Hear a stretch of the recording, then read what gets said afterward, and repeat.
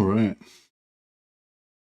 Where's them out here? And today we've got some Warhammer 3 playing as the Empire in Warhammer 3 Immortal Empires. Thanks for joining us, guys.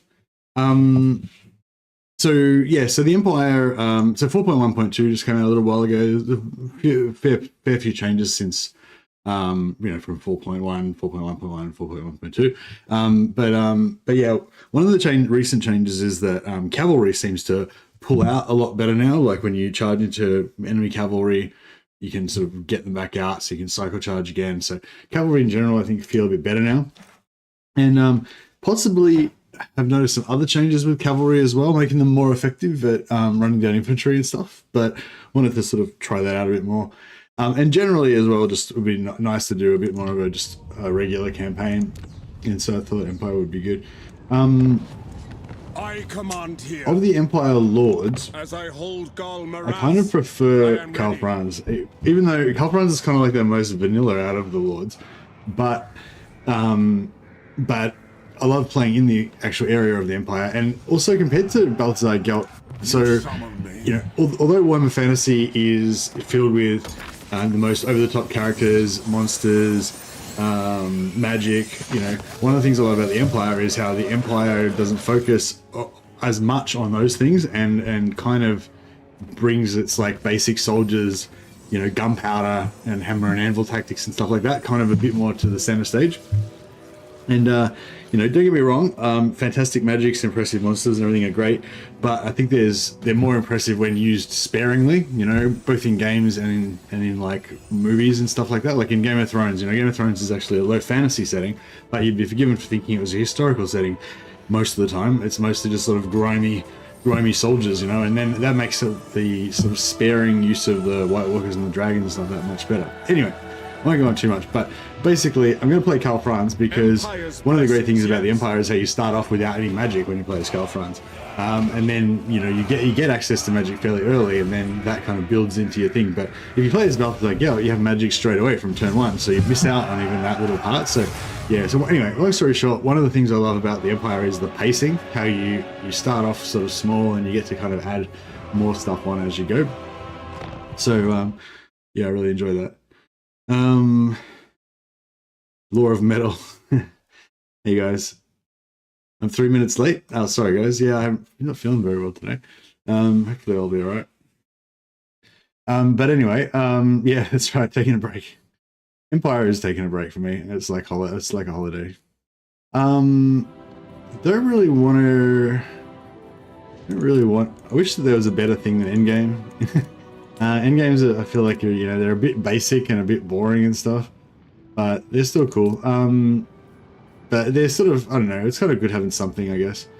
I'll do turn 80, and if we don't get to turn 80, then I don't really care. Actually, I'll do turn 70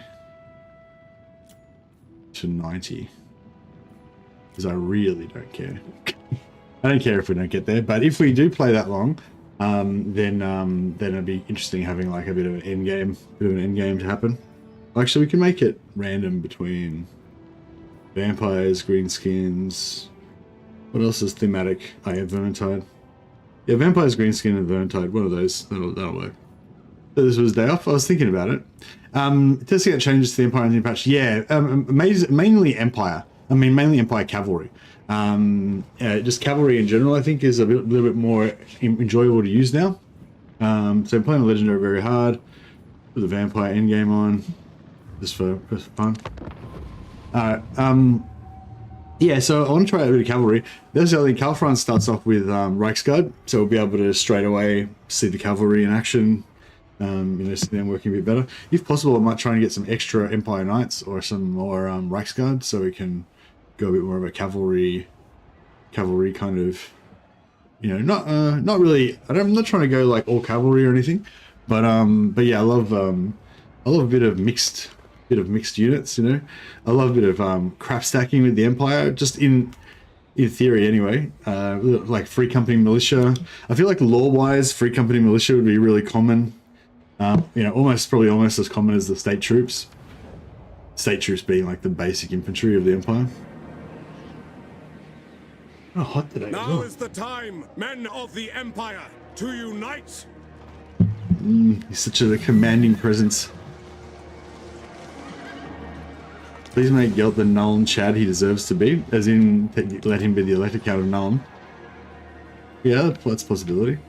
So yeah, so if anyone, if anyone's played any Empire campaigns during 4.1.2 or 4.1.1, or 4.1.0, and you've noticed any big changes to how the Empire campaign goes, then let me know. That's one of the reasons I wanted to play Empire as well, just to see if anything's changed, like in the sort of macro strategy kind of aspect of the Empire. But yeah, I'll just give you a quick rundown of what's going to happen probably. Basically, you normal kind of Empire template for an Empire game, as I see it, is that you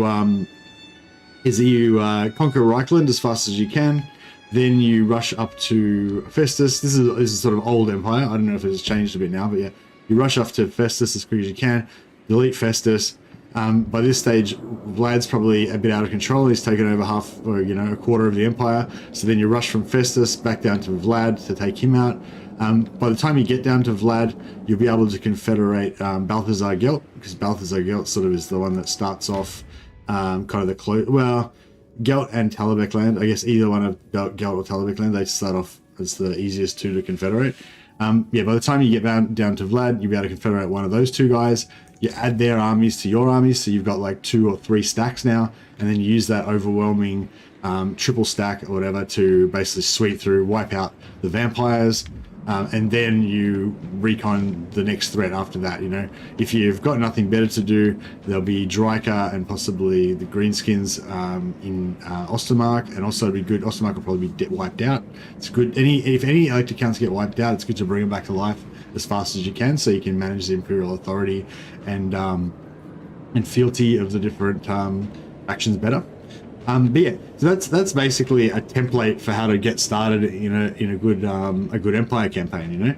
So I want to sort of test that out, and then there's also some other stuff like before we get into it, let's just make sure. Yeah, we got. So yeah, so if you play around with these stats difficulties, sometimes when you start a new campaign, it'll be on like easy stats. So you just got to check that it's on the right level. But yeah, so on legendary, very hard stats modifiers, very good. So yeah, so I enjoyed the start. I enjoyed the slow start with Empire, starting off with like free company militia and spearmen and swordsmen and stuff. Well, not so much spearmen, but yeah, and then kind of building up. But then you do have in like late game, you've got even early game, you can go a bit of hero hammer with. You can get Gotrek and Felix. They can boost up your hero power. Later, if you confederate Podbringer, you've got access to his regeneration weapons. You can get them potentially fairly early. Then you can really go hero hammer then, because you've got 2 regeneration weapons. Yeah, later on in the game you can go heavy artillery, which can be really devastating. And I love this. I love this little formation here, like just the way that they have to assault through the middle, they have to flank around the outside. It's such a perfect little hill for the Empire. Like the Empire is all about setting up your gun lines and your archers and everything, and then having trying to have your protective infantry that aren't that good, but they're okay. Kind of around the edges to protect them and stuff. And yeah, I feel like this little bit of terrain is like the perfect Empire piece of terrain,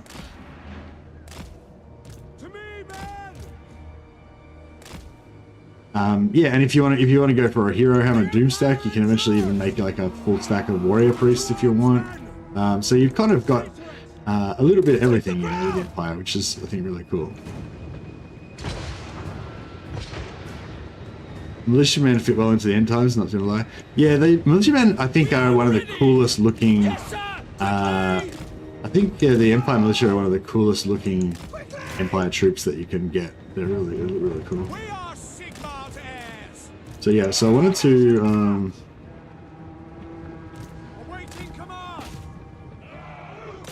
get into those spearmen. So let's see if we can pull through. Yeah, so our knights are pretty stuck in here. Alright, let's see if we can get out. I sort of intentionally just mangled them into there.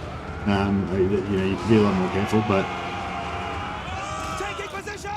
it's pretty. We're starting to pull out. It's pretty good, like really, considering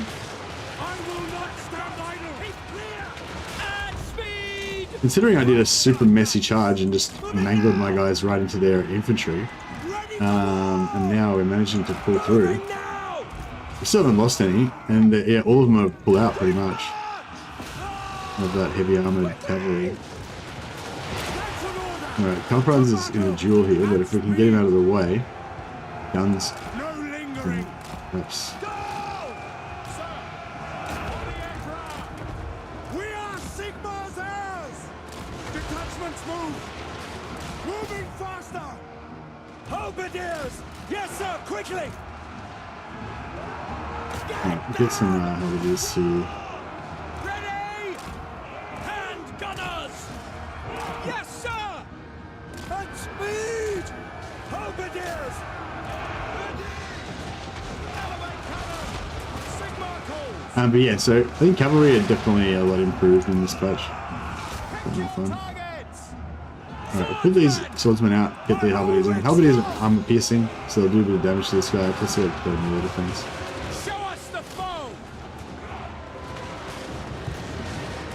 Let's shoot some of Reichsguard, I mortared the Reichsguard. They took a little bit of damage, but not too bad.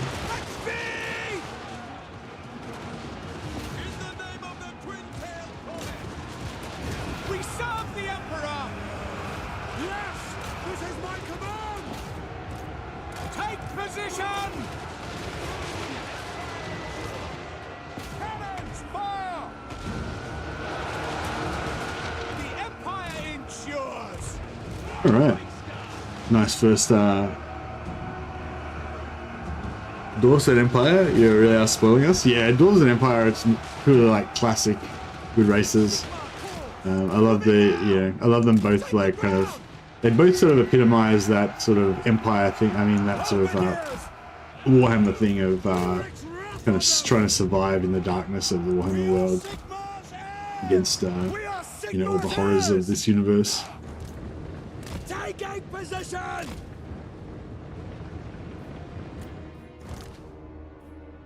Some more XP for our cav. Are they getting XP? No. No, they're not getting XP. Sometimes they don't.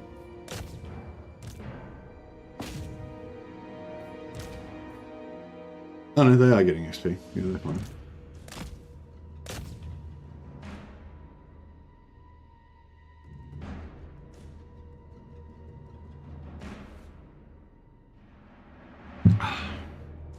I can't lie, I'm a nerd. When the Warhammer 3 trailer came out and the Calpran summoned the elector counts, I got chills. Yeah. Yeah, it's pretty good.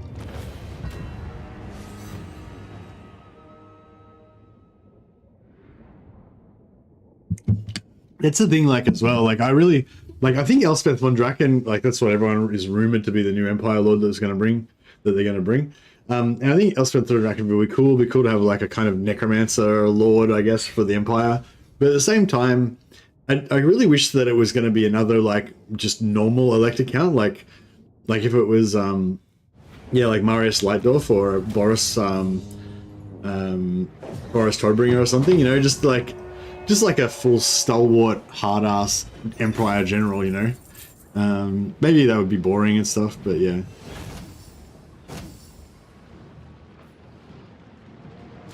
They say Empire's getting a rework. Yeah, I'd say it specifically says in the roadmap that, you know, old races getting reworks. But from what I can tell, when it says old races are getting reworks, yeah, in Thrones of Decay, when it says old races getting reworks, it means specifically only the old races that are getting new units in the DLC. I mean, we don't explicitly know that that's the case for Thrones of Decay, but just going by recent times, you know, like with Shadows of Change and stuff, like no other factions got any reworks apart from the main ones. Even the main ones didn't really get much of a rework. So yeah, so I'm expecting Empire to get a little bit of a rework, but I wouldn't be surprised if it's nothing too big. But I think the Empire doesn't really need too much of a big rework desperately, but it desperately needs the Imperial Authority fealty system to be fixed. Yeah, well, like for me, yeah, I may as well fight this one manually as well. Nice to get a nice couple of like nicely fought battles down in the first turn, just so you can get that campaign off to a nice start. I always like to say that the first battle or the first turn battles are the sort of the omen for the rest of the campaign. So if we do these perfectly, then the whole campaign will go well. If this is a disaster and we take too much damage, then the whole campaign will be cursed. We can probably get a bit more, sit back a bit further on this one. Just let the artillery do its thing.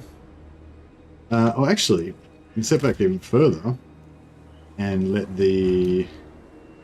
sit back even further and let the cavalry do its thing. Right, we've got a bit of a hill here. Hill is good for our guns. So yeah, whenever you're setting up guns, you just want there to be a little dip in right immediately in front of the guns. Like, they don't necessarily have to be on a massively high hill or whatever, but you want a little dip in front of the guns, and you don't want, the worst thing you don't want is you don't want a little up thing to be like, so don't think of it as being flat horizontal across the screen, think of it as being flat down the hill. So if you're kind of going flat down the hill, you sort of see, well, you can't really see it, but there's sort of like a slight up mound in front of the guns. It's not too bad here, but if that might be okay, but if it was even slightly higher than that, then potentially that can block your line of sight. So yeah, so what you want to do is just put them somewhere where there's a little dent in front of them, and then you know that they're going to have line of sight at least out to like here. Missiles at the ready. See, I'm planning on using some free company militia and some handgunners in this campaign. So the reason I like using free company militia and handgunners is because it's a bit more of a high risk, high reward sort of gameplay. Like you need those good line of sights. It's really easy for the AI to screw you over if they've got cavalry and they're messing up your lines of sight. You know, set up a bit back so that we can let the Reichsguard have a good little play. We'll see if we can get some charges on these archers. I might have to just give up. Quick march! But yeah, at minimum they need to make it. So the two things that I hate about the Empire right now that I think are really broken about the Empire, I'm not like super angry about it because I know that they're going to get updated eventually, and you know it's all fine. I can be a bit patient. But the two things that, you know, if they never did another update, the two things that I would just be like outraged about the Empire is that that basically all of the Empire elector counts, they count as being not allied with Cal France. So basically, and before that was sort of, that didn't seem like that bad, but like now that every other faction can, I don't know if we can punch through these spears. Oh yeah, we might be able to punch through the spears. That's pretty cool.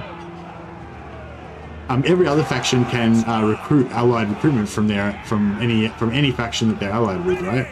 But for the Empire, that does not include other elector counts. And like, out of all the factions in the Empire, the Empire is like in Warhammer, the Empire is the one faction that is renowned for pulling the elector counts. You know, like literally every war the Empire is in, they summon allied troops from their allied elector counts. That's like a fundamental part of the Empire being the Empire. You know what I mean? So yeah, so it's a bit ludicrous that they can't recruit allied troops. Yeah, we've got one caught by those spears, so he's probably going to die unless we can pull out soon. I want these guys to break before I pull out, but I don't want that guy to die right there. That's the no spears. There we go, we're out. If we can pull him out before dying. He punched out. That was cool. He was probably the one that took the most damage, and he was the deepest in. That's right. We lost one knight somewhere along the line, but yeah. But yes, it's pretty cool. Like these like, yeah, that's exactly what you want the knights to be able to do. Just kind of run around and smash in and stuff. But yeah, so basically, yeah, the two things are that the Empire can't recruit allied troops from their own electors, which is just ludicrous. Gameplay-wise, maybe it's not a big deal because you can only recruit the same troops as you've already got, so you may as well just recruit your own troops, I guess. But I'd kill to be able to recruit elector count troops, especially if I could keep their uniforms the same, because in the tabletop, if you had like troops from another elector, they'd be wearing the uniforms of that province. But yeah, that is not a big deal. But yeah, they can't recruit their own troops. And the other thing about it is, if you're moving around the Empire trying to save your allies from getting killed and stuff, you can't get any replenishment in there. Like normally, if you allied with another faction, they would give you replenishment and help you whenever you're in their territory. But not the Empire. You can be helping them as much as you want. You can have 10 fealty. They can be absolutely loyal to you and everything. And no replenishment. The other Karl Franz has a special ability where he personally gets replenishment in wherever he goes. But that's that's like cheating, you know. It's just because he's got a special trait. Like normally, Empire can't get replenishment in their own provinces. All right, so we've been a bit wasteful with our knights now, and just did another charge into a front of braced unit of swordsmen, which is not optimal. So they're starting to take a bit of damage now. We're starting to lose a few models. That's the thing about Reichsguard as well. So when you're fighting non-armor piercing enemies like these, they're quite tanky. Like these guys can't really do much damage to them because their Reichsguard have got 120 armor, so they're blocking between 60 to 100%. So they're blocking about like 80% of the damage, the incoming damage from non-armor piercing troops. Maybe call it 70 because they got a little bit of AP. Taking position! We serve the Emperor! Yes, sir! Go for the Emperor! The Empire endures! Go! Quick march! We are Sigmar's heirs! Ready for war! Hand gunners! Quickly! No lingering! General! Sir! Take position! Get some more charging going on here. Mortars, I like the mortars how they're kind of accurate. You can put them like there or whatever, and they'll probably damage. I don't want to. They're firing. Right, I want these spearmen to stop in front of these guns, ideally. So I'll charge them. They'll brace to face me, and then we'll cancel the charge. Not taking the damage.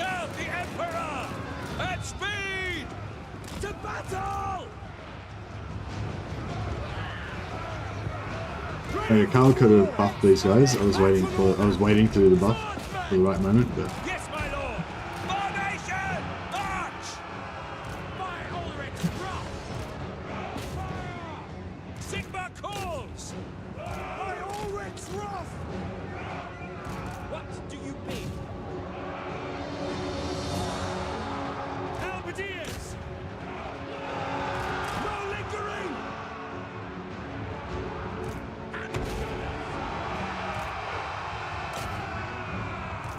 For France!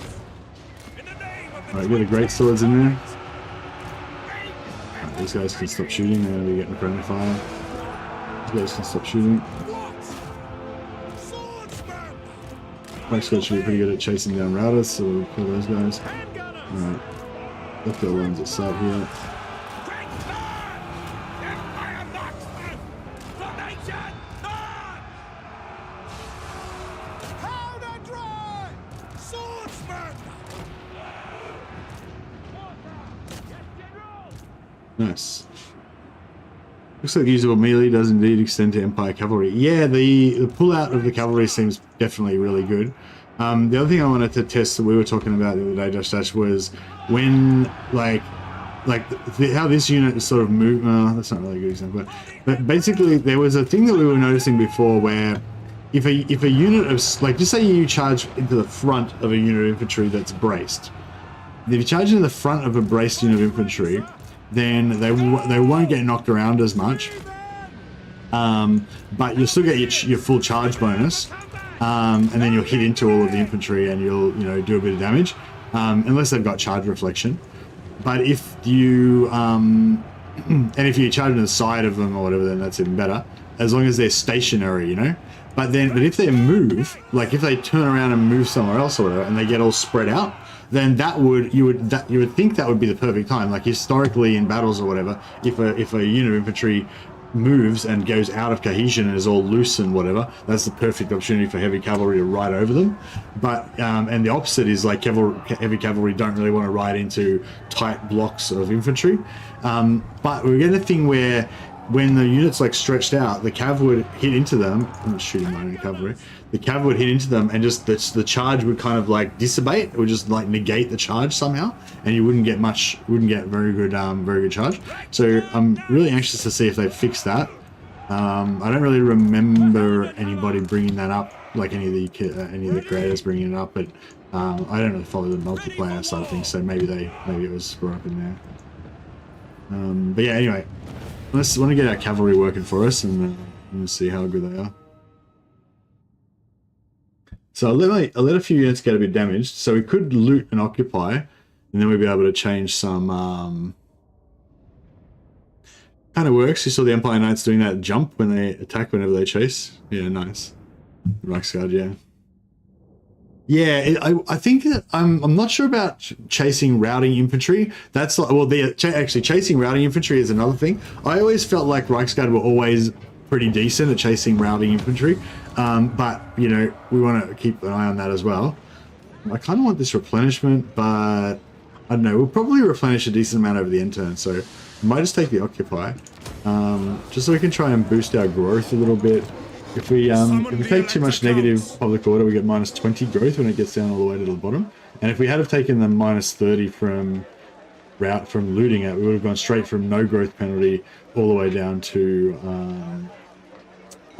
minus 10 straight away. So yeah, so we can sort of like save a little bit of growth, and it looks like we're going to replenish fully over the end turn. So that was a good decision, I think. Yeah, so hopefully chasing units works as well. But yeah, but the thing I was noticing that I found it sort of didn't work was, yeah, when a unit was not routing, but it was just changing position, and it was out of formation, like sort of strung out a little bit sort of scattered. And yeah, you would think that you would just ride through them no problem, but there'd be some like weird thing that would happen where. So I think it's something to do with maybe like the center of the unit, where the AI thinks the center of the unit is, and so your unit would kind of hit some random stragglers, but then instead of like just smashing through them, it would sort of, I don't know, it was weird behavior. But anyway, yeah, we'll see how we go. What are we gonna do? Red line's always good. So yeah, so Alfranz gets plus 10 bonus versus large for Reichsguard, plus 8 melee attack for Reichsguard, so I'd like to use that at some point. Plus 15 armor for greatsword units, and plus 8 leadership for greatsword units. So greatswords and Reichsguard are his kind of like specialty. So I'd like to kind of lean into that a little bit. We could always go speed of horse as well for another 9 armor and 9 charge for the Empire Knights, and just to really see them work. But yeah, of course, Quartermaster and Headhunter are good as well.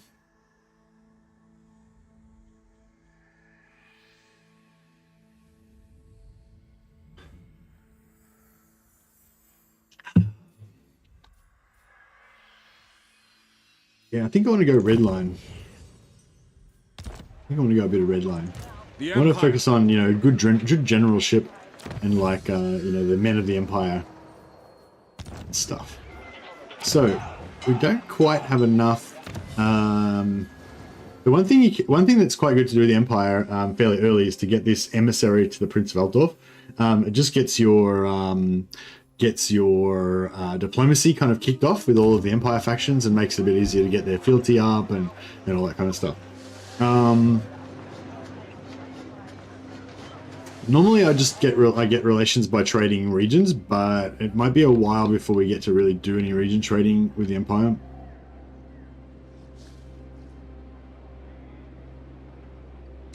Yeah, I can do some diplomacy and get some money from the Empire, which there's no reason we shouldn't do this. So we'll definitely get all these relationships going. The Empire. Yes? Yes. All right. An ad. So the other thing that we can do is, so if we look at Solent, they've got seven base fealty without any modifiers, right? So if you I can't move my mouse, but if you look up high, about halfway up, there's one of the modifiers is gained high relations. Now, you can get up to +3 from high relations. I'm not 100% sure on the number cutoffs, but I think it's like 50 relations, 100 relations, and 150 relations. And basically, if you're over 50, every turn there'll be like a chance for you to get the +50 +1, and then once you go over 100, you have a chance to go up to +2, and once you go over 150, you have a chance to go up to +3, something like that. Or maybe it's 125 or something. I can't remember what the numbers are, but basically, if we hit high relations, really high relations, eventually we'll get +3. So in order to get Balthazar Gelt confederated, all we have to do is raise his relations. That's literally all we have to do. We don't need any RNG. We don't need to trade any regions or do any dilemmas. All we have to do is just give him a heap of gold or whatever. To make him like us. So we will have to get him over like 150 though. Who calls?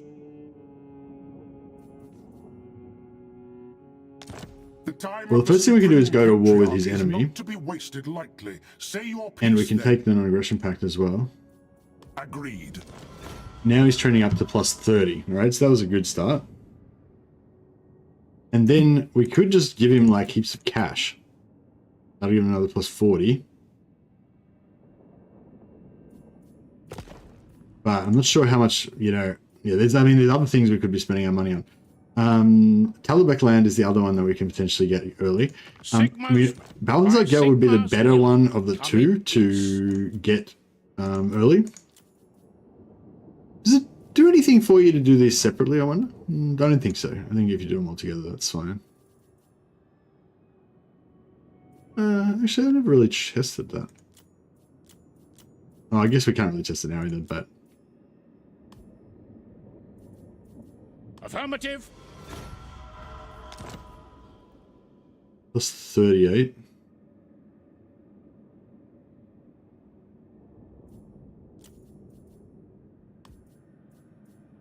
Very well.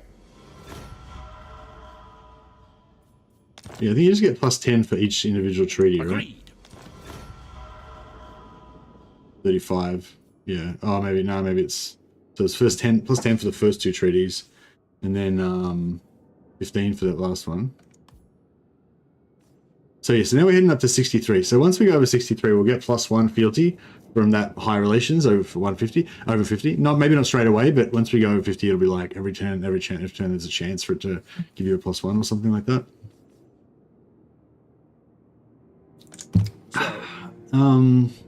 Now Middenland is not one that's going to be super easy to get confederated because they've got their fealty is a little bit lower.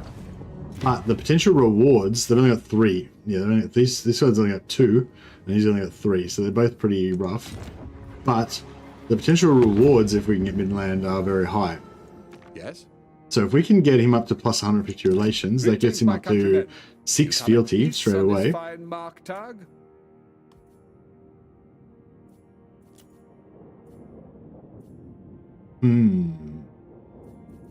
We can go to war with the Black Pit Tribe, as well as get trade and non-aggression pact. Sigma's will. Goes up towards 45.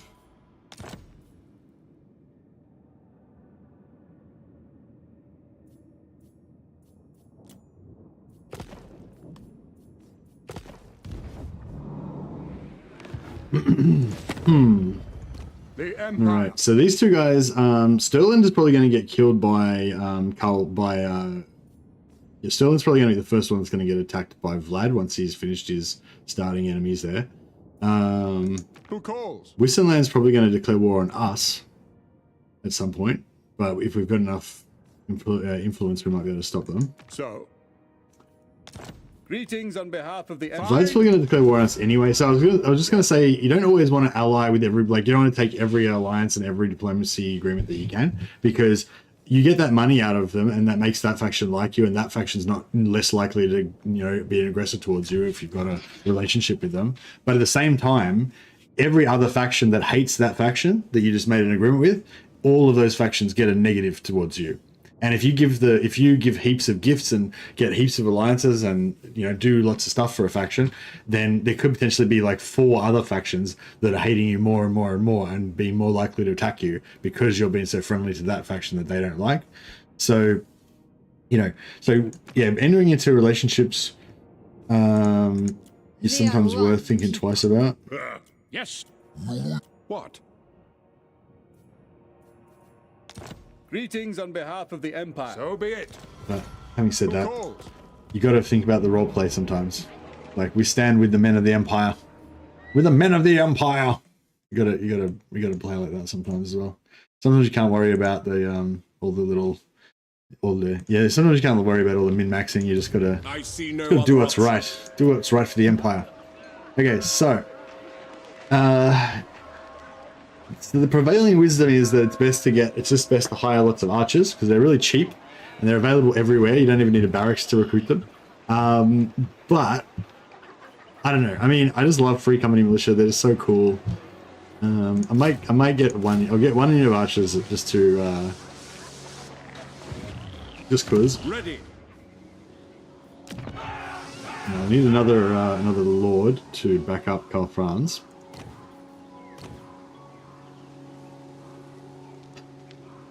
Noble Lord is actually good to have. It's a bit of an extra expense, but they're good to have around because it gives you this minus 25% construction time for all buildings. So I might actually put him in. I command here. Yeah, so this is we're gonna waste another extra 750 gold essentially, but that's okay. Born to hunt. I am Prince and Emperor.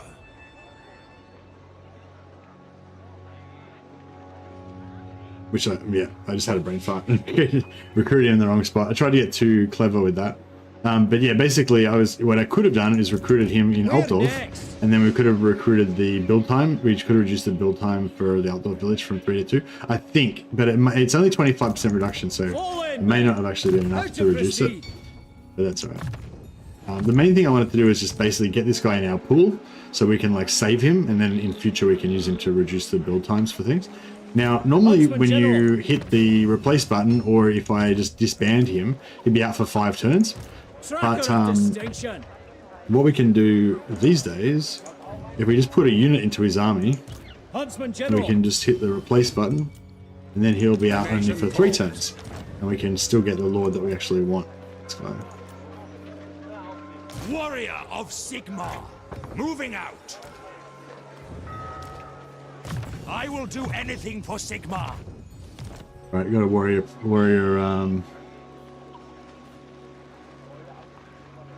got a warrior priest now to support Karl Franz. A bit of spiritual guidance for the young emperor.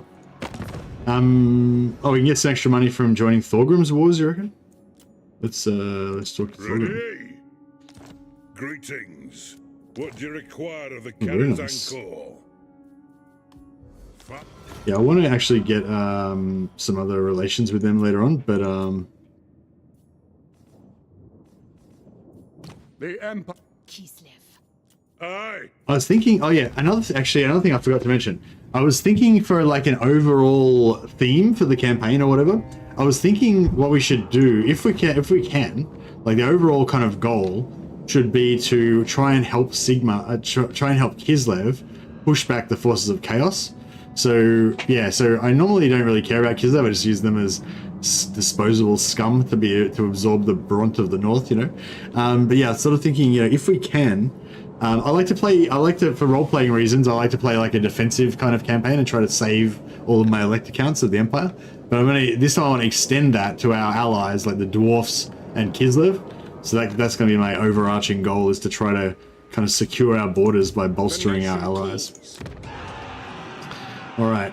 Yeah, I think I'm just gonna. So tough one. I think I'm just gonna go for the.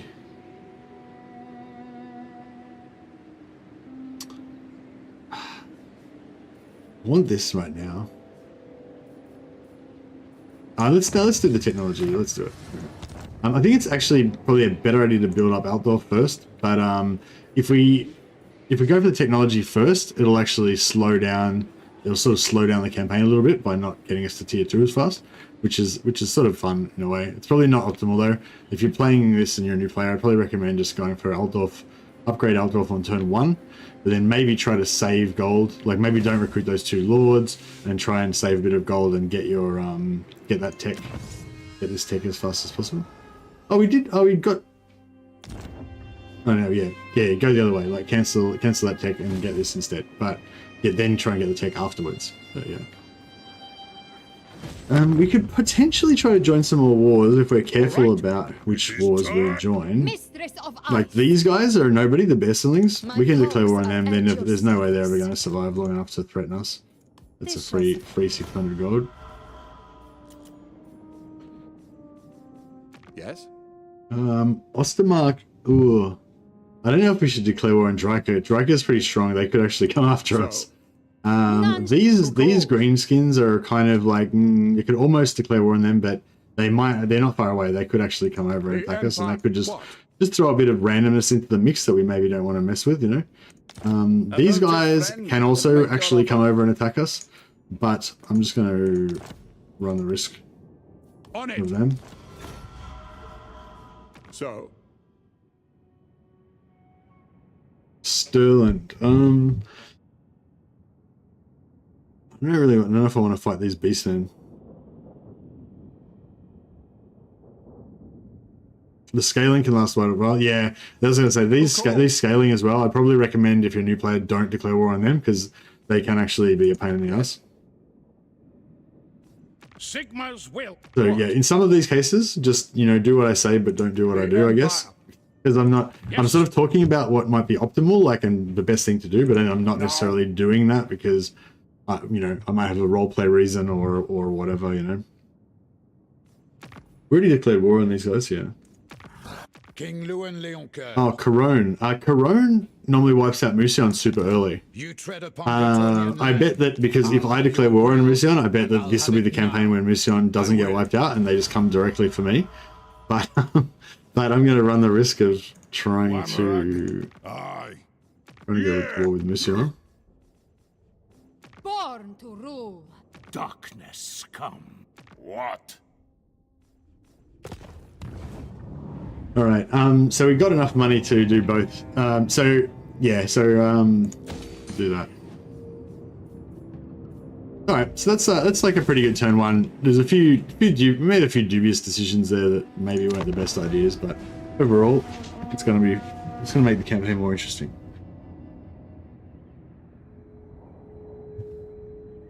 But yeah, the 7,000 that we spent on good relations with the Empire, we will actually get a fair bit of that back because it'll give us the ability to get extra agreements with a lot of those factions, like just, and we'll be able to get an extra 1,000 gold, 500 gold, 300 gold, whatever here and there. So we probably won't get all of the 7,000 back maybe, but it's not quite as expensive as it seems. But it's not so much about the overall amount of money that you lose from that 7,000. It's about the opportunity cost of not being able to upgrade Altdorf on turn 1.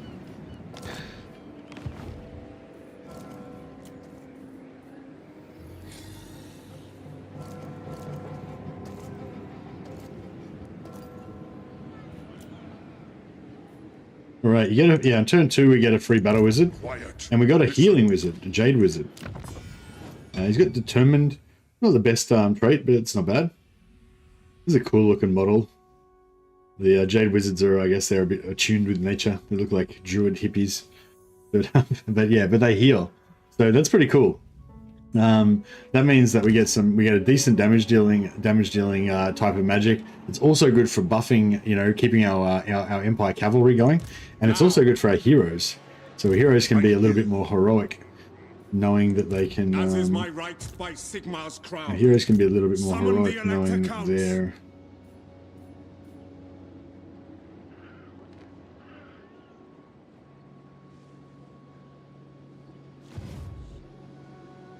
They've got healing back up. Ready to serve. Okay, sometimes there's an army here, and then they could go around this, like you put all your guys on this side and they could go around this side. But yeah, there's no army there, so that's fine. I command here.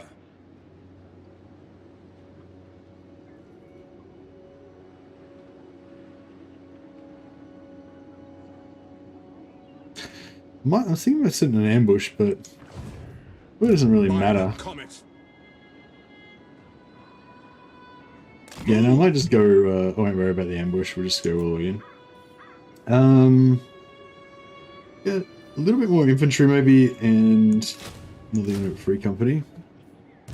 Druid orders, come forth.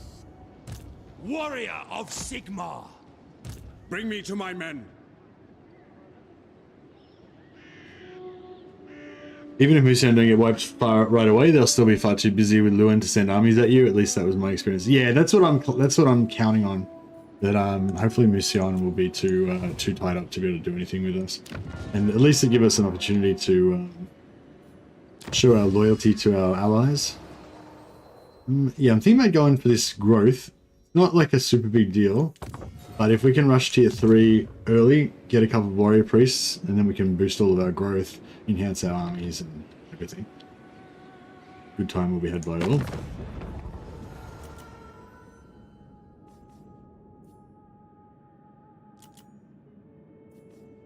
All right. Hey there, John. Yeah, I hope you guys didn't mind like that being such a long intro. I feel like a lot of times, you know, there's like newer players that are watching that would like some advice on, you know, how to get started in the campaign or whatever. And I think quite often I get a bit caught up on whatever I'm doing, and I don't really make much of an effort to actually give any advice, you know. So I thought I'll make a bit of an effort this time. See, now we're making really good money. Look at this. You know, maybe I was sort of like, oh, we won't probably make all of the money back, and then we've like nearly made half the money back already just from Hochland. But yeah, Hochland are going to die, so I'm pretty keen to make as much money out of them as we can. Yes? What? Okay, military access. So strategically, they're really good to get military access. Perhaps in, don't worry about Ostermark because they're going to be dead soon. But it'd be really good to get military access strategically. I'd say in Stirland and Wissenland, because we're potentially going to need to move through their territory at some point.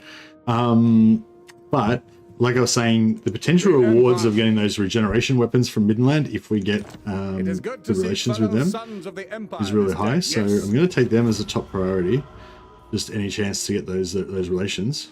So yeah, 81 may even be over the +2 threshold. Does anyone know what the +1, +2, +3 high relations thresholds are? I thought it was like 150, 100, 150, but it might be like 50, 75. Well, might be like 50, 75, 125, or 50, 100, 125 or something. I'm pretty sure the first one's at 150 is at 50, but I'm not sure after that.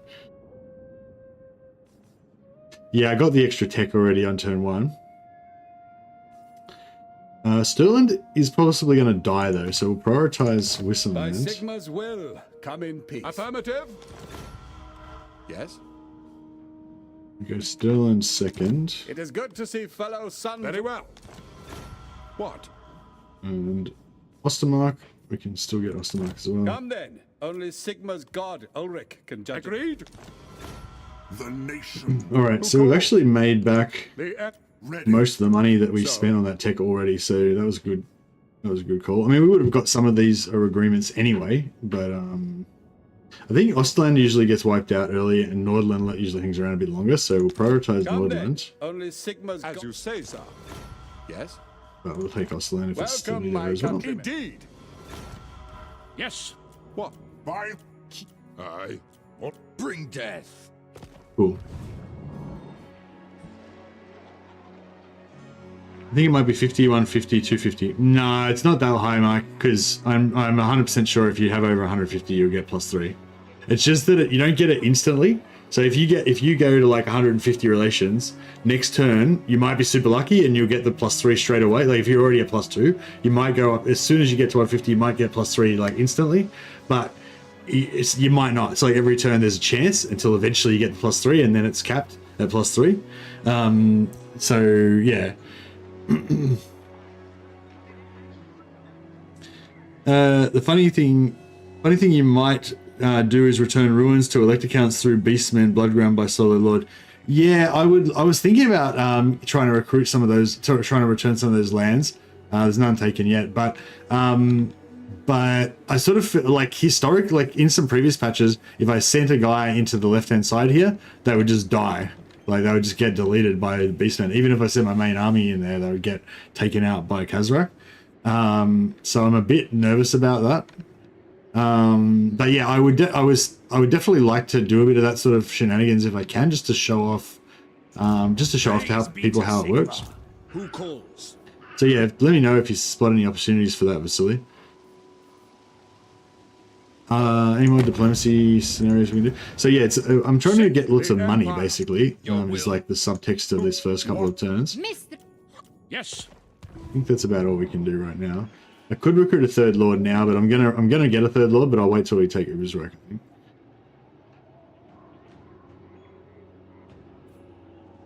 I will not obey.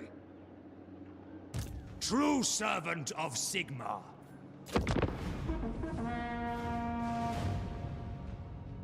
So we figure out varies from 50 to 100 for first, and then plus 25, plus 50 for each of the following months. Oh, did we? I thought we figured out that it was I thought we figured out there was a set. It was set at a certain thing, like whatever, 75, 100, 125, or whatever. But that yeah, it was only a chance to get the plus once you get there. Like I think once you go over 150, it's just like you don't have to go any higher, as far as I know. It's just every turn there'll be a chance for you to get that +3 until you get it, and then once you get it, then it's just permanently got.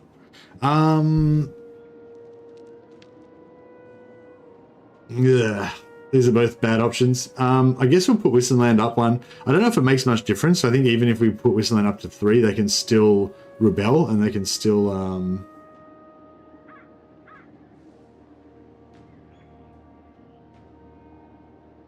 yeah, I think Whistleland can still rebel.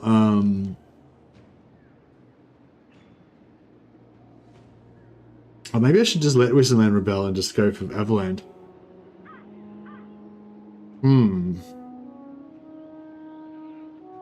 No, we'll play it safe. We'll try and get Whistleland up out in the safety zone. Yeah, I don't know. Maybe you did some more testing or something, Dash, but yeah, I don't know. I didn't think we'd confirmed anything. So, Arch-Lector. Alright, yeah, sort of hoping that we'd be able to get down to Eilhart this turn somehow, but no. I think you can. We could have force marched and set it up differently, but The Empire.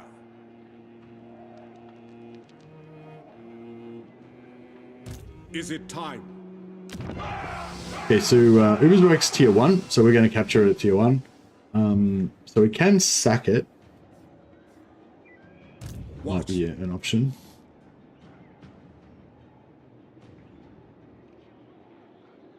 Or we can just let the other warrior priest take the XP. Sigmarite Arch-Lector. That will save a little bit of movement on Calfrans. It probably won't make much difference though.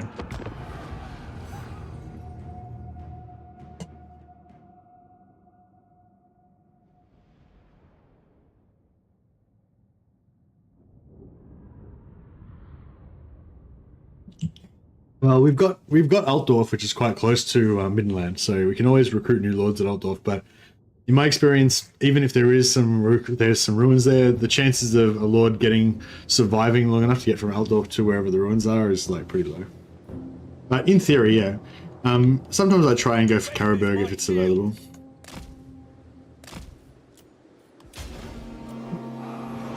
Yeah, I love this little corner here. Nice little setup. So what happened there? I must have somehow accidentally caught this guy. So you reckon the actual number varies? Oh, that's weird. Yeah, I thought the numbers were set, but it was just once you get above the threshold, it's just a % chance per turn for it to kick off. For it to activate.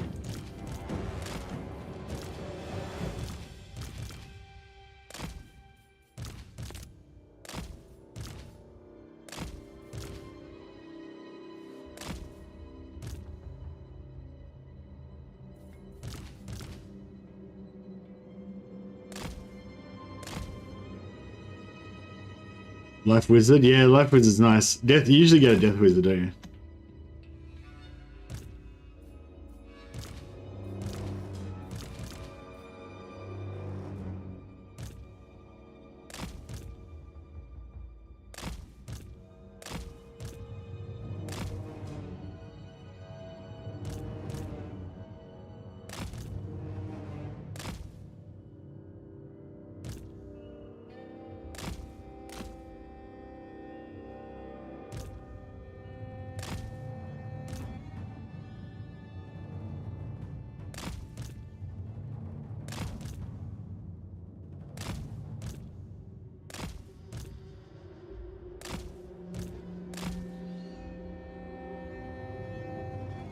Determined? Yeah, determined.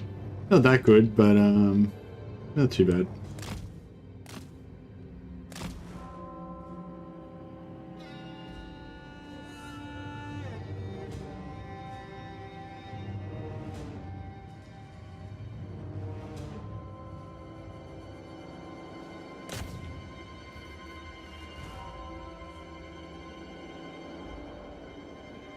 Oh, we made it! Get amongst it, lad! Just charge straight into the teeth of the enemy and wreck their archers. Alright, we gotta get out of there before the guys get chewed up. We might lose one, but that's okay. Might lose a couple. But yeah, how's that? Just charge straight into the teeth of the enemy. Well, that guy might not make it out. Yes, sir! Quickly! Take the ground! Quick march! At speed! Formation! March! To battle! Taking We might make it. We might make it. Quick march! Take the ground! Where is he? Still going? No Still alive? Moving now! We get that guy out. At speed! He's out! He's out! Look at that ability to pull out. Even just one guy just caught him right in the middle of the enemy army. We serve the Emperor! Still gets away. Taking position! Lead to the trees, my friends.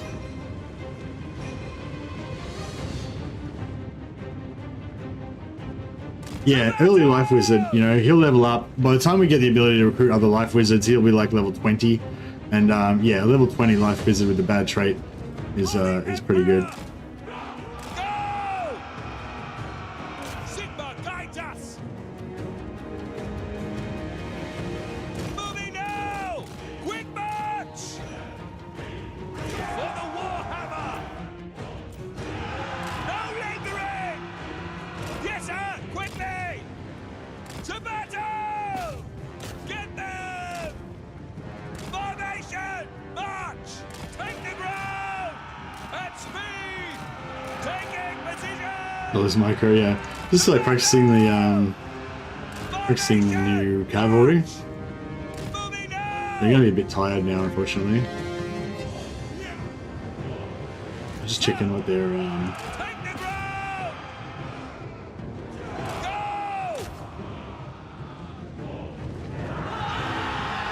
yeah, that was a pretty dense formation, so we didn't get much of an advantage. This will be a good test of our pull-through capability. Yeah, taking heaps of damage. At speed! Lost one. Position! Yes, sir! Quickly! We obey! Quick march! Yeah, they're also a bit tired now, I think. They're- Go! Formation! March! Quick march! That's interesting. So even though I'm over here and it'll be quicker for that guy to go there, they're sort of trying to get back to the center of the unit. No lingering! Yes, sir! They're trying to go around that way. And if we get over here enough, you know, still Battle! Taking position! charging and smashing dudes around. It's pretty cool. Moving now! Alright, cool. Interesting. Alright, well we did a bit of damage. We took out like 2 half units. For the Too bad. Helden Hammer!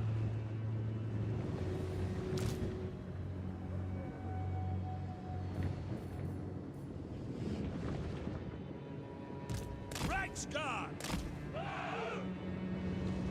Yes, sir! Quickly! Run!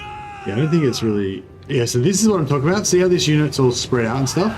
You would think that would get smashed. But see, they didn't really take any damage in the initial impact.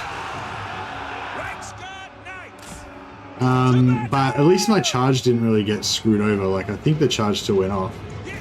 I'm just needlessly suiciding my knights now. But yeah, that was what I was talking about, how that unit was all kind of spread out in a weird scatter formation. And then you would think that that would make them super vulnerable to being charged, but when I charged into them, it did like basically nothing. Whereas the other unit, when I charged into them and they were like densely packed formation, it looked really bad. We didn't punch through. But yeah, we actually did heaps of damage to them with the charge.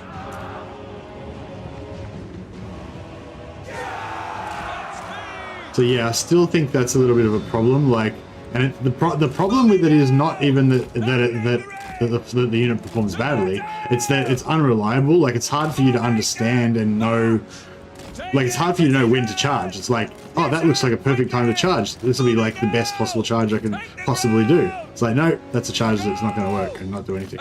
You know, and like, so it makes it hard to, yeah, it makes it hard to control your troops. But yeah, I think having a chariot or having a hero on is pretty good, because you can like pin the unit and stop them from doing that. You can stop them from doing that kind of weird scattery thing. So yeah, like I remember I had a good session one time with just using like Elven Silver Helms with the Tyrannok chariot. You use the Tyrannok chariot to like kind of punch through and disrupt the unit, and also you could manipulate the unit and make it blob around the chariot or make it drag out or whatever you want to do with it, and then use the cavalry to like destroy it. Right, we might just pull them with the artillery now, because that's going to be the safest, I think. Best way to get it going. Now that we've damaged the cavalry so much. But that's pretty nice though. Look at that. They've lost like 50% health, and we only lost 10 entities. So we're possibly still almost within the range of over the internal replenishment with those guys, as long as we don't take any more damage with them.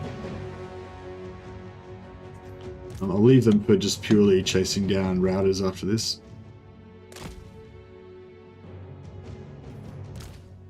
Yeah, 50 wins. Good call, actually. I'll get our wizard out the front, leading the charge with a bit of magic.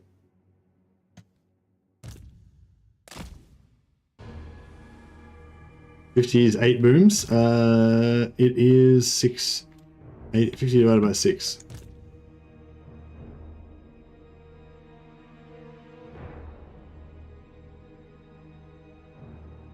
It is, yeah, 8. It's 8 booms, exactly.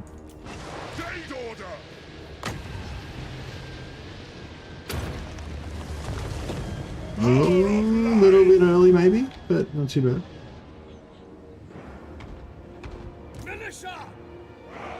No lingering!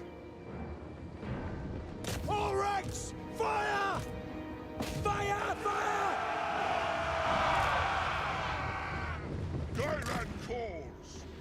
Ranks guard knights! Throw it!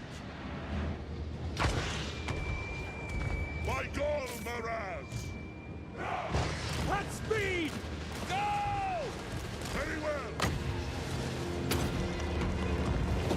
Just as all I invoke thee! Powder dry! For Heldenhammer! Free company! Swordsmen! The Empire endures! Taking position! On way! No! To battle, brothers! Oh, Yes, they didn't sir, stop. quickly! We'll be! Take position! Quicker! Understood! Charge! What do you bid? Pick your targets! I like this pinpoint close range mortifier that you can get going on. It's really nice. Hand gunners! Shoot them! For the Emperor! Great swords! At speed! For the Warhammer! Yes, my lord! By Sigmar's will! Hand gunners! Mortar! Free company!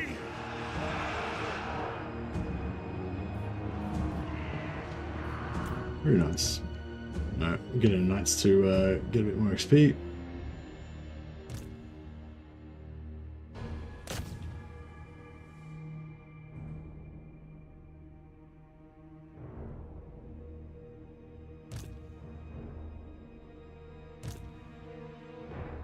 It was damn bloody before. Yeah, I think last time I did it, it was the last time we played Empire, it was pretty brutal.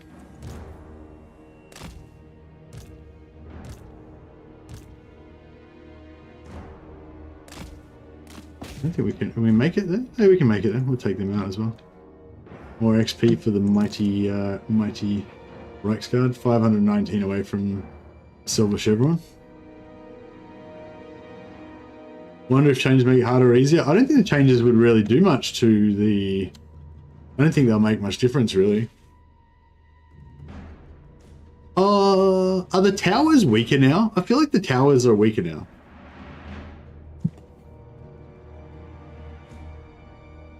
I don't know if it'll make too much difference, but... Lost a good 30-40% of my army last time I got to it. Yeah. Yeah. Well, we'll try and get 3... We'll try and have 4 lords. That'll potentially give us a good auto-resolve bonus, if we want to auto-resolve it. If not, it'll give us a good little hero hammer squad, which is also good.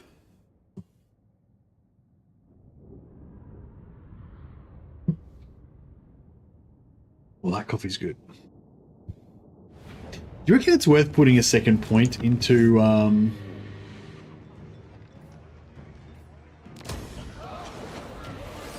Champion of the faith. Shield on. I am Prince and Emperor. Yeah, I was going to say, do you reckon it's worth putting a second point into Awakening of the Wood? I always try to not spend the second point into it until much later because I want to get to, you know, Earthblood and Life Bloom as fast as possible, and I want to get to Dwellers Below as fast as possible, and I want to get, you know, the extra reserves and the reduced Overcast and the Arcane Conduit as soon as possible. And so it's not until I go all of that stuff, then maybe I'll take it. Then you want to get Scouting as well, so you want to get that first, and then maybe I'll take it. But I was going to say that even though I don't tend to take it till I've taken all of that stuff, I still use it.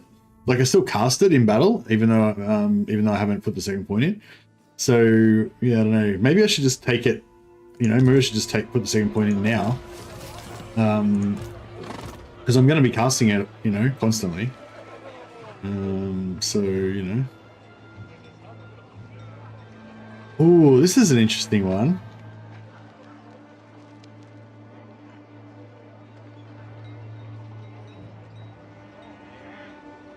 This is an interesting one.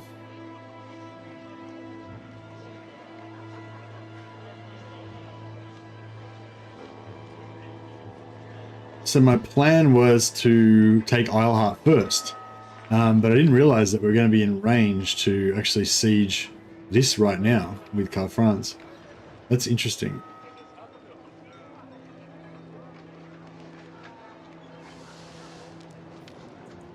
I will not obey.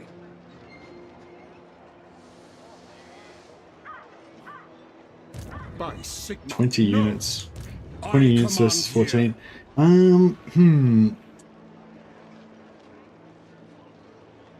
Just trying to figure out whether it's going to be worth... So basically what we've got two options here. We can either siege lock these guys and then go after Isleheart, or we can just to take this now and then go after Isleheart next turn. So if we take this now, if we win the battle, then we can take Isleheart next turn, and then we've consolidated all of Reichland by turn 4. Or we can take it Isleheart next turn and then take Omgart the turn after that, and in which case we've consolidated by turn 5. So we lose a turn, but Karl Franz's army, like, assuming we could win this, I'll ignore that. Assuming we could win this now, Karl Franz's army is going to be extremely just like shredded. Not likely. Summon the Elector Counts.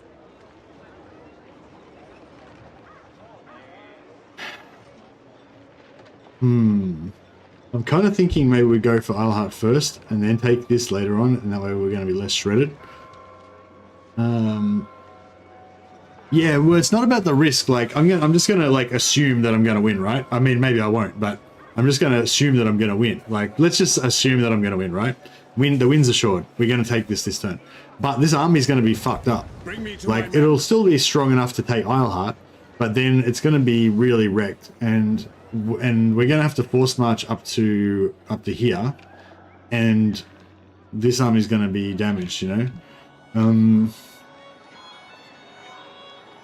Whereas if we take Isleheart first and then come back, we'll have Praise be to Sigma. we'll have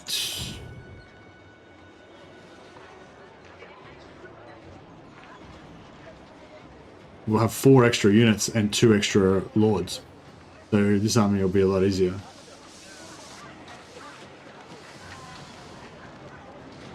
For the Empire, indeed.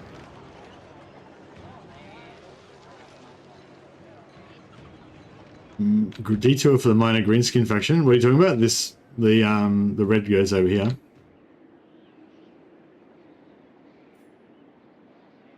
I'm probably just going to ignore them and let them trash my let them trash my lands.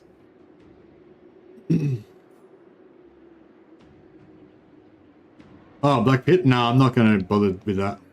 I'm going to go up through Talabek lands.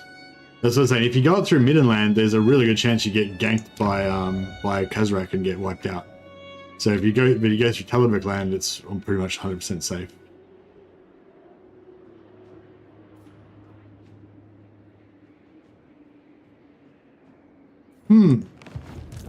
By the comet.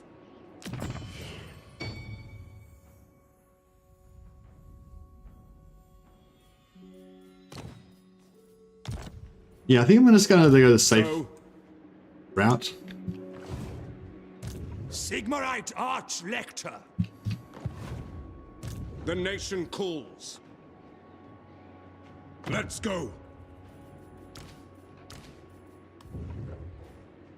I am Prince and Emperor. Raise your weapons. I serve the Helden Hammer.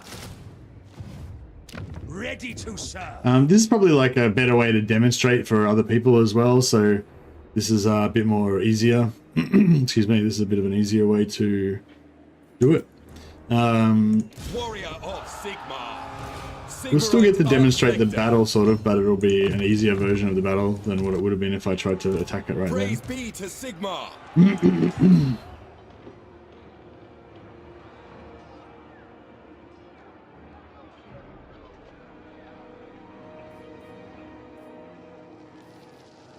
Like to pluck the plumes off Karl Franz's hat. Alright. Protector. Sounds like a worthwhile endeavor.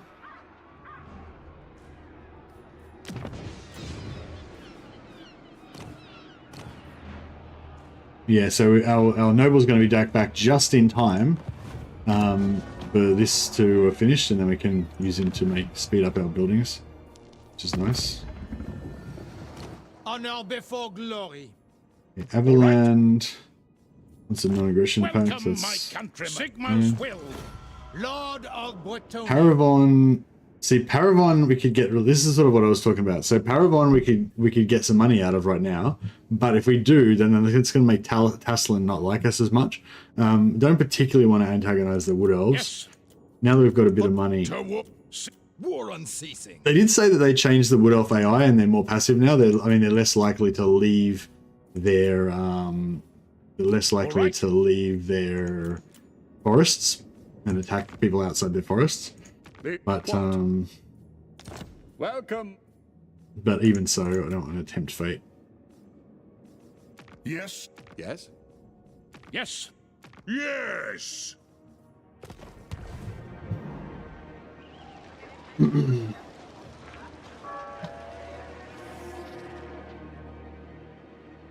Yeah, no, I don't know. I mean, maybe you're right, Vasily, but yeah, my go-to plan is take out Festus as soon as possible, and then take out Vlad as soon as possible. Like, I guess that there's issues over here that need to be sorted out as well, but they're kind of not, on my radar until I've taken out Festus and Vlad. Yeah, it is inconvenient because then, you potentially have to rush back over here and deal with Kazrak, but, it is what it is.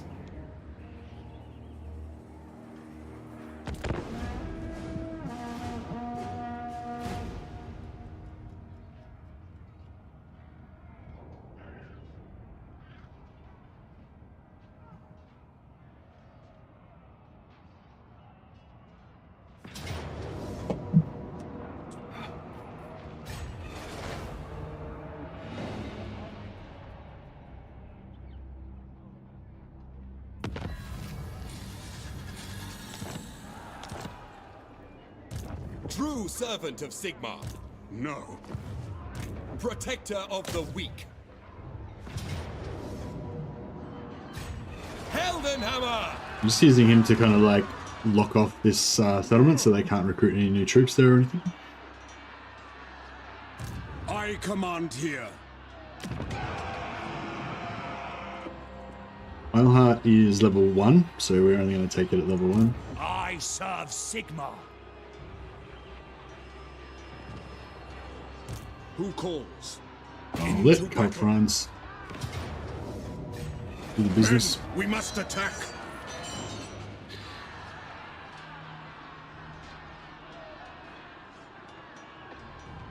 Okay, you go for Kazrak first. Yeah, I mean, I guess there's an argument for Kazrak being just as dangerous, if not more of a threat than Festus. But I guess, I don't know, for whatever reason, I like to just keep Festus until... keep Kazrak until later. True servant of Sigmar.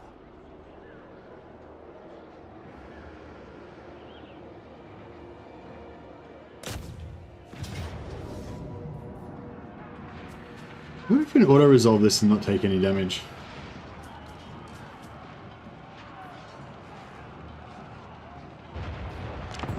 Maybe I'll just fight it manually, just in case.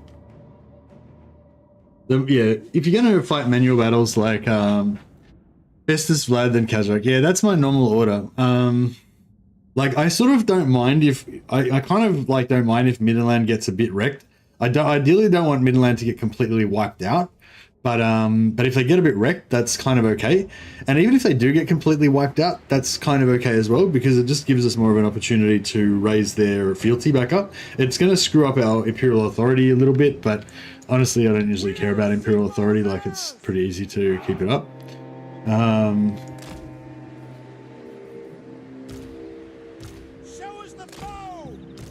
Kazrak should come to me. Yeah, maybe, but we've got to go and wipe out his Herdstone, so, and we've got to go and retake all of Midland and gift it back to Middenheim and stuff. But we've got to go over there anyway. It's just it's kind of far away from Vlad. That's the only thing. Standing by. Halberdiers. Militia. Free company.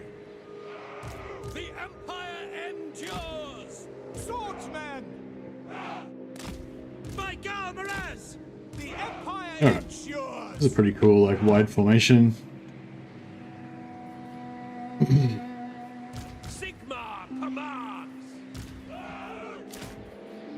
Handgunners! Mortar! Sigmar calls! Great swords! For Heldenhammer! My rule is absolute! Yes, sir, quickly! Reichsguard! Reichsguard Knights! Ready for war! To arms, men! I will not stand idle! Alright, so our Reichsguard Knights! yeah, so we're a bit of a weird spot, Take the bit of a ground! weird position Yes, sir, quickly! in the map, because we've got so many guns, like, it's a bit of a bad spot. I mean, actually the logical thing to do would be to stay back. My subjects call! Alright. But it's a bit bad because there's this hill, so when they come to here, we won't be able to shoot down at them. But then, if we just pull back, then we can wait till they get in the flat, and then we'll be able to shoot them nicely. No lingering! To battle! So we'll charge these guys. Hopefully they'll brace. Reichsguard They've braced. Then we just divert away. Smash these guys. The brace could have delayed them a little bit. Gave us a bit more of a time to get in here. We want to wait a bit longer to get more charge bonus on the archers, but we don't want to get too much of this anti-large spear action on us. And we'll get out of there, hopefully before we lose a model. For the Heldenhammer! Another spear trying to come and sandwich us. Alright, we might have overplayed our hands a little bit. Go! Yes, sir, quickly! We obey. Taking position! To battle! Great swords! Understood! Taking position! General! At speed! Quick march!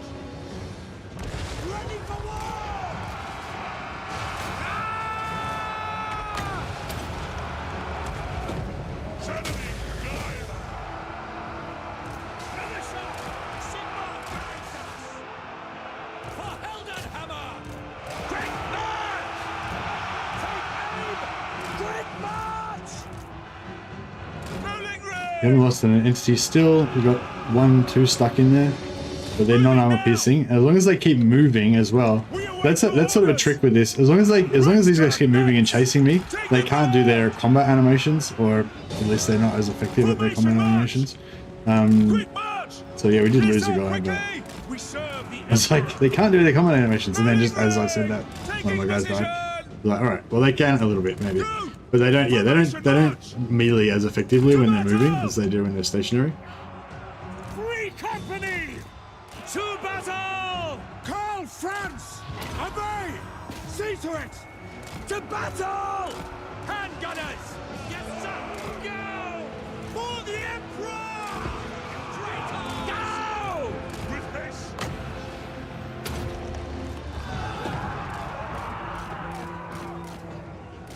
Only lost one guy so far. Take the ground! Moving now! At speed! Finisher! Sir! Shoot them! For the Empire! All ranks fire! For the Emperor! We serve the Emperor! Reichsguard Knights! This up quickly! Sigmar, come on! Free company! Handgunners! Ready! Quickly! We are ready! Moving now! Militia! Reichsguard! Quick march!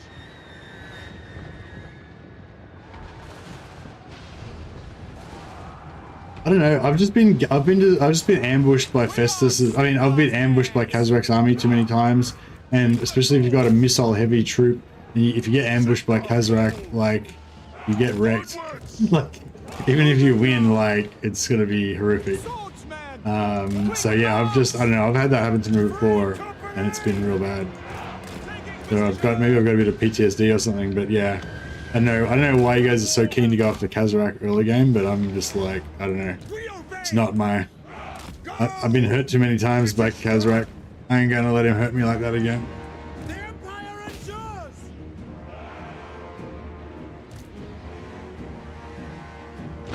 Detachments move!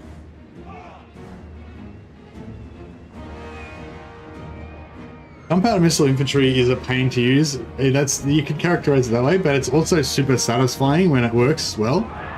That's why that's one of the reasons why I kind of, you know, if you yeah, no pain no gain. That's it. If you struggle to use free company militia, there's no shame in not using them. You know, a lot of people definitely prefer the going archer heavy, going just heaps of archers. Archers, you know, they lob their fire. They don't do as much damage as free company, but they lob their fire, and they're a lot easier to use. But free company militia, man, they look badass. They just look like, you know, men of the Empire.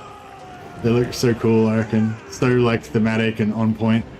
They look awesome, and and when you get a nice point blank volley of free company militia fire straight into the face of the enemy, it's just like, oh yeah. We obey. Good.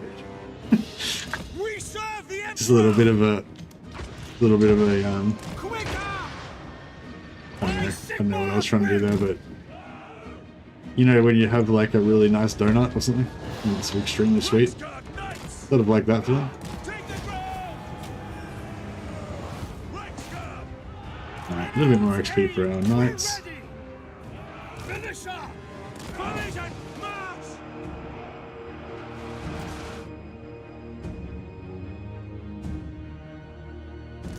Crazy to think how they modeled the Empire captains after Mercy.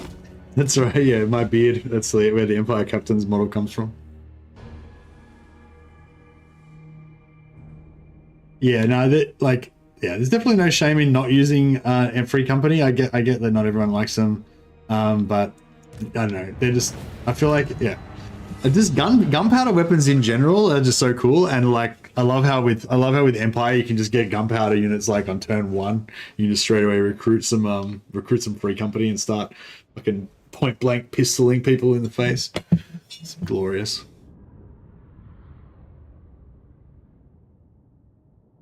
If you go after Kazrak, gives Festus more time to spread plagues, and both him and Vlad to request get more units.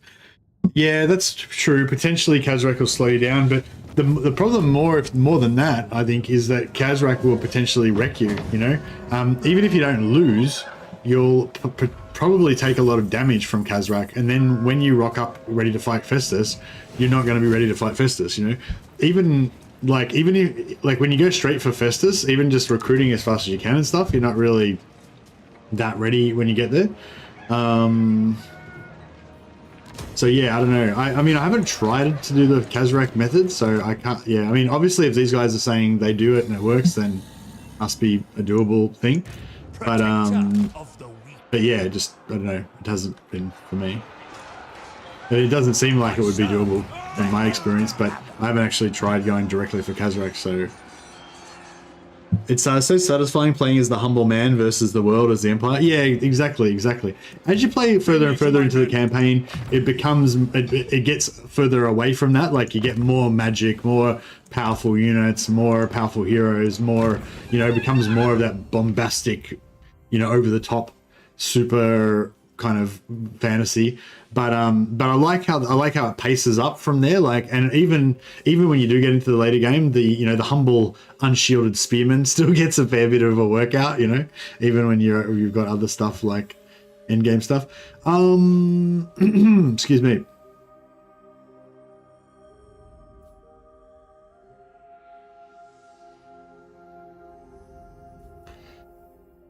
I feel like pistol core, like, I feel like a lot of our damage is going to come from ranged, but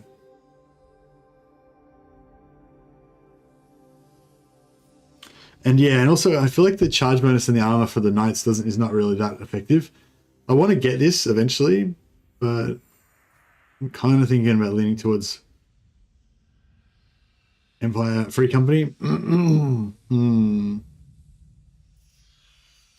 Hold the line. Indeed. We could go for Honest Steel as well. Eventually we'll get Great Swords, but we don't have go Emperor's Men, Great Swords plus Reichsguard. Yeah, I mean, I will do that.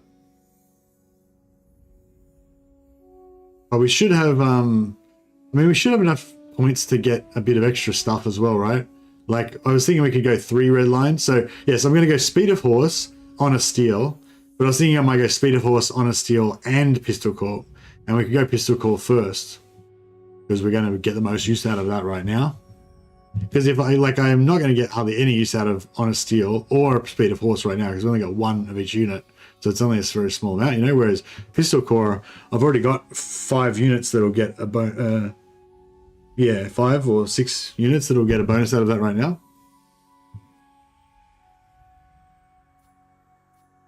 Hold the line, yeah, we could get, but a lot of units have hold the line as well, so it's not.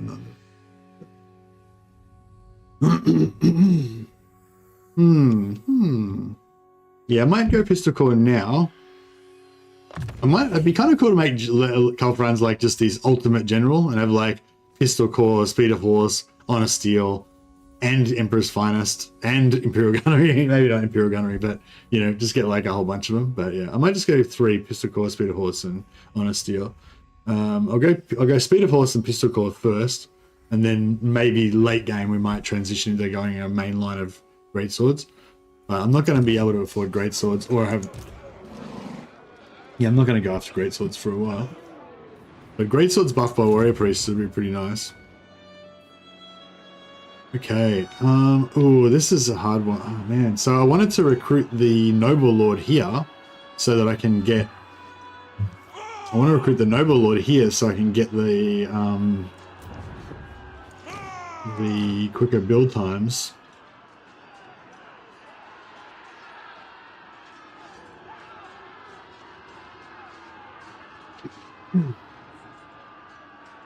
But I want the extra Lord for this battle as well.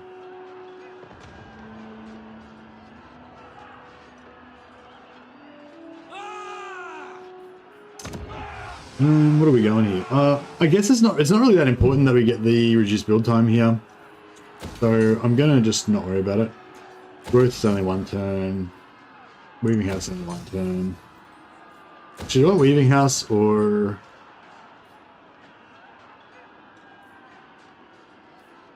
pottery, or we could go Empire Knights.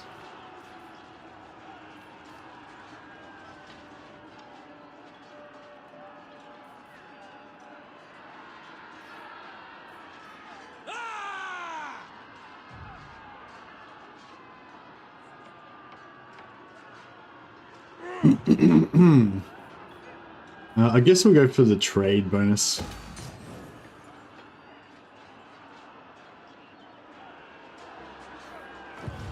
Sigmarite Arch-Lector. Alright, I want to hit tier 3 as fast as possible. Tempted to upgrade this one so I get more growth. But we'll wait for the 4 turns, or 3 turns probably, by the time we get this involved. We'll go for Altdorf, tier 3, and then we'll go tier 2 so I can get more growth.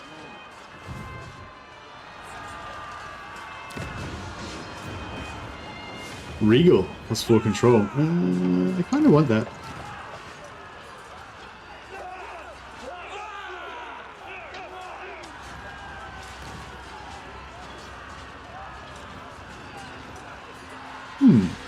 Maybe. We go Regal, maybe. Warrior of Extra bit of extra public order, why not? Champion of the faith.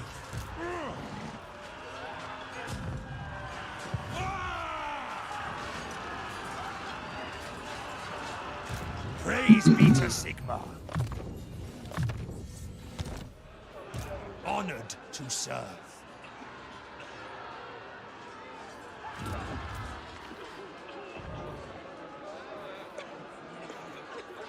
Alright, diplomacy. Do you know who I am? Go Paravon. To war! Sigma's will! How much money we got? 5,000. Yeah, it's not too bad, I guess. Alright. Nearly got a full stack now. Get some more free company up in there. Get some, we'll get rid of these knights. True servant of And we'll Sigmar. dismount these guys so they can get up on the walls. Protector of the weak.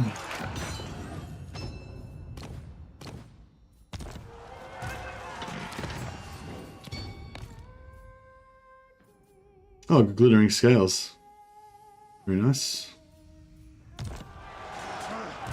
I serve Sigmar.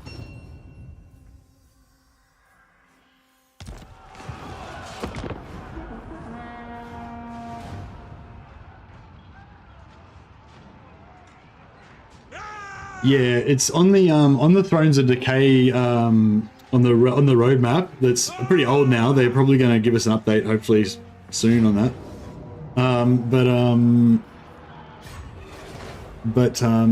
Yeah, on Thrones of Decay it specifically says reworks for old factions.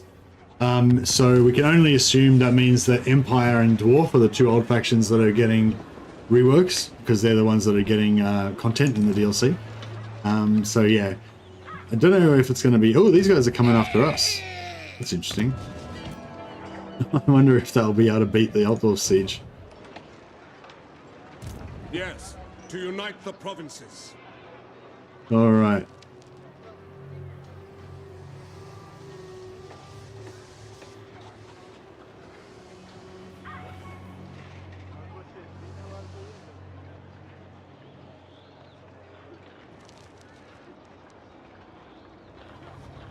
Onwards! The Kalfran's there. Praise be to Sigmar. I will do anything for Sigmar. Champion of the faith.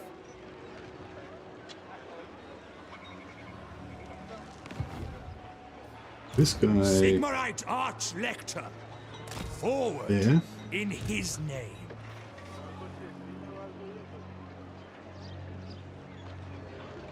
True servant of Sigmar.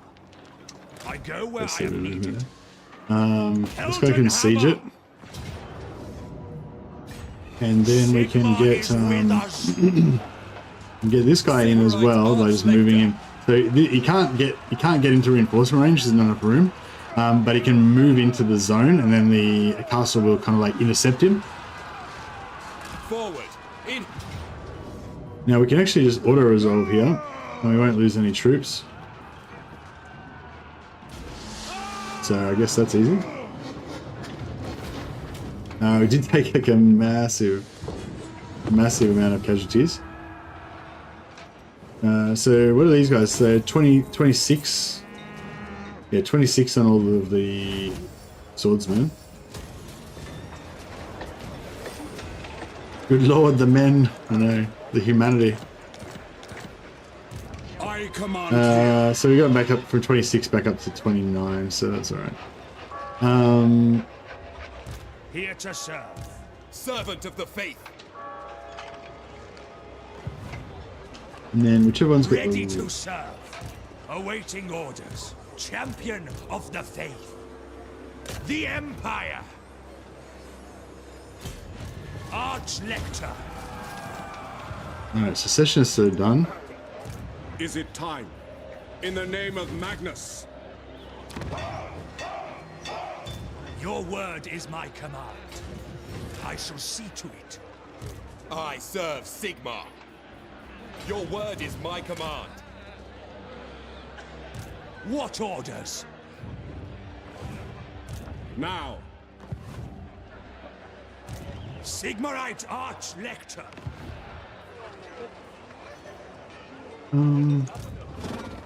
Praise be to Sigmar.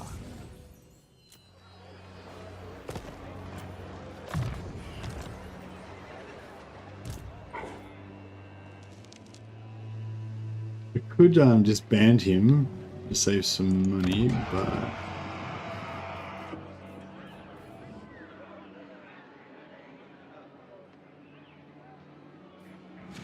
I'll try to recruit this guy here. I don't think he's going to make any difference. Like, I think it rounds down, so it doesn't actually do anything. We hunt our enemies. Oh yeah, I should have waited. Yeah, it's still 2 turns. Doesn't make any difference. Scout leader. Yes? Oh yeah, what's good with this guy? Replenishment. That looks pretty good. Yeah, that's replenishment straight up. It's pretty nice. Be the head. He can be the royal replenisher. For Empire, upgrading growth point buildings is pointless. Okay.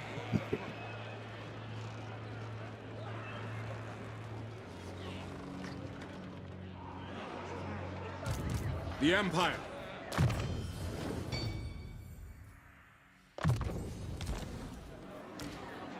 Yes.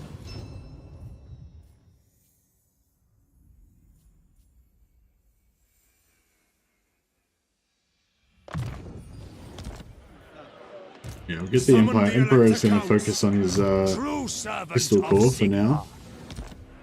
And then we're going to transition into, yeah, going free company. We're basically going to focus free company pistoliers first, then we're going to focus Reichsguard, and then eventually we'll transition into some great swords. I think that's the plan for Karl Franz.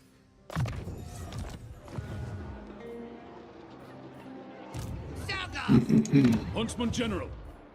Ever vigilant. True servant of Sigmar. Pick up the pace.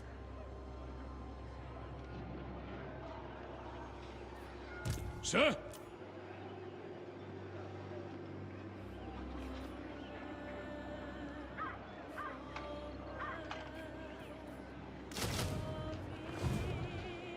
Right, it's a bit of an expensive army, but Warrior of Sigmar. should get the job done. Good thing about Free Company Militia is that even though they are gunpowder infantry, they're also melee infantry. They got 29 melee attack and 24 charge bonus on these guys. Whereas looking at some swords, swords have got 33 melee attack and 24 charge bonus. So they're very similar. And weapon strength 28, weapon strength 28. You know what I mean? So the swords are the swords have got shields, they got a little bit more armor, they got a little bit more melee defense, they're a little bit better trained, but overall they got the same kind of weapons, similar combat profile, you know what I mean? So yeah, so that's why another reason I love the Free Company, like they can do devastating gunpowder damage, but they can also just run into melee and kill stuff as well. They're good flankers, so yeah, they're pretty fun. And they're just a fun unit to play with. Outdoorsman. But anyway, I should stop trying to talk up the free company. If you don't like free company, I totally understand. Yes. They're not for everybody. Sigma's But yeah, I feel like I constantly need to like explain why I've got free company. It's basically just because I think they're cool. All right, let's be honest. I just think they're cool. Volkmar gives them really good. Yeah, if you go Volkmar, I really like Volkmar because like I love Volkmar's character and I love the fact that he makes Empire Knights and Free Company Militia really good. I kind of wish that he made Flagellants like better than he did because he used to buff Flagellants really like so they were really cool. Now Flagellants are even buffed by like Free Company are really like the primary infantry unit for Volkmar. Like you go full stack Free Company with Volkmar is pretty good. Whereas you wouldn't really go full stack of Flagellants. It's not really going to be very useful for you. So I feel like that's a bit of a missed opportunity. Like I feel like the Flagellant army should be like his thing, but yeah. Oh well, what can you do? All right. Sterling's probably not going to last that long. Maybe we'll see. Trying to think which of these is good for us to get. Actually, It is time. yeah, actually, Golden Order we should be focusing on first. Friendship is more. So be it.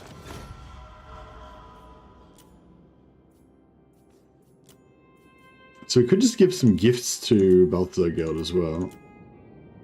Plus 40 versus 4k. All right. Yeah, we don't really need the Confederation yet. So we can wait. We don't really need the Confederation till around turn 15 or 20.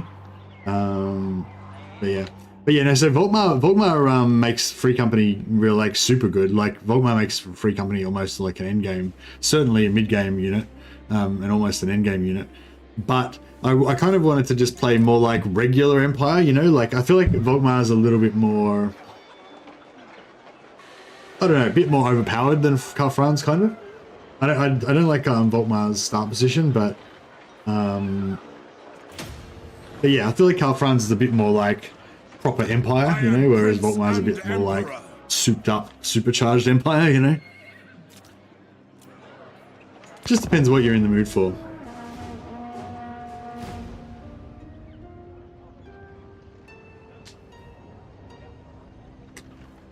Archers are less good in Warhammer 3 than in Warhammer 2, and melee are better, so militia got passively buffed. They're pretty good now.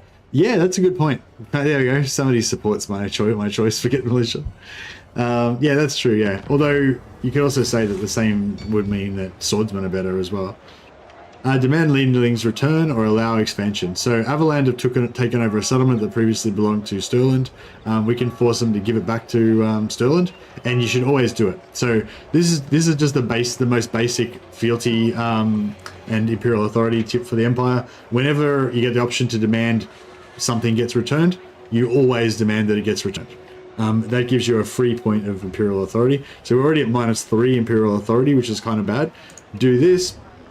And then we get a free point, we're back to -2, so a bit better.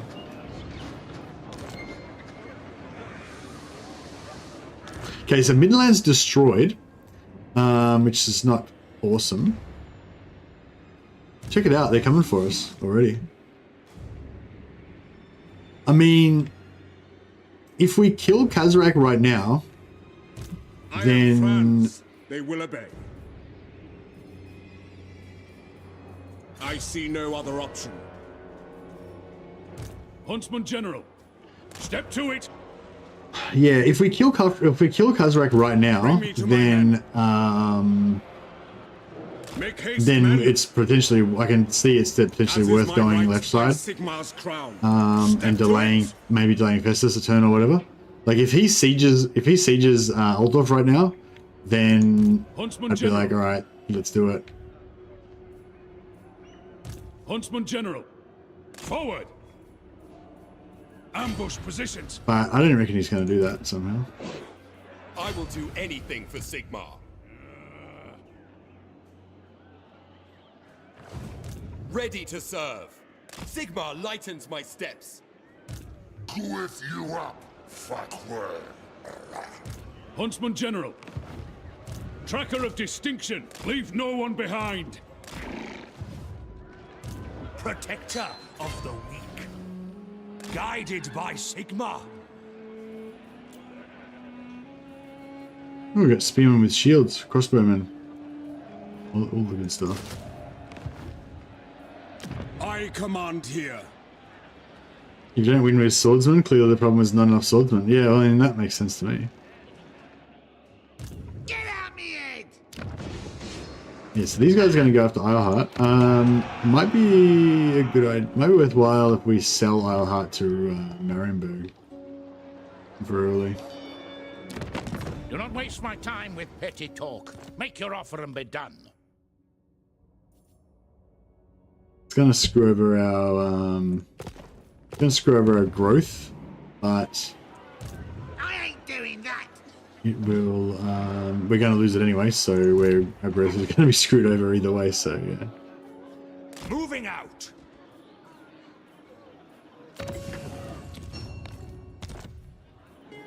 I live to serve the Emperor.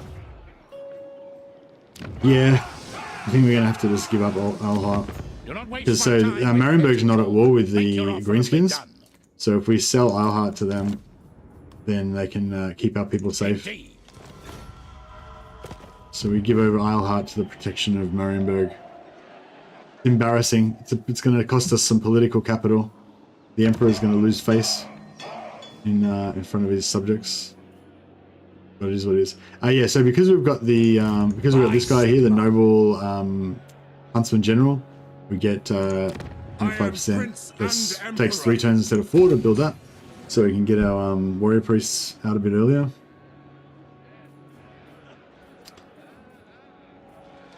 Huntsman General, keep the pace. And we'll actually just respec him. We'll get him back in 3 turns, and that means that'll be just in time, so that as soon as this is ready, we'll pop him back out, and then we'll get him to build the warrior priest building, the temple a little bit faster as well. So yeah, the respec's nice because it makes it just a little bit of a faster cycle. Lord, Who calls? It Yeah, is good to get see trade with fellow Wissenland. sons. Maybe that'll stop them from rebelling against us. Yes. Yes. They're lucky. valiant Lord.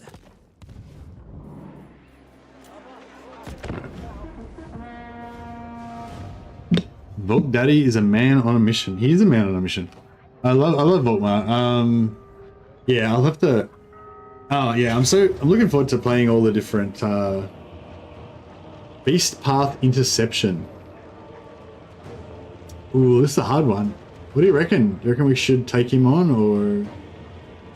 I feel like we should not, because wherever he lands, we should be able to attack him with the full force of all of our armies. Yeah, I mean, we probably can win, but we could also not win. But but my point is, like, wherever he's going to land, he's going to be close enough for us to attack him, right? So, excuse me. So, yeah, we'll be healed up. Yeah, exactly.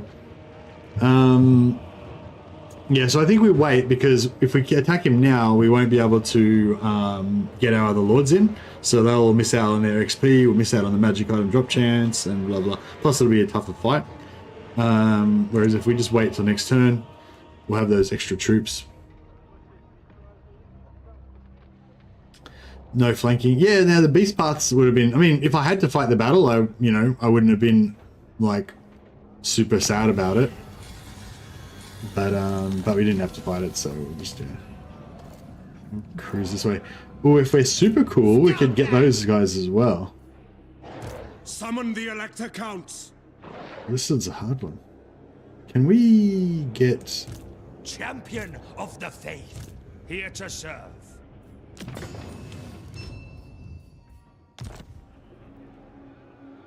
Ever vigilant. Yes, to unite the provinces. Can we... My orders are to move. Servant of the faith, Moving off. I serve. Oh, I was hoping we could, like, Hammer. reinforce across with him.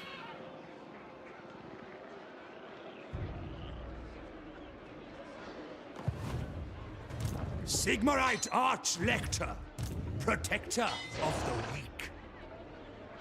Ever onward. I will go. My journey begins. Honored to serve. I serve Sigmar. Protector of the weak. by Sigmar. Sigmar lightens my steps. I command here. On march! Praise be to Sigmar. Awaiting orders.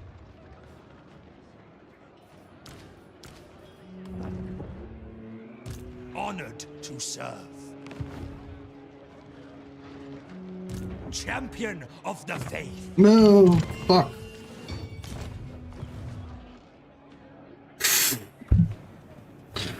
Motherfucker. All right, well that happened.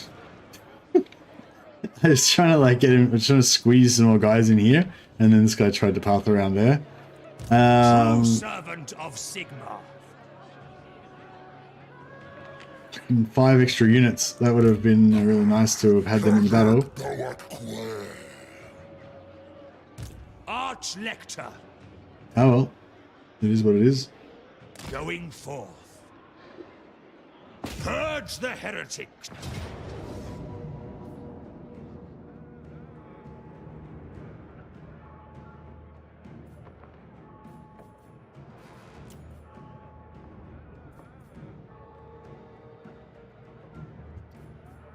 Fuck.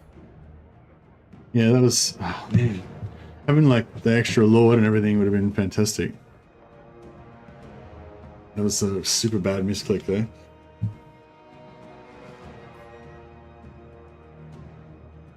Stuff we're gonna replace anyway. Oh, you reckon just take the auto resolve, let our dudes die? Yeah, we could do that. Oh man, that's so bad.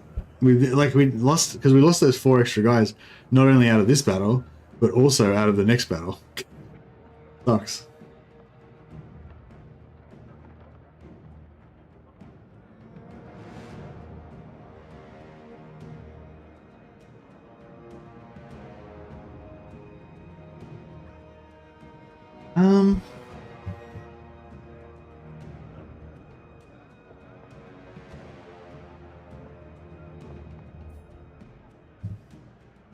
Just trying to think how good this battle's going to be.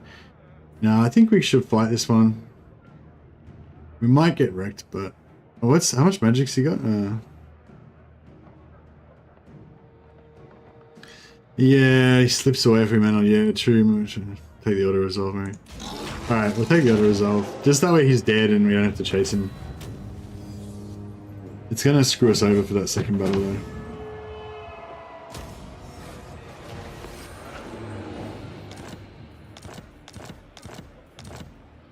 Knowing my luck, he would have retreated all the way around this fucking river and ended up over here or something. But yeah, this is what screwed me. I needed to move Franz like just a tiny bit forward, and then that guy could have moved on and transferred. But because there wasn't enough room for him to go on there, the misclick, like, well, it wasn't a misclick. I intended to do it, but it's like basically as soon as I clicked, he started pathing around this side instead.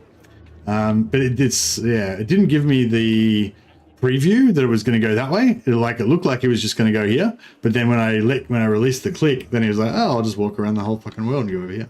So now this guy's just out of it for the next 2 turns. Brutal. Do anything for Sigmar.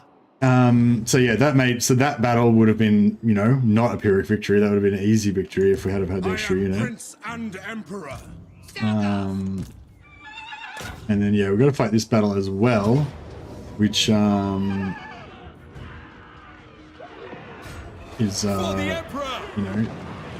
not going to be up for that anymore. Summon the elector counts.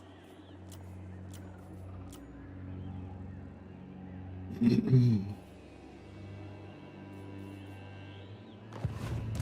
we can't really do it this turn around, can we? By the comet. Let's go. Bring me to my men. Champion of the faith.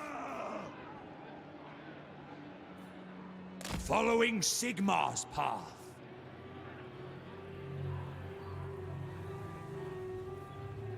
Ambush in front of Altdorf across the water. The nation calls. I command here.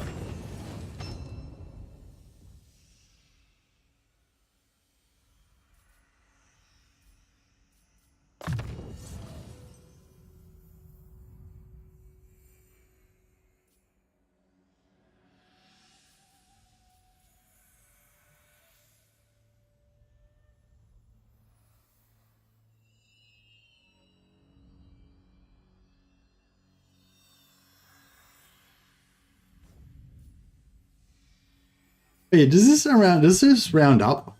This 0.2% heal per second. So 0.2% for 4 seconds is 0.8%, which is a bit less than 1%. So yeah, most soldiers only have like 67 hit points or something like that. So a bit less than 1% will be like 0.67 of a hit point. So does that round up to 1 hit point? I don't know. And if it does round up to 1 hit point, does then they're taking 0.2 per second, which means they're taking 0.1 every half second tick, right? Oh, actually, maybe not. Maybe the ticks are on the second. So yeah, so do they actually get 1% ticks? So they actually get four hit points, or you know, I don't know. But yeah, but how can they, like, does the units have percentages of health points? Like, it only displays whole hit points. But yeah, do units actually have, like, you know, 50.1 hit points and 50.4 hit points and stuff like that? I don't know, I'm not actually sure.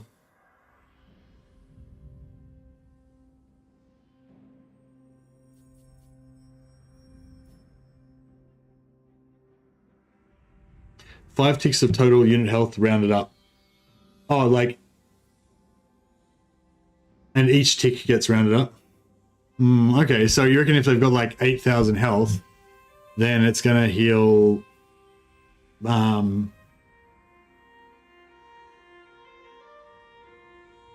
Yeah. Yeah. Okay, so 1% of what, 8,000, or we'll just say they got 10,000, bit higher, but yeah, just say they got 10,000. So 1% is like 100, right? So it's going to heal about 1 or 2 guys to full. Yeah, I don't know. I guess it's cool. Whatever. In the name of Magnus, summon the Elector Counts. All right. Well, we're in. I'm in strange territory now. This is not how I normally do it. But hopefully this will work out. Ready to serve. I live to serve the Emperor. Ever onward. Bring me to my men. True servant of Sigmar. Pissed off about this guy. Command. Really pissed off about this guy. Fuck. Oh well, he can get in the next turn. That's fine, I guess. Whatever. Purge the heretics!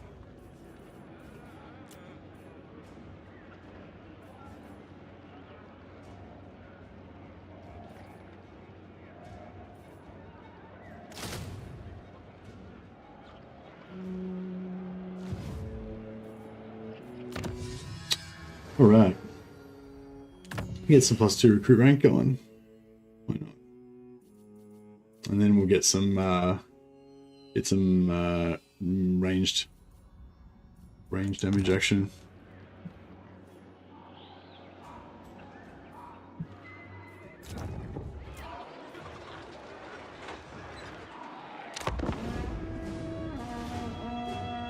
So yeah, so the advantage to doing this is that we can potentially get Midland confederated first, even maybe, or we get them, you know, up there.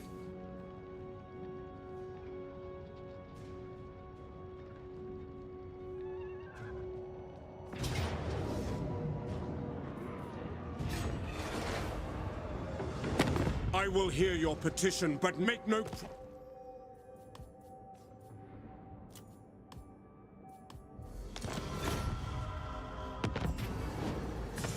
Mad Flinsburg's returned. So as I said before, basically I mean, sometimes you might think, oh yeah, maybe it'll help me if I whatever, but it's like, no, you just always demand return every single time, because even though you might lose fealty with these guys, you're going to gain Imperial authority, which is the most important thing. At the start, anyway. Once you've got like really good fealty, maybe it doesn't matter so much. I mean, really good Imperial authority.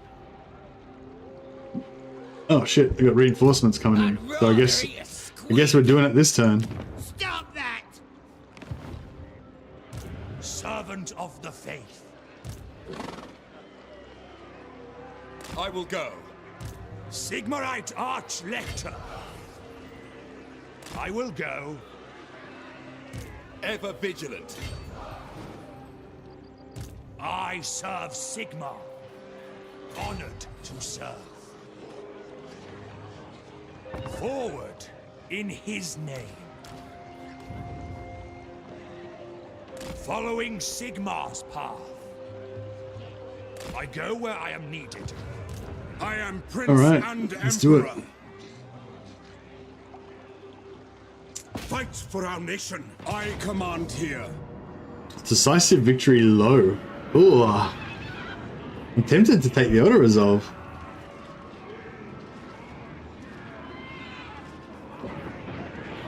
What's the map look like? Oh, this map's got some nice terrain. This is our special map that we like.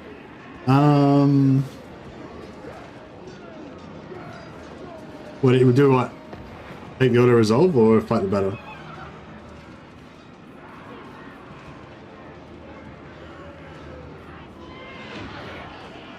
Yeah, maybe we'll take the auto resolve. Keep things moving. See how low is. Oh, that was pretty good. Yeah, okay. I'm pretty happy with that. That wasn't bad.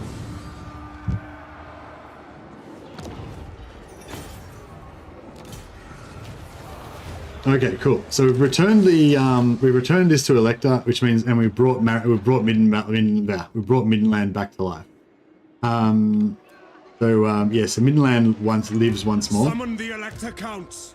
You can see here, we're getting like sort of replenishment, but not like good replenishment like we would if we were allied with these guys. Which is kind of suck.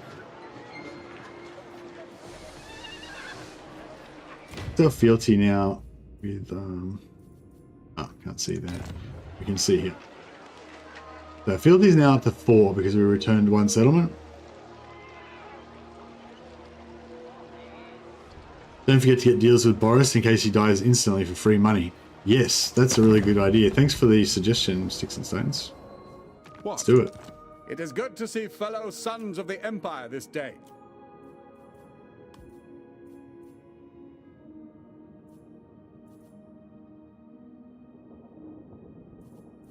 Fine. Glorious. Sigmar's will. Honor. Armored in faith. Right. Bring me to my men. I am France. They will obey.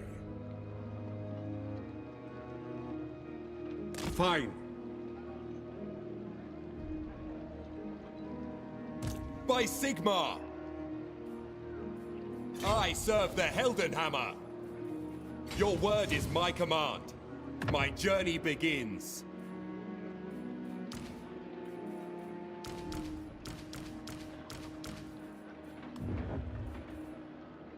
Yeah, these guys are... Ever onward. Sigmarite Arch-Lector. I am Prince and Emperor. Fuck off. I see no other option. Sigmar compels us onward. Guided by Sigmar. He was like As blocking is my the right like by tiny little... Sigmar's crown. Move! Champion of the faith. Going forth. Warrior of Sigmar. I will do anything for Sigmar. My journey begins. Let me think about it. No! Sock right off! Praise be to Sigma, true servant of Sigma. Moving out. Get off, kid! What orders? Summon the elector counts.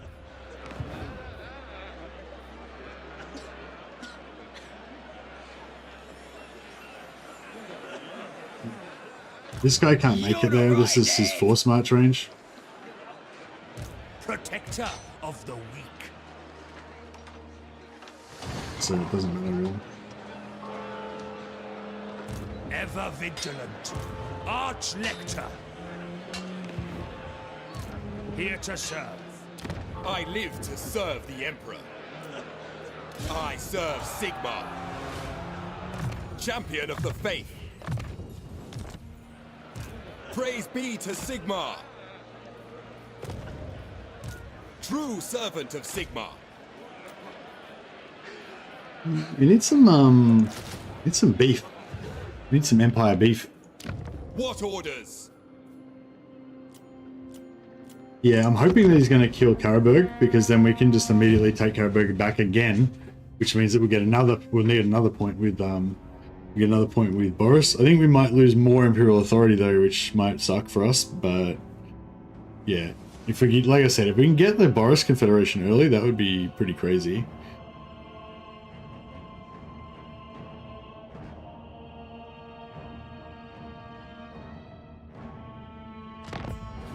A quest has been issued, mighty lord. A great adventure beckons. Be wary, though, for while the potential rewards are great, so too are the perils. Don't mess with me! Watch him! Alright. So, so here's the thing, if we go this way, then we don't have to worry about getting ganked by Kazrak or anything. So yeah, I think that's going to be the better way to go. So we can't take Weissman and we can't take Middenstarg anyway. So if we go up this direction, all we're going to do is take attrition and it's going to just suck dicks, right? So instead, we just go the other way.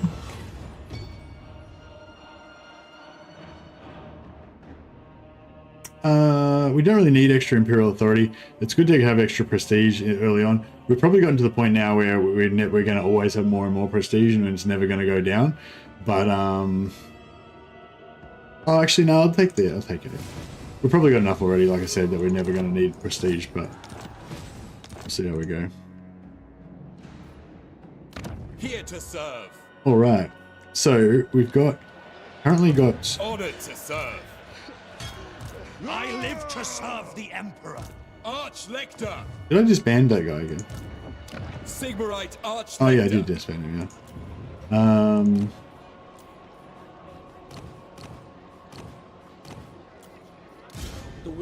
Yeah, so we've got 2 noble guys here now, which means that we can build stuff really fast, which is pretty cool. So if we build that, 200 per turn for 3,000 gold, so it's going to pay for itself in like 15 turns.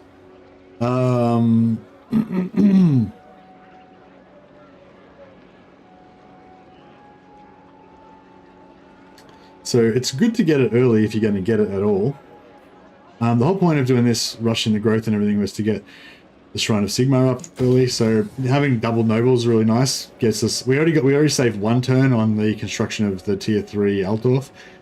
So we normally wouldn't get this till turn 10, but then now we've saved 2 turns on the Shrine of Sigma, so we get that by turn 11. So it's a fair bit quicker than you would normally get your warrior priests.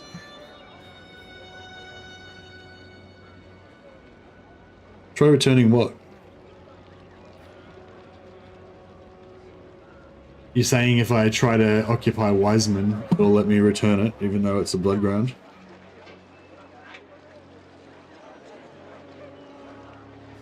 Yeah, it's a bit out of my way though, because I'm going up here. So yeah, it's a bit of a waste of movement.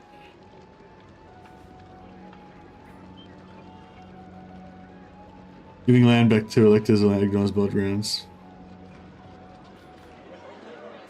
ready to serve. So you reckon if I send this guy here right now? The Heldenhammer. Sigmarite Arch-Lector. Huntsman General. Warrior of Sigmar. Okay. All right. Let's do it. Let's do it. Awaiting orders. Ready to serve. What orders?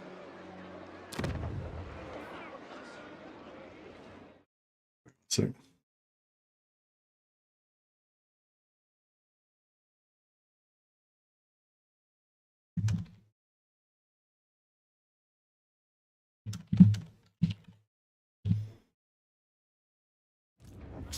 Yeah, so before we move our noble lord out, we'll build our buildings. Yeah, we can get extra wizards as well. So that's probably the two most powerful things we could do at this point, wizards and priests. We're a bit broke, but it's alright. Praise be to Sigmar. Following Sigmar's path.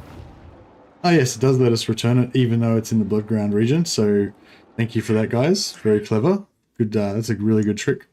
So yeah, if anyone's watching, note that you can actually take these Bloodgrounds from Kazarek and give them back to Middenland. So that's really cool. And because Middenland got wiped out, they're currently not at war with either Kazarek or Blackpit tribe. So it's like quite safe to do that as well, which is good. Champion of the faith. We're just going to reset this guy because he's got noble, so we can use him to help us reduce our build costs and stuff later on. And abuse that, let them nuke it. Well, they're not at war with him. Protector of the weak. We kind of need some replenishment, but Huntsman General. we could try to send. We could try to send another guy up there. Awaiting orders.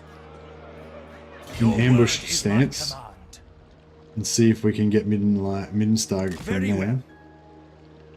Guided by Sigmar. I don't think. I'd rather eat a squeak. Yeah, this guy can't quite reach him, so he's pretty good. He's got a pretty good chance of making it alive. I command here, in the name of Magnus. On march! True servant of Sigmar. By Sigmar. Sigmar lightens my steps. Is it time? Where next?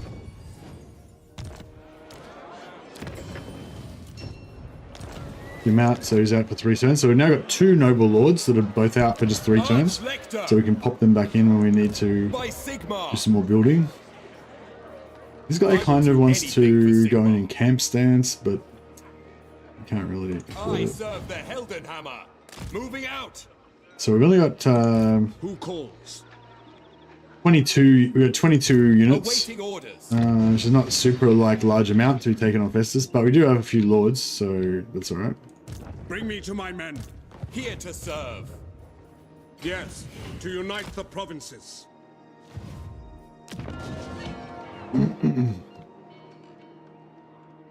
We're in the green with money as well, so it's good. The Empire.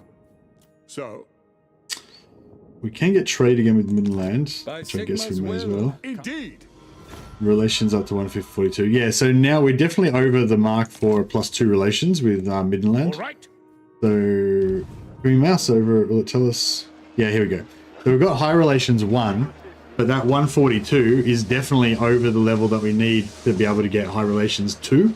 So that's what I'm saying. Like, even without even if the high relations doesn't go up anymore from 142, if we just wait for a few turns, eventually that high relations will tick up to +2, maybe even +3. I can't remember whether it's 150 or 125 to get +3, but either way, basically we're going to get +3 from that. But it won't happen straight away, necessarily. Sometimes it happens.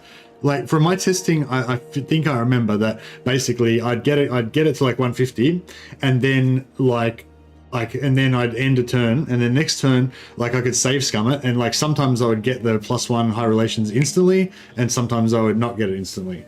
I don't know. It was a long time ago, but I feel like I tested that and that's how it worked. But yeah, maybe I see no other option.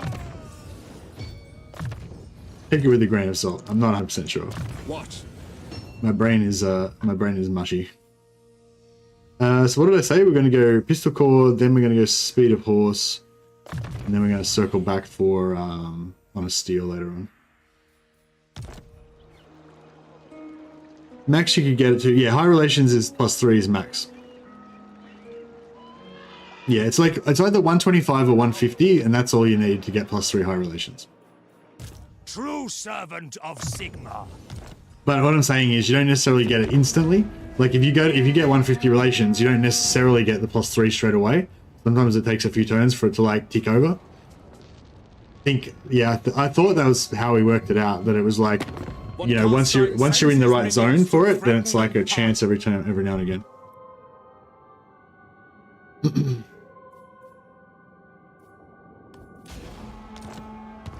Himmler's declared war on us as well.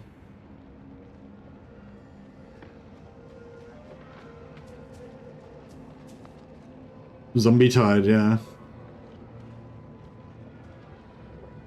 Yeah, we gotta move quick.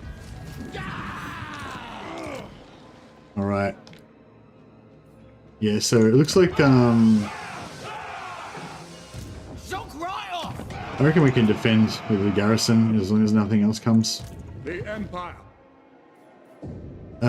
Yes, there's still high relations 1, see?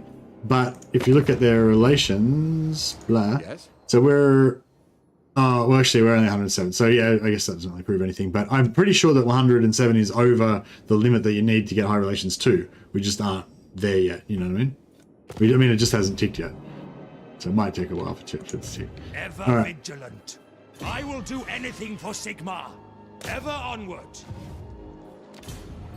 Boom. Warrior of Sigma. So now up to 7 already, right? And with 2 more high relations, that puts us to 9. If we can take Midland, then it's 10. So, you know, so we can potentially get super fast in the Confederation with Midland, which would be pretty cool. The only problem with that is that it takes Midland out as a potential source of Imperial authority. But, you know, that's not necessarily the worst thing. I serve Sigma. I am Prince and Emperor. Moving off. Ready to serve. The Emperor would be displeased. In his name. Your word is my command. Honored Actually, to serve. yeah, so this guy can go in camp stance, but Karl Franz actually gets replenishment in enemy territory or in neutral territory. So we can just transfer these units back into Karl Franz's army, and then he'll be replenishing them anyway. Now. Yeah, a little bit of replenishment. Ever vigilant. 'Tis my Get him duty. an extra bit of movement. This guy's in camp just to reduce the chance that Kazrak's going to kill him.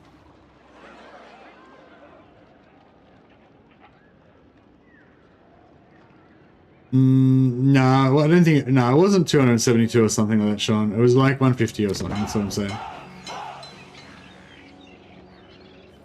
But like sometimes it does. You get over 150. Sometimes it doesn't tick straight away. So if you were pumping relations super fast, you might have gotten to 272 before you hit +3. But I'm saying you could have left it at 150 and just waited a few turns, and it would have got to +3. You don't need to go that high. I thought that's how it worked anyway. Maybe I'm wrong, but. I've definitely gotten +3 with 150 relations more than once.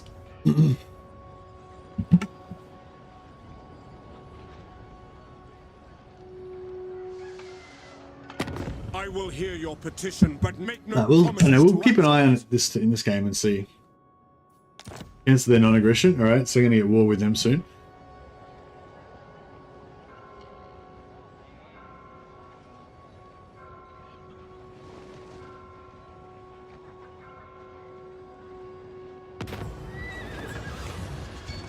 Can't really afford that 1500, so we'll risk Morris Lib's. Wrath. Get off, kid! The Empire. What the hell is this guy doing here? Nation calls. Oh, Talabekland's going after Middenland. That's Middenheim. That's really cool. Because if Talabekland takes Middenheim, then we can actually force them to give it back. Because we brought Middenheim back as a faction, we can actually force them to give Middenheim back to Middenland. And then that will... I serve the Helden. excuse me. And then that will... I live to serve the Emperor. Guided by Sigma. that will still give us the Imperial Authority. And it will Silverite also give Archlector. us the fealty with them, I think. I command here, as is my right by Sigmar's crown. Alright, so we want to camp like right on the border the of here, pace. so we don't take attrition like this guy is taking. Elector. Protector of the weak. I live to serve the Emperor. But we The could nation attack. calls. We could attack these caravans. It's not worth as much money as it used to be worth, but it's still worth a bit of money. But we'll take attrition to if my we do men. that. I am France. They will Oh obey. yeah. Should we do it? My orders are to move. Protector of the weak.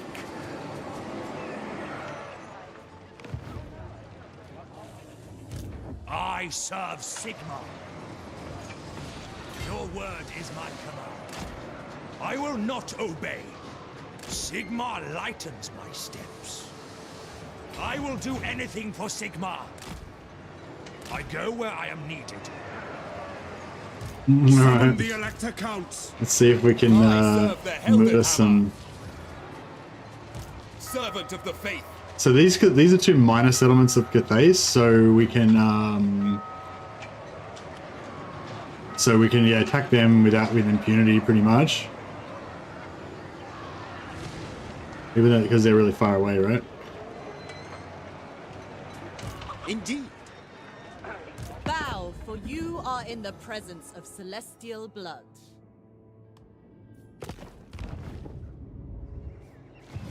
Yeah, it'll just give us a little bit Praise extra be to XP and Sigmar. stuff. Death to the faithless. What madness is this? What madness is this? Alright, they don't have any artillery or anything, so I feel like it should be reasonably safe for us to actually fight it. Hopefully we won't take too much damage. Do we actually, does Empire get replenishment from Cathay? I sort of feel like Empire should get replenishment from Cathay because they're humans, right? We could like press their dudes into service. I don't know, maybe not. Maybe they're too foreign or whatever. Maybe they wouldn't be able to integrate into the Empire armies or something. I don't know. But yeah, I feel like they would. I feel like they'd be fine. Chuck a pot helmet on their head and some pantaloons, and they'll be away.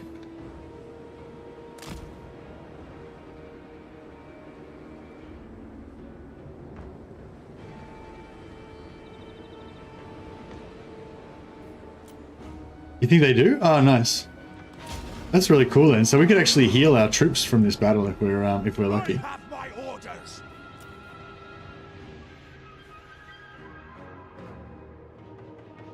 Oh yeah, we've got some warrior priests that we can put on horses actually. I've got them on foot at the moment for extra tankiness, but we can actually put them on horseback for extra super buffed Reichsguard, which should be pretty hot. Actually, I would like to have Karl Franz, an Archlector, and 2 warrior priests with my unit of Reichsguard, so that when the Reichsguard hit, they can have like plus 48 melee attack, plus 40 ward save, drop a few Grand Soulfires into the mix as well. Be pretty glorious.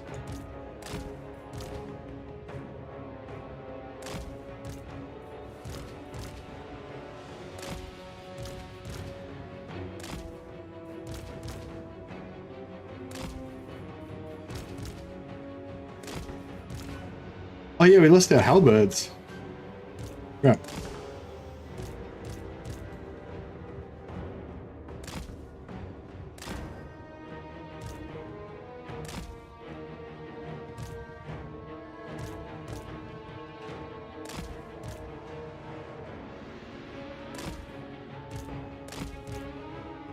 All right.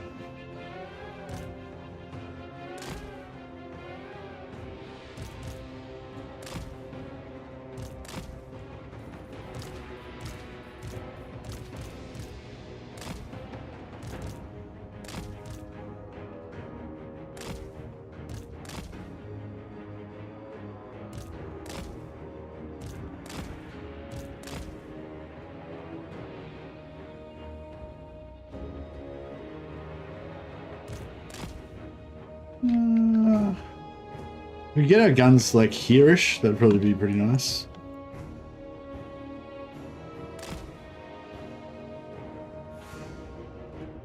Yeah, maybe about there. Yeah, about there. That should be just nice. Alright, we get this wizard down here to competitor who cool, that's overpowered. Honestly, I did that too. Yeah, it's just I love that sort of stuff. Like I love the idea of just buffing your Empire troops in general. Oh, well, they are Celestial Dragons. Yeah, they're gonna be tough. There's an archers we can blow up. We could probably blow up. Too much trouble. Oh yeah, that was good. 30% damage. There you go. It's just smashed. Smashed.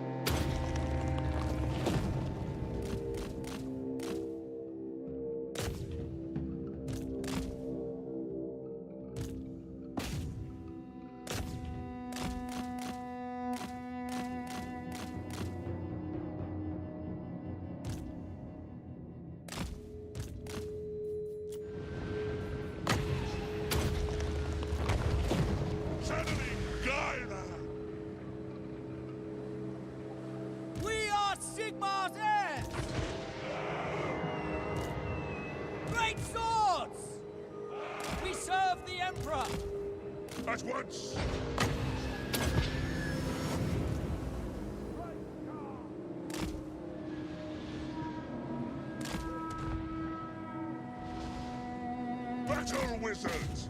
Battle ready! We obey! Sigma guides us! We serve the Emperor! Sage wizard! I am its vessel! Swiftly!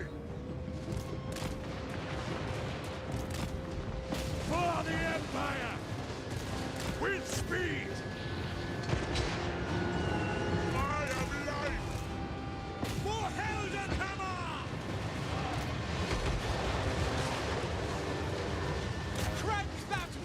Carnage.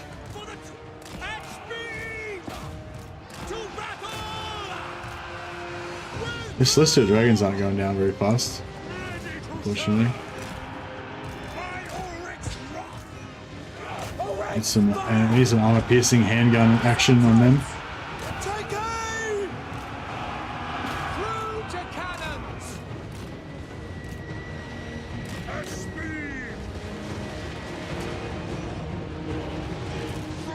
Out of wins at the moment.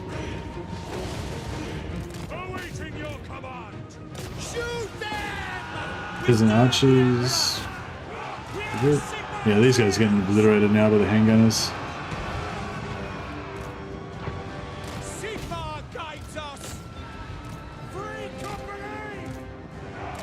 These guys got shot up a little bit.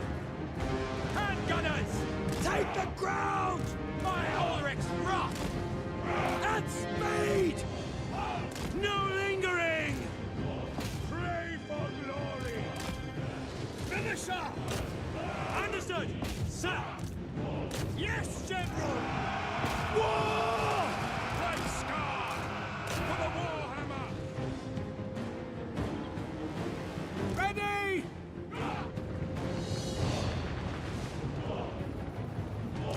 Feel life flow. Awaiting orders. Death to the faithless. This guy's getting murdered. Yes, my lord.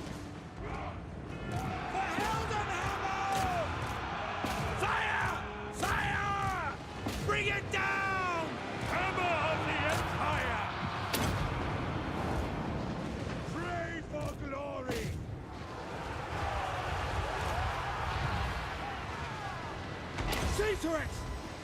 Awaiting your command. Sons of Sigmar, attack! Finding range, sir! Moving now! Good work. Free company die only slightly faster than swordsmen and have those pistols for extra damage, usually a bit better results out of them. Yeah, that's pretty much how I feel about it too, Sticks and Stones. They're way more flexible than swordsmen, and yeah, they don't hold the line quite as well, but they've got way more damage potential, and yeah, generally pretty cool. You could also, so yeah, that's sort of the comparison with swordsmen. I think their damage output in melee is almost as good. They obviously have a lot more missile damage. They're also faster. Their swordsmen are 30 speed, Free Company are 36 speed, so they're significantly faster. So they're good at flanking. They can also run away from other infantry as well, so just makes them heaps better for maneuvering and flanking and all that kind of stuff. So that, yeah, so that's sort of my comparison to swordsmen. I kind of agree with you there. And then the other thing is, like, you could compare them to like shielded spearmen or halberdiers, and it's like, yeah, they don't hold the line as well as shielded spearmen or halberdiers, but I feel like shielded spearmen and halberdiers, like, I don't know, like swordsmen, like shielded spearmen, for example, they on paper they're tankier than swordsmen.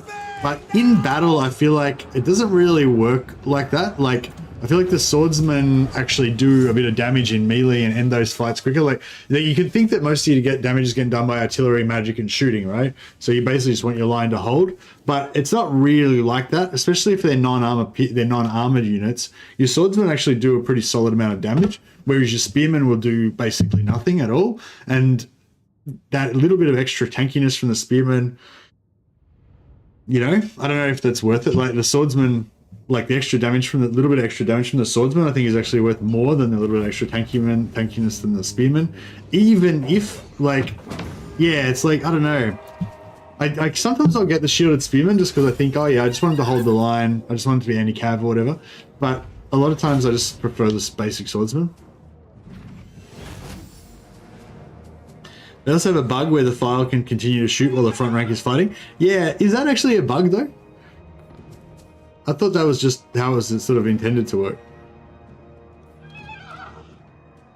Only 1% replenishment. Oh, okay. So when your main army can't get replenishment, like this will display the replenishment on your main army. Normally you can get up to about 8% of your entire army hit points healed. I think it's about 8%. But if your army doesn't have 8% to heal, it will just heal whatever it can. So there's only 2 guys dead, right? So the maximum we can get is 1%. So this is displaying 1%, but we actually captured 1,580 dudes, and we get 30 hit points worth of healing for each of those dudes, right? Or is it half? I can't remember if it's half or full or whatever. Anyway, it's like either it's 1,500 or it's like 750 or whatever. But either way, times 30. So there's a shit ton of health healing, right? So basically we should be able to heal like 300 dudes worth of health. So yeah, so even though it's saying 1%, if you look at these guys, so they were actually going to get a solid heal out of this. So I don't know, we've got like, I don't know, look at this guy. He's got 59 entities, the archers.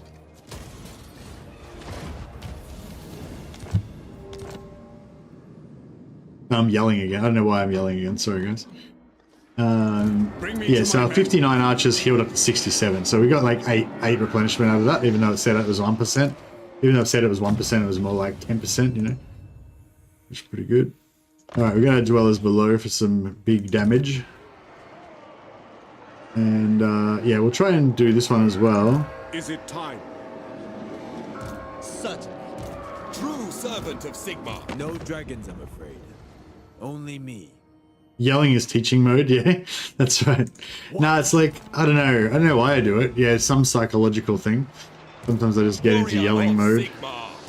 True servant of Sigmar.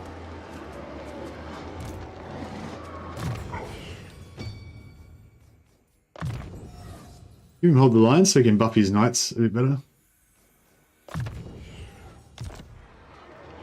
Yeah, we'll send the knights. We'll send the cav. Oh wait, what's the enemy army? I am no slave. Yeah, whatever. Yeah, we'll go for some cav action this time. Yes. So we'll send in the warrior priests.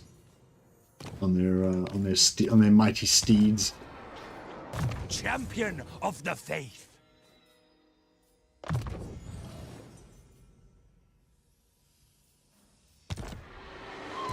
What orders? So, Champion of the You know what would faith. be cool, I reckon, as well, if they made it so that leadership actually buffed their combat stats as well. Because you know how like when you guys get tired, they get like 10% reduction in melee defense, 10%, 30% reduction in armor or whatever it is. I can't remember now. But yeah, I feel like leadership should also buff stuff like it should work the other way with leadership. Like if you have like super high leadership, you guys should get like plus 5% melee attack and stuff like that. You know, it'd probably slow down it might be mechanically something I couldn't really do because it would slow down the battles too much or something, like it would too CPU intensive or something. But yeah, it'd be cool. Yeah, I think again we should be able to do pretty well.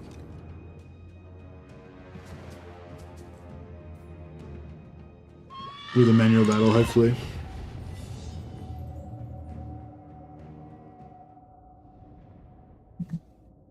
But yeah, but I mean, in terms of historical realism, like it's a pretty like super common thing that like in historical accounts that, you know, the leader, you know, will like make a speech, hype up the men, and because the men are like so hyped up, they win against, you know, 3-to-1 odds or whatever, you know.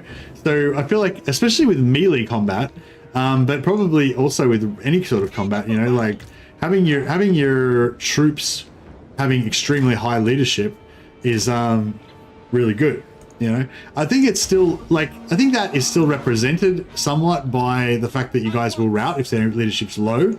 But, you know, yeah, like for dwarves, for example, dwarves never rout.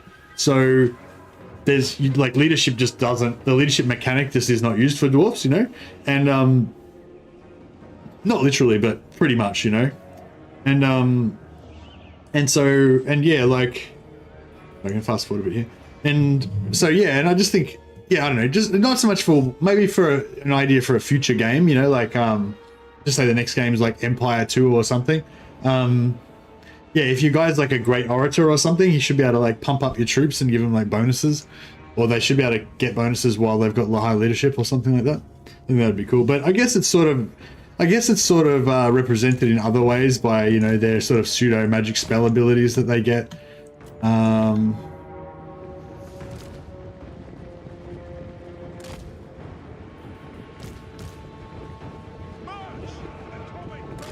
This hill's super good for guns.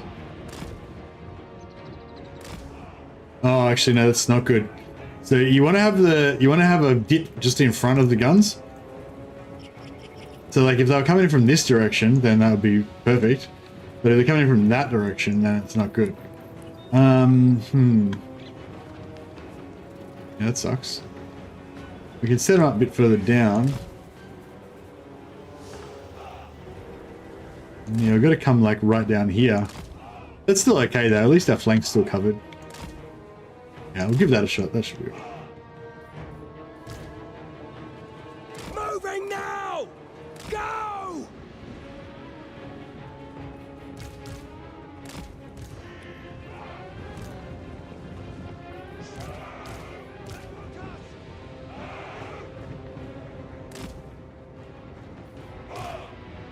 Swordsman!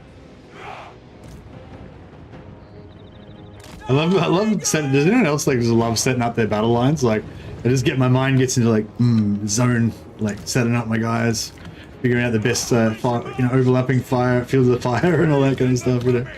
Just like this cool little jigsaw puzzle of trying to figure out where all you guys need to be to get maximum combat efficiency. But yeah, it's great fun. Oh, I didn't put KF on a mount, so he can't charge out with the glorious Reichsguard. That sucks.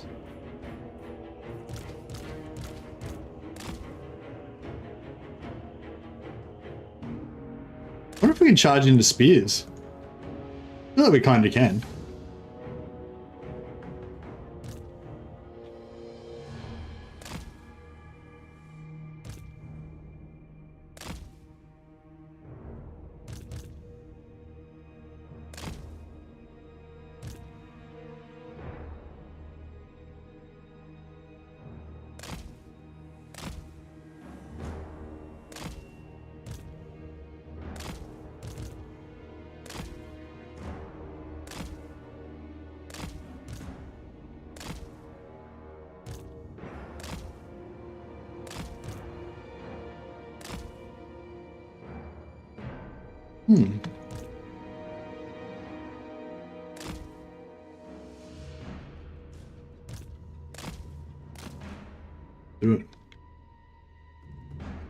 it's represented by the red line buff. Yeah, there's like other things that represent that leadership or whatever. Yeah, red line buffs, there's, you know, cooldown abilities and whatever else, you know.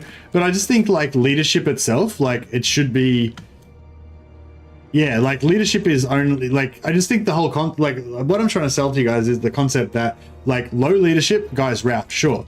And that's a good representation of some of historical battles and everything, right? Because when people have low leadership, they rout. That's fair. And like a good general could make guys, you know, hold the line longer, even if it looks like they might lose. And, you know, so that's a good representation. But I'm saying like there's also lots of historical evidence that generals may, well, I don't know if it's evidence, but there's lots of, you know, like historical records saying that that generals were able to like, you know, pump up their men to make them more effective in combat.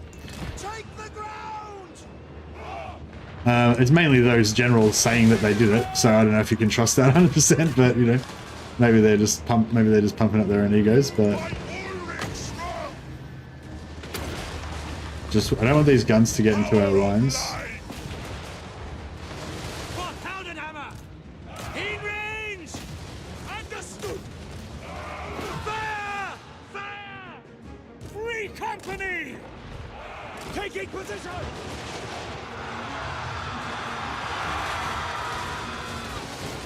Yeah, let's buff a melee attack. Get these knights shredding. Greatsword's gonna finally get some action. They never actually get to fight usually, the greatswords, so that's pretty good.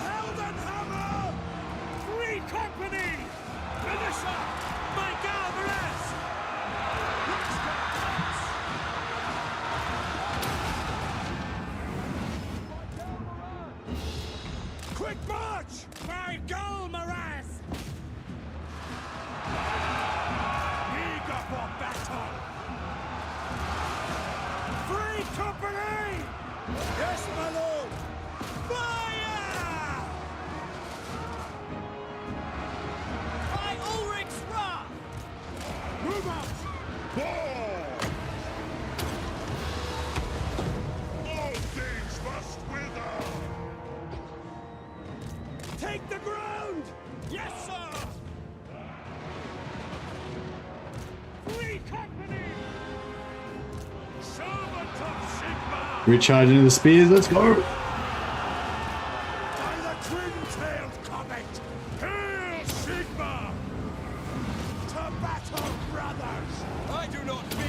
To battle, brothers!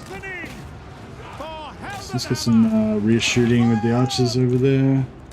They're down, they're down.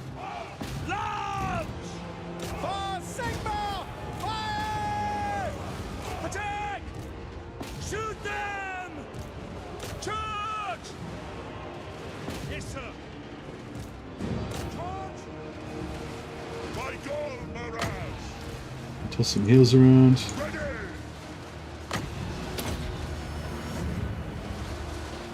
Ranging target! Militia! For Hammer! Very nice.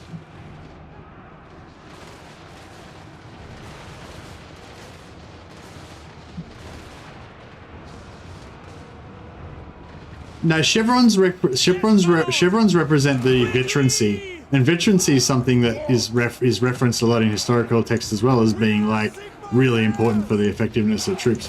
But I'm saying there's like lots of like historical accounts of generals being like great orators and inspiring their troops to perform better in combat than you would expect troops to perform in combat. I don't know if there's ever been like a scientific analysis of whether it actually works or not. Like, you know what I mean? Like, I think like people like might say, oh, he gave a great speech, the boys fought twice as hard. But I don't know if there's actually been any scientific analysis to find out whether it was, you know, scientifically verified that they fought 200% as hard after being inspired. But I'm saying, you know, assuming you believe that is a thing, like I think that's just as valid a thing in terms of leadership. I think inspiring dudes to fight harder is just as valid as inspiring them to hold the line when they otherwise would have run away. You know, I think both of those things are both, you know, representative of leadership, you know. Free company!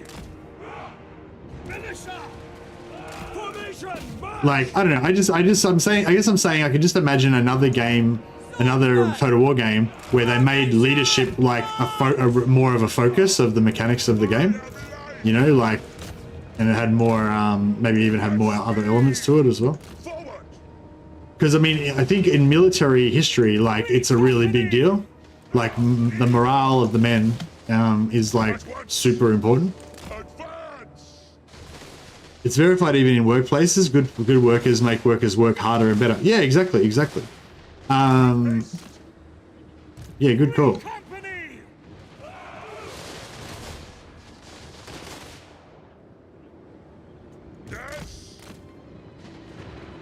There were generals who couldn't pay their men and won 5-to-1 odds. Like, how the fuck did you convince them to do that? Yeah, and going back to that work analogy, it's kind of the same with work as well. Like, I've worked for guys who paid me really shit and there was really bad work conditions, but they could still inspire me to work really hard, you know? And it's just, there's like a thing of like, I don't know, it's kind of like that. I feel like that thing, you know, they say in those war movies and stuff, they always say like, you know, the reason you do it is for, you know, you fight for the man beside you or whatever. Like, that kind of sentiment or whatever. Like, I feel like that kind of applies to work a little bit as well. Like, sometimes some works I've worked at, you know, you get into this kind of culture of like, I don't know, like, that you're, like, that, you know, I don't know, there's something, yeah, I don't know, there's something about, like, I guess pride, I guess that's what I'm talking about. You get, like, a sort of pride in your team or yourself or whatever, like, and so, you know, like, you know that you're better, you know you're really good at your job, and you know that if somebody else had to do the job, they wouldn't be able to do it as well, and, you know, or maybe they wouldn't be able to even succeed because it's such a difficult job or whatever. And like, there's something about that pride that like can be keyed into to motivate men, you know, or motivate people. And like, I've definitely felt that at work as well, where, you know, I might be getting paid shit, I might be getting asked to work in the rain, fucking, you know, at 4 o'clock in the morning or something, you know, but like, there's a certain kind of pride knowing that either no one else could do it or no one else would do it, you know. And yeah, I think there's something like that where generals can kind of tap into that as well in battles sometimes, you know. I still wish I could find that quote. I mean, I'm pretty sure it's a Julius Caesar one, but yeah, they're fighting these guys, and basically he says something along the lines of like, yeah, basically they've got to. I can't remember the scenario, but the scenario was something like basically his troops are like running out of supplies. They haven't got much food or whatever. They have to assault. They're outnumbered like 2-to-1. They have to assault the enemy encampment. They have to assault the enemy position, which is uphill. So yeah, so they're outnumbered, attacking an enemy who's uphill. They've got worse supplies and stuff like that. But they are veterans, right? And he basically says to him, like, don't worry about you being outnumbered. Half of their dudes are like Scythians and, you know, other scum, you know, they're not even Roman legionaries, they're just scum. Don't worry about them, they'll just melt away, you know, they're irrelevant. And the Roman legionaries, like, I think it was Pompey's Roman legionaries, he's like, and these Roman legionaries, you know, these are the same ones that ran from you before. Like, last time we faced them, they ran from you, you know? And so, you know, and so he somehow, like, got these dudes so pumped up that it's like, even though they were outnumbered, like, 2-to-1, undersupplied, attacking up a hill, they were just like, these guys are fucked. They're going to run from you. They're going to be terrified when they see you. And you guys are just such beasts that, you know, that they better run, kind of thing. And like, that's pretty much, yeah. And he won the battle and blah, blah. But I can't remember which battle it was. I keep trying to find it, and I think I don't know. I think maybe I like changed the story a bit in my head, and so that's why I can't find it, because it's like actually different from what I remember it. Bring me to my men. I am Prince and Emperor. Sigmarite Arch-Lector. But anyway, leadership. Oh yeah. Honored to serve. Oh, we could have taken Huggy just then as well. Of the weak. Ready. Servant of the faith. Yeah, I should have taken Huggy just then. That's right. I serve Sigmar. Yeah, we'll wait on that. We'll get a replenishment. That's fine.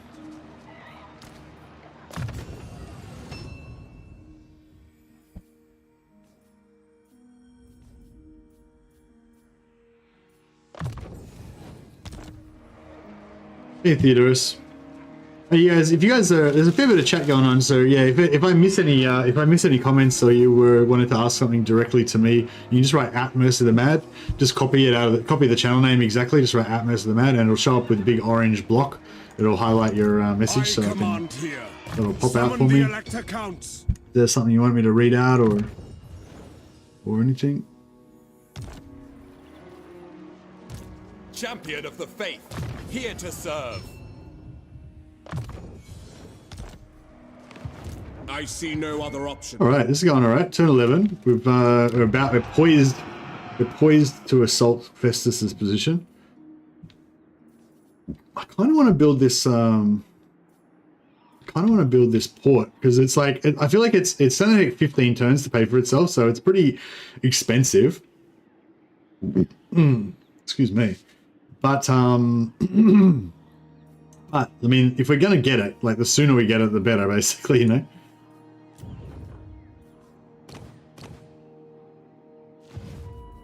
Yeah, I should have built it before while I had all my noble lords here. Screw it, let's do it. Let's get it happening.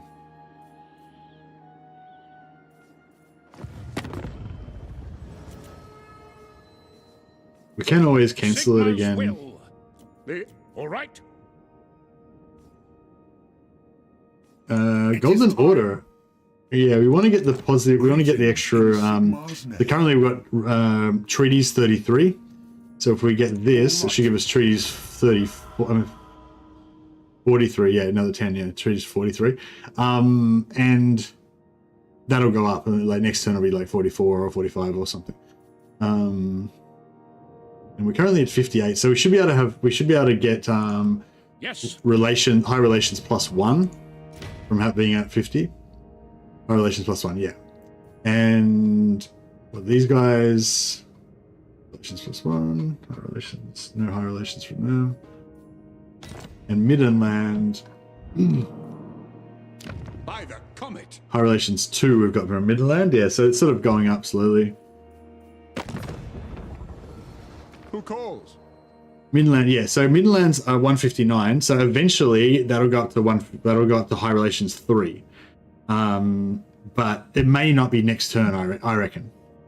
So I reckon 159 is definitely high enough for +3, but it just might take a few turns for it to like kick in. Sigma's will. So we'll see if we can test that hypothesis. So, All right. what? Approach us, friend. Empire's blessings. Yes. By Sigma's will, come in peace.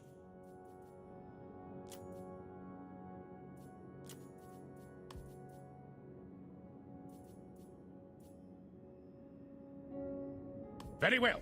Yeah, it looks like Marienburg is about to get taken out.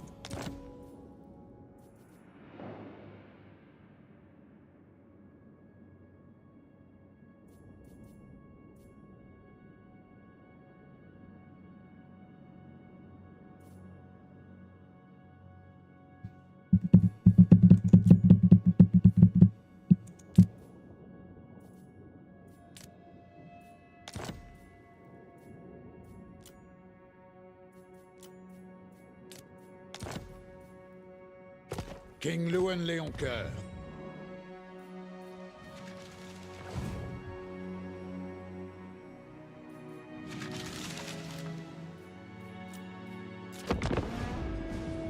Oh, I forgot to build. I was going to build another building there. Get some more income going in, so.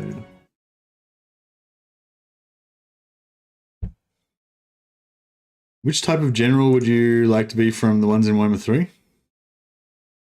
Which type of general would I like to be? Like, in terms of what? In terms of, like, battlefield heroism? Or in terms of me as a real person trying to hide from death?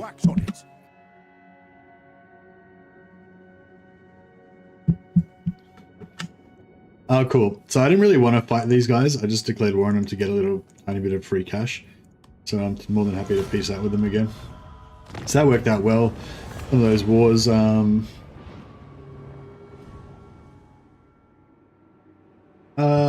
we can sell the prestige because we've got a little bit of extra prestige. So that's cheap for us. And we make 1,000 gold out of it, so that's pretty good. Swap 1,000 prestige for 1,000 gold. And Musion also, that we declared war on for money, they're dead, so we didn't have to face them either. Yeah, we're pretty good. I mean, the Black Pit goblins, we did have to fight them, but it was okay. We ended up doing alright out of it. So I think my little gamble with do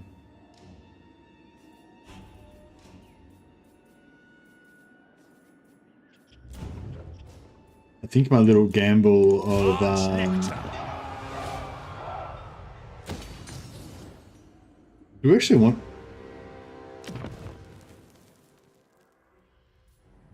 want great swords or captains? Not really. We could probably start hiring some warrior priests though. It's gonna take them a while to catch up to our main army, but we'd get them going.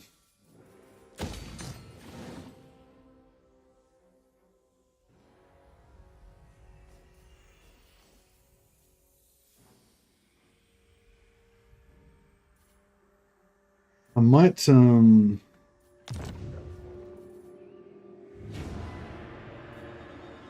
yeah, I might get rid of this growth building. It might be nice to keep it, I guess, for now. What are we getting from that? 30 growth. Yeah, 30 growth is pretty solid at the moment.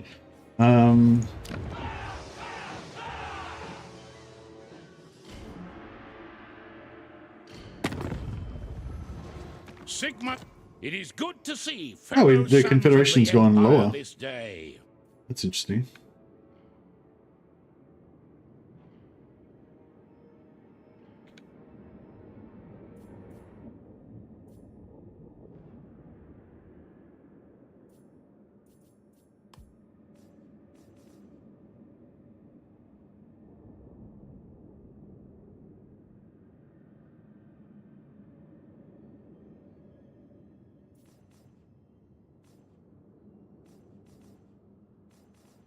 All right.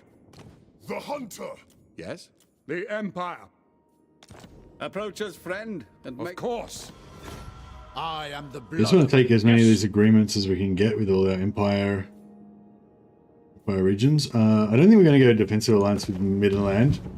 You know, trade and good relations is good, but I mean, Marienburg.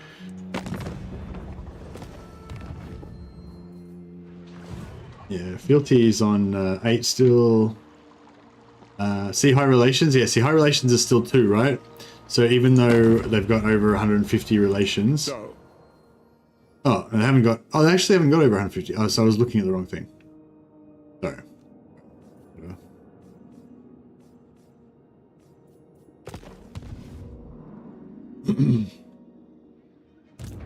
Okay. I'm going to take on Festus. You know what we could do as well, which we probably should have done earlier, is get some. We could get Gottfried and Felix in.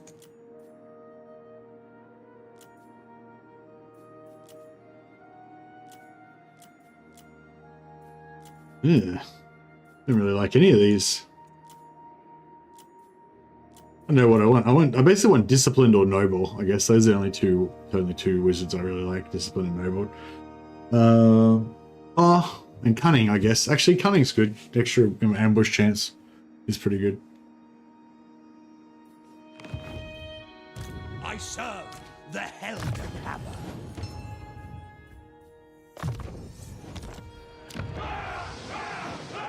True servant of Sigma.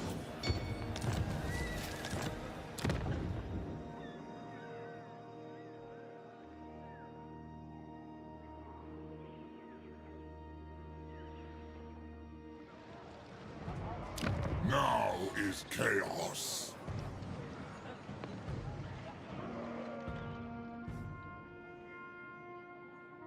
What orders? Bring me to my men. As is my right by My plagues are... What? Welcome. We'll come to Oslin's aid and join win their war against Vistus.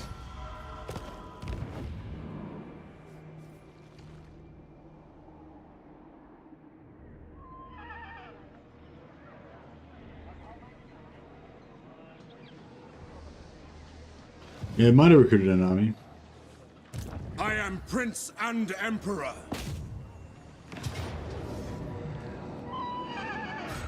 Men, I will fight with you. I'm sort of thinking what we do is we occupy Hergig, but we don't give it back to occupy Hergig, but don't give it back to Hochland yet. And we can use it. That way we can use it as a replenishment base. By Sigmar, I will do anything for Sigmar. And then when we take forward in his name. Your word is my command. I will go. I live to serve the Emperor. I live to serve the Emperor. Praise be to Sigmar, protector of the weak.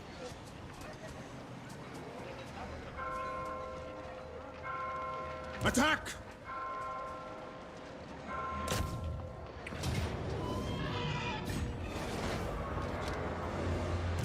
Warrior of Sigmar. I serve the Heldenhammer. Yeah, so if we're going to occupy it, we want to use one of our other lords. Is it time? I kind of wasted a bit of Carl Francis' movement there unnecessarily, but moving off. On march. It's alright. Purge the heretics. Yeah, fight this one safely. Try to shoot them as many as we can.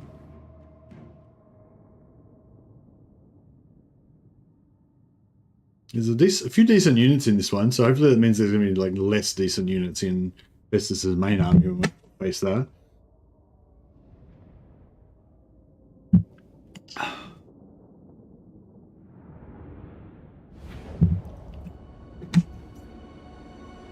Servant of Sigmar.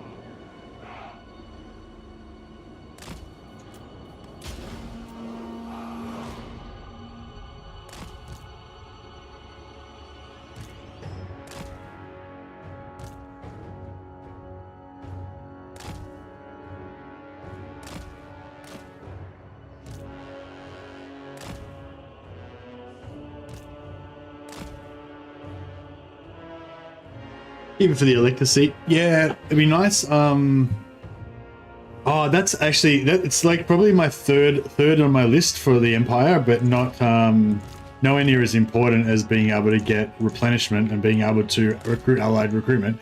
But probably my third thing on my list is for them to reduce the upkeep cost of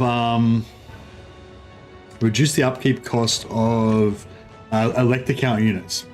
So currently, I feel like elector count units are too expensive. They're probably about, they're nearly double the price that they should be, I think. And so, like, you could argue that they're better than normal units and they're elite and stuff like that, and that's why they're expensive, and that's sort of reasonable. But in game, what it equates to is a lot of people that think the way that I do don't use them. And the reason that I don't use them is because they're not cost efficient. Like, they're way too expensive for the value that they bring to your army. And so, yeah, so basically CA's made all these like super special, super cool units, and they're really cool units. Like, I really like the elector count units. I think they're fucking amazing. But I never use them because they're too expensive. And that hurts me in my heart hole. And so, so I'm really looking forward to them reducing the price of those, hopefully. So that basically you can, whenever you get access to elector count units, you just automatically recruit them because there's just nothing bad about them. They're cheap, they're super powerful, they're great, everything's good about them. I don't want the elector count units to be a trade-off of like, oh yeah, they're kind of good, but they're super expensive. You got to do a trade-off. I don't want it to be a trade-off. I just want to be, because you already only get one of them every 10 turns. There's already a massive like restriction on them, so you don't really need a trade-off as well as this massive 10-turn cooldown on being able to recruit them. That's my opinion anyway. So I just wanted to change it so that yeah, elector count units are just awesome. There's nothing bad about them. There's no trade-off. It's just like every time you get one, you just get it into your army because they're awesome. So yeah, hopefully that's going to be a thing. They said, when I suggested it, they said they would consider it. So yeah, hopefully we'll be in luck.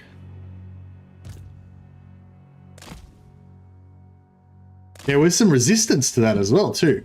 Some of the, well, not resistance, but some other creators, like when I said that, some of the other creators were all like, no, they're fine as they are and shit. It's like, they're not fine, they suck. Well, that is my opinion anyway. And yeah, so I don't know, but hopefully they'll take my suggestion on that one. Elector count shield spearmen are 2 times up as much as the standard. That's too much for just some leadership and some shields and stuff. Yeah, exactly. They're all expensive. Like the Caribou Greatswords, right? Caribou Greatswords were literally my favorite regiment of renown out of all of the Empire. They're the first named unit that I ever heard of when I was like a kid, when I first got into Warhammer. And like I love greatswords, and the Caribou Greatswords are like my favorite unit, right? And yeah, and the Caribou Greatswords in the game are unbreakable, which makes me just love them even more. And they've got their own special color scheme, and they look fucking badass. They've got like an aura that inspires like other dudes around them to fight harder and shit. Like they're like, you know, they're like my dream unit. They're like my favorite unit, and they're put into the game like exactly how I'd wish they would be. But they cost like 500 gold a turn. They cost as much gold as a fucking steam tank. You know what I mean? Like I could hire like 3 other units for the same price. And so it's just, I literally never use them. You know, and I feel like that's like a perfect example of the problem. It's like there's a unit here that I absolutely love. I love everything about them, and I can't use them because they're too expensive. So yeah, so obviously I feel like I mean, maybe not everyone is the same as me. Maybe if you're playing on a lower difficulty or whatever, you don't care about the money. Check the AI is just derping out here. We'll go up and throw some bombs on them and see if that sorts them out. Yeah, maybe not everyone's like me. Maybe if you play on a lower difficulty, the money doesn't bother you as much or whatever. But yeah, like, I wonder if I could time it right and get like a really good, oh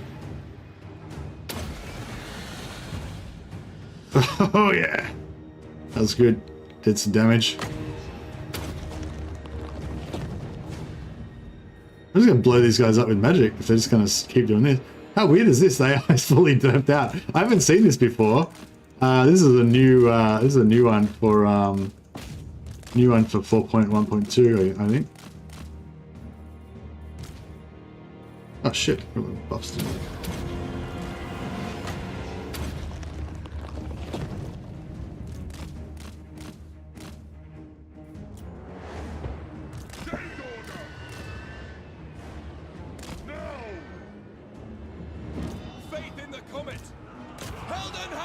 They get cheaper the more seats you have.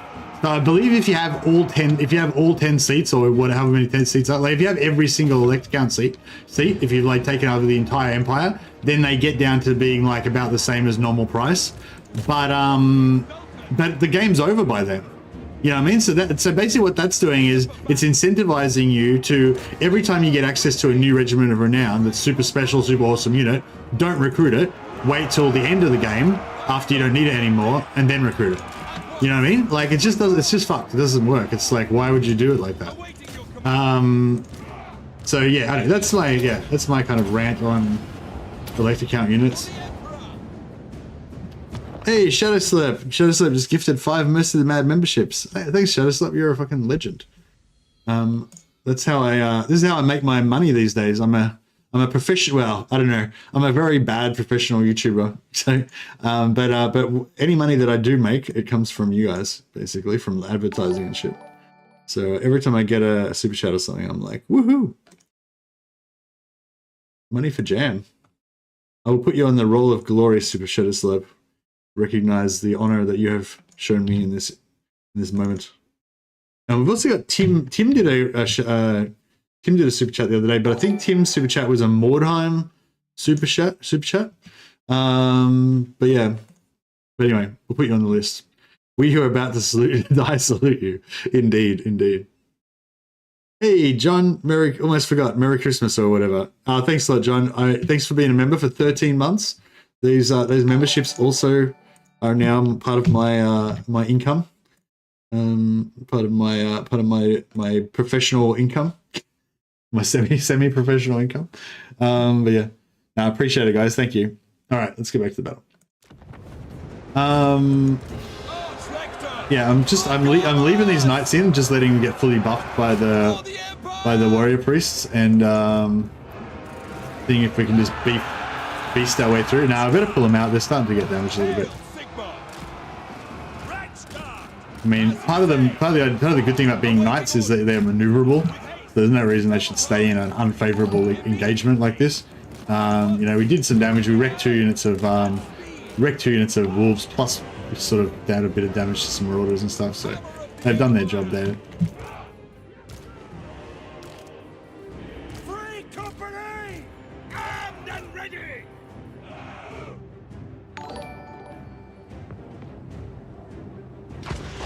By Ulrich's wrath! Hand gunners! Ready! For the Emperor! Yes, General! By Sigmar! Yeah, I really like a lot of the elector troops, but I just never, like I said, I never use them because they're not cost effective. Like, it's just like that's the problem. That's what I don't like about the elector troops, right? Like, if you recruit any of the elector troops, or maybe there's a couple that have got, like, even though they're super expensive, they've got like a edge case kind of a use kind of thing. Like, oh man, there's dogs in the front of our guys is not very good.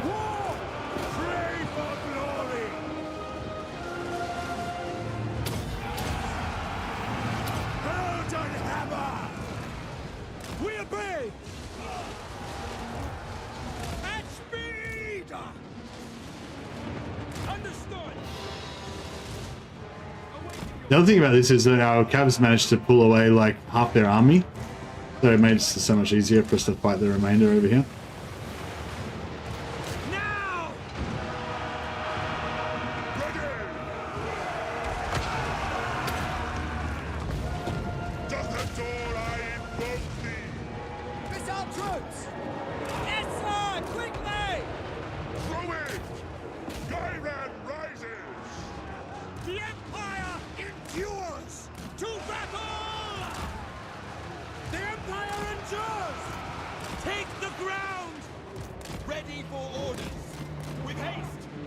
Yeah, the thing I don't like about it is it's sort of like, if you like to play efficiently, then it's like if you recruit any elector count troops, it's like you've made an error. Like, you can do it if you want to just do it for the memes, or you don't give a shit about whether you're playing optimally or not, you know what I mean? But if it's like, if you want to play optimally, then whenever you recruit an elector count unit, you've kind of made a mistake. You know what I mean? And it's like, you don't, like, that sucks. Like, you shouldn't be like making a mistake when you're hiring like one of the coolest units in the game. You know, that's like, I don't know, that's my trick. Anyway, like, sorry, this turned into like a rant, but the whole point of what I was saying is that they might fix it in the next patch. So that's actually good news, right? I mean, it's not 100%, but they did say they would consider it. So, you know, I think they kind of recognized the fact that that's not the intended, you know, if everybody's like me and just doesn't use them, then, which obviously not everyone's like me, but you know, if everyone was like me and just didn't use them, that's obviously not the intended result. For the Emperor!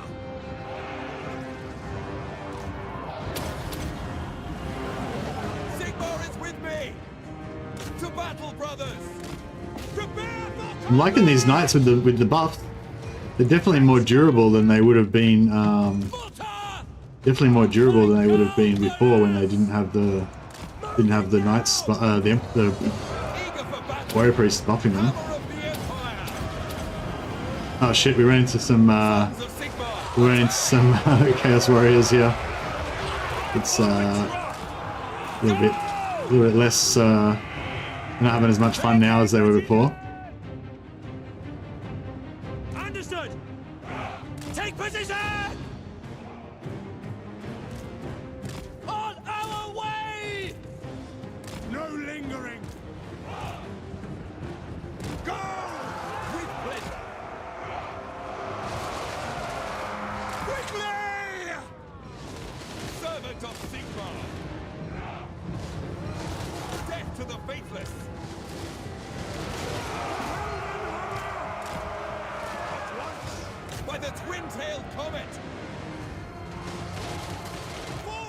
The spear, the swordsmen are going to get wrecked. Crossbows ready, General. Attack! Ready to serve. At speed. Quick march. Take the ground. Ready for orders.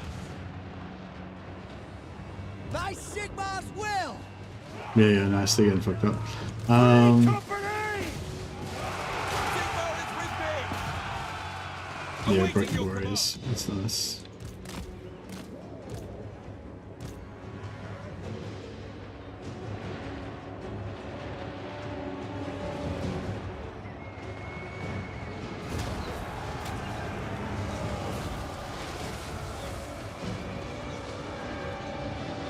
3 company. Yeah, I mean, there's certain edge cases where it's not necessarily a bad decision to take the For Heldenhammer. elector count troops. Like if you're kind of building an army around it or whatever, like just say you get the steam tank, just get the steam tank from Wissenland, even though it's super expensive. I can imagine, you know, you got a steam tank and you got like a healing mage and you somehow like base your whole army around steam tank terror routing units or something, whatever, you know what I mean? Like you could probably get the value out of it because it's like a specifically powerful unit, you know? I think another reason why it's particularly bad for me, but it's not so bad for other people, is because I don't like to wipe out the Empire. Like in the lore, Karl Franz doesn't wipe out all the other elector counts and you know, just take control of their provinces and shit.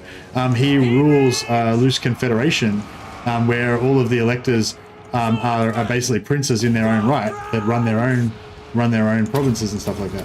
So yeah, so essentially maybe, you know, you're probably intended to just conquer all of the empire really fast, wipe out all the other elector counts, just have paint the whole empire red and just have it like the greater empire of Reichland, and then you can kind of recruit all the electors fine from then on. So I guess I kind of understand where they made the decision based on that, and that's kind of how the game is designed to operate, but that's not how I'm designed to operate. So yeah, I guess in general that's my bigger hope for the Empire, is that they rejig the Empire to be more based around operating the way the Empire is supposed to operate in the lore. And I think that it's a worthwhile endeavor because it's unique, you know what I mean? Like in terms of the game, there's no other faction that relies on keeping a whole bunch of minor factions alive and trying to manage all of these allies, you know what I mean? Like Archaon's got a new mechanic now where Archaon can well, I mean, all the Chaos Warriors really, they can just vassalize heaps of stuff and they have their army of vassals. So they've got their own sort of thing.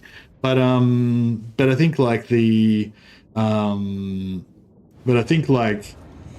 yeah, I think the idea of actually having Karl Franz leveraging, like having multiple allies, recruiting different allied units, like directing his different elector counts to attack different enemies and everything. Like if it was done well, I think that would be really cool and it would be really unique. And I think that is the most lore appropriate way to do it as well. But yeah, in the meantime, I try to kind of play that way anyway, just for roleplay reasons. But it's like, you know,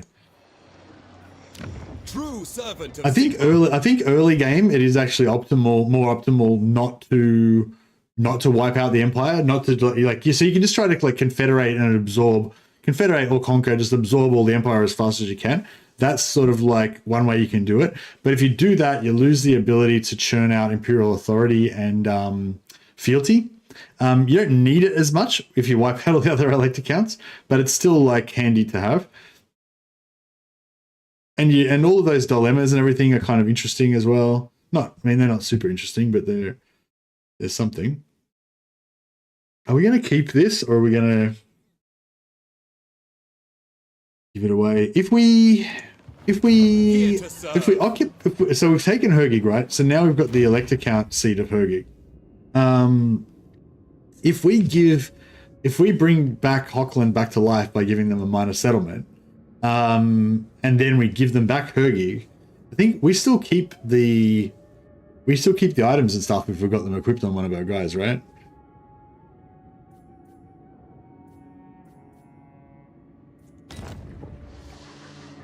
Who's our poison guy? I think he's our highest level. Champion of the faith. Hunting, yeah. Theon Leonardus. Alright, Theon Leonardus shall henceforth be known as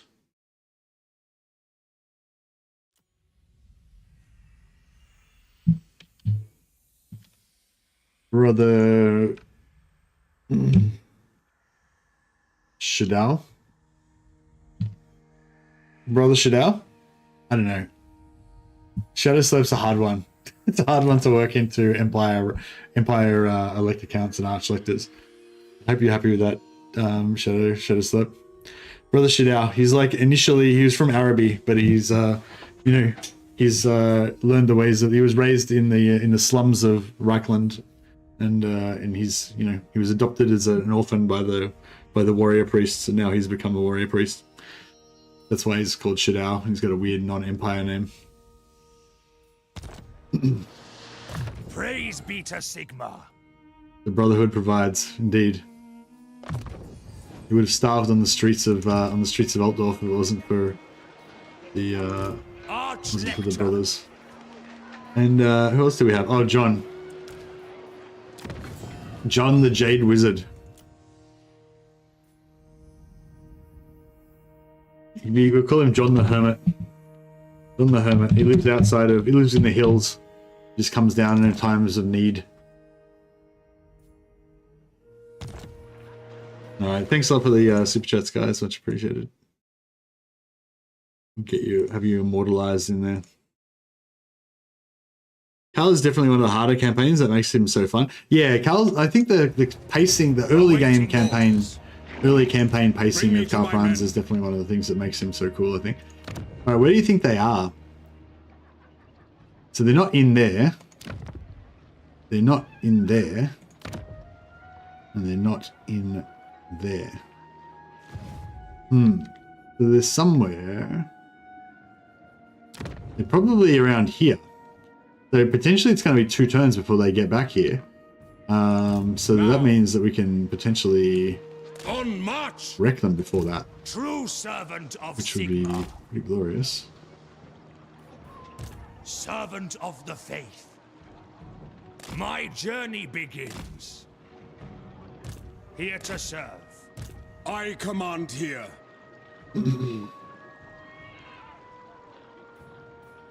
As is my right by Sigmar's crown.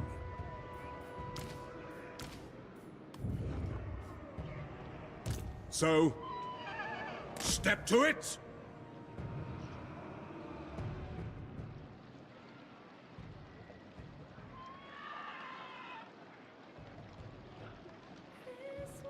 Might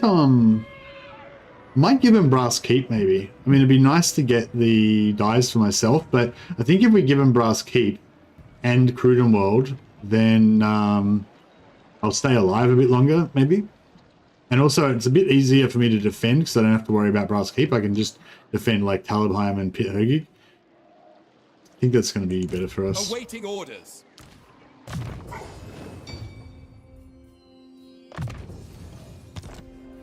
Servant of the faith. I don't think they're here. Like theoretically they could be maybe here and I can't see them or something. But I don't think so. Like, I could take these guys out of here.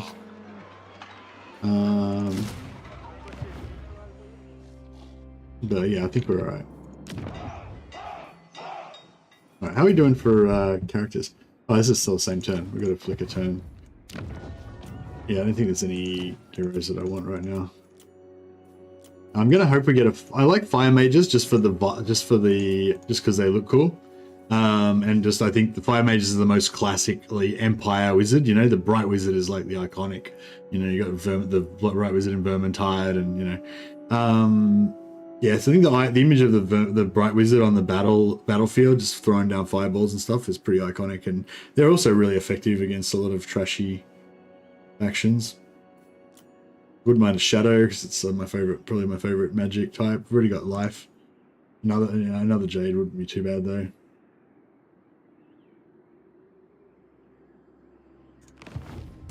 I serve Sigmar.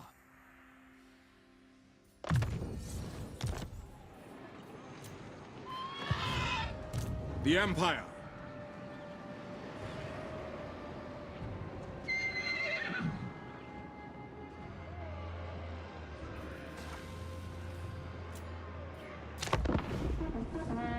All right, see how this works out.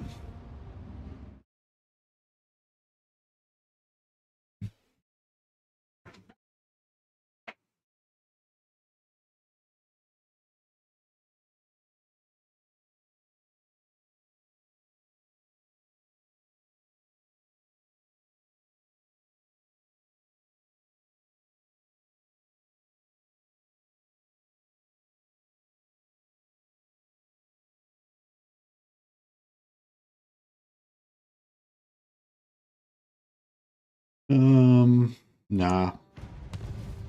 Marienburg seceded from the Empire a while ago. I don't know the full story, but I'm you know, they're not my favorite.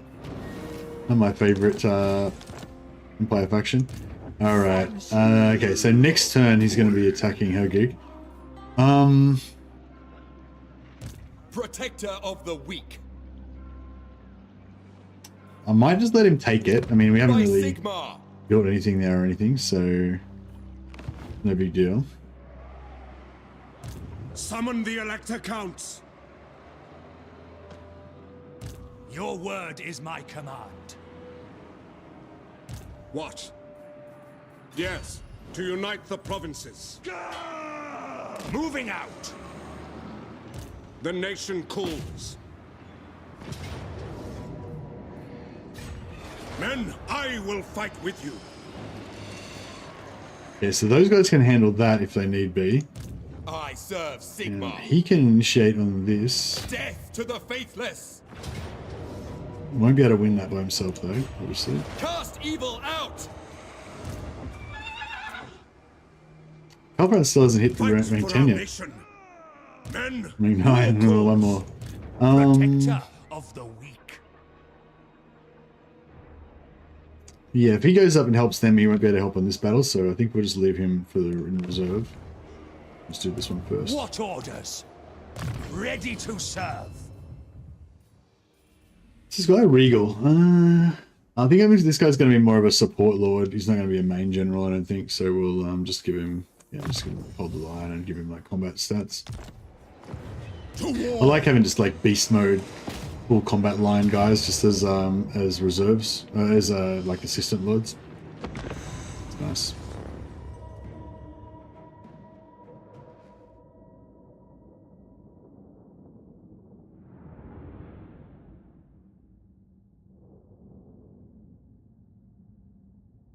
I hope the Empire eventually works like the Holy Roman Empire mechanics in Europa 4.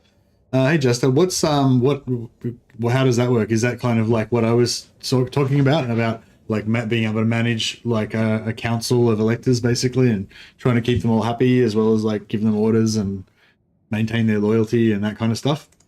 Is it something to do with that, or? Call France. This map. This is my my map I don't like.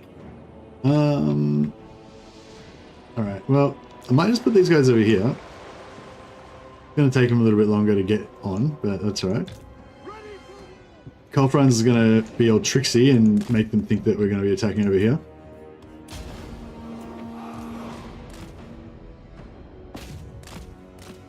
Maybe they knock their door down and knock their doors down.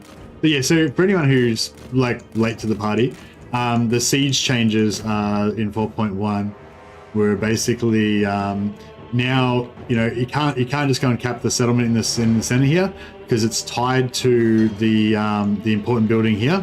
So you've got to occupy this first, and then that unlocks the ability to occupy this and gets victory tickets. If you just go and capture this, you won't get any victory tickets unless you also own this. So they just made it a bit so that it's a lot harder to cheese, it's like stealth cap.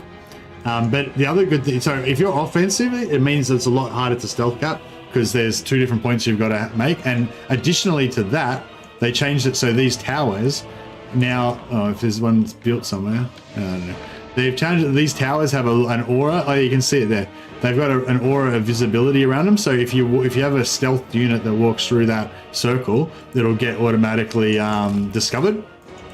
So yeah, so basically they've done those two methods to make it a lot harder to stealth cap stuff. Having said that, you know, you still can use stealth cap tactics to a degree. It's just a lot more challenging now. So that's, I don't know, whatever. I don't know if it's good or bad, but it is what it is. But yeah, so that's on the offense, you know, basically they've reduced the ability to stealth. On the defense, it's actually really good because now, before, like, if you only had a really small force, you might try and hold your city, hold your capital, but then they would just take this point and then you would just lose anyway. Or you might hold this point, but then they just go past and take your capital and you lose anyway. So now you only have to hold either this point or this point, one or the other, and then they can't win unless they push you off the point. So it's a lot. So in terms of defending, it's so much better now. Like it sucked before, like the siege, like, the whole point of sieges is being able to pull your small force back to a highly defensible spot and then hold out, you know? So the fact that like didn't work as a mechanic in the game was like really shit. So now they've actually fixed that pretty much completely. So I think so. So yeah, so that's a really cool change that I'm really happy about.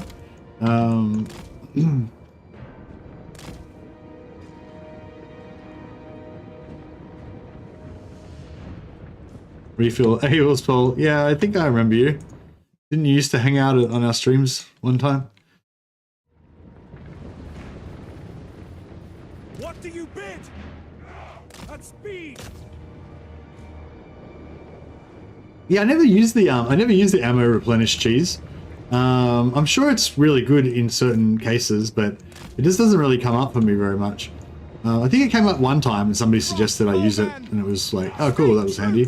But most of the time it's yeah, you don't really, yeah, like you so rarely fight defensive sieges, and when you do, you know, it has to be a pretty good situation, like it has to be a really good setup, like a really good defensive siege for you to be able to actually use up all of your ammo and stuff, you know. Like if they just overrun you, then it doesn't really come into it because you're dead before you use up your ammo. But if you have like one of those really good dwarf sieges where you can just get all the choke points and just obliterate them with volleys of thunderers and stuff, it's like, I can imagine it being pretty good. These guys still haven't redeployed over here. They've got no defenders here yet. Yeah, a little bit. Where's our great swords? In there as well.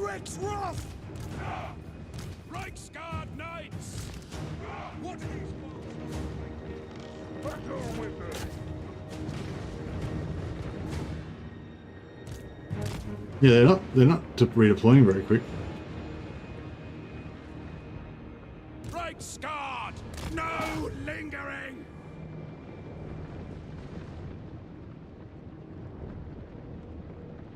Crossbow ready, General! Handgunners!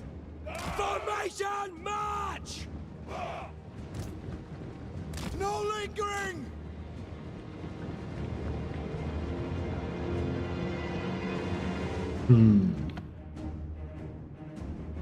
Water! Moving!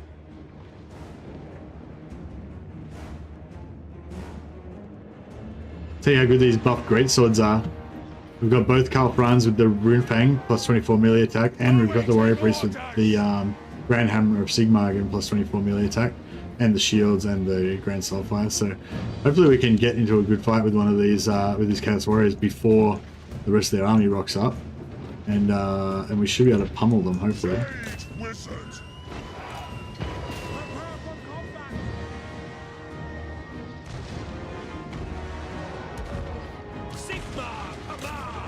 Yeah, that's pretty good. Bring this gate down slowly but surely. So they also increase the wall strength and all that. I haven't really come up against like a really high ranked like a really high level wall yet. So yeah, it'll be interesting to see. Ready for war! Weapons at the ready!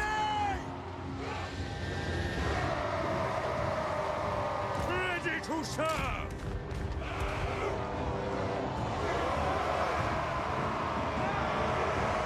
As you say. I want to get these guys to go for a big charge down on these guys, but I don't know if they're gonna... Can we just blow these guys off the wall? Oh yeah, one guy got deleted. He is not getting up. Alright, this I left the charge a bit late. For the Warhammer to battle, brothers! To battle, brothers!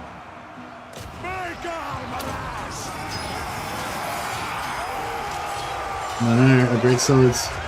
Get up, buddy. You can get up again. Yeah, he got up. He's good. Oh yeah, these great swords are chopping them up. Got a 59 melee attack.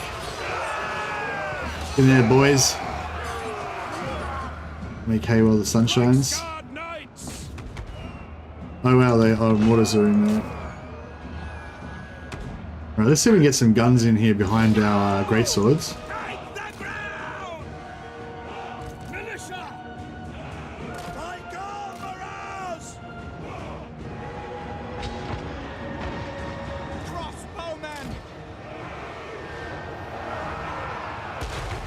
Yeah, great swords are starting to take some damage now.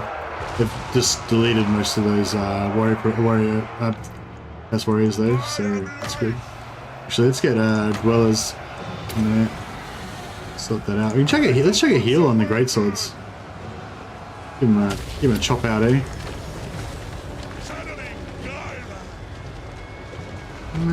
Sort of.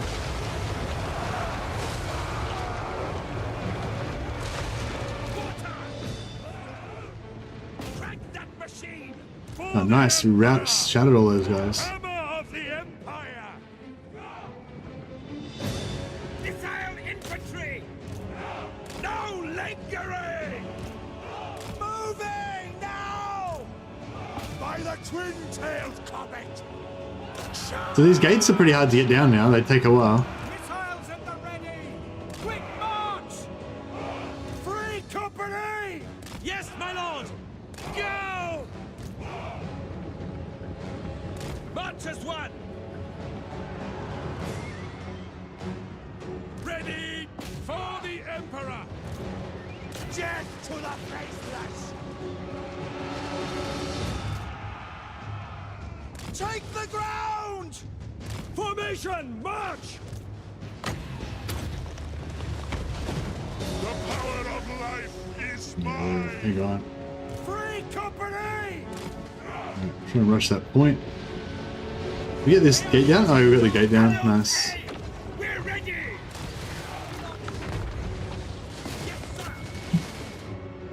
Eager for battle! Right scar! Ah. Faith is my I can probably just cap this point and then they can open the gate and go through.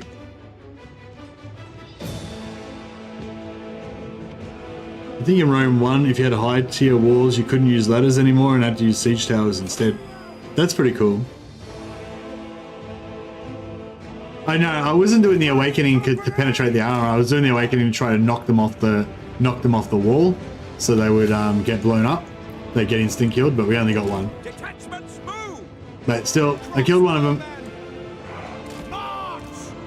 By Gal Maraz! Fire! Taking position! The Empire endures! Through to cannon! We obey! Formation, march! Hand gunners! We are Sigmar's heirs! These handgunners inside of these. Take the ground! Reichsguard knights! Let's just let them have their time. Quick march! Ulrich's wrath on them! I want to see these handgunners obliterate these. Moving now! Formation! March!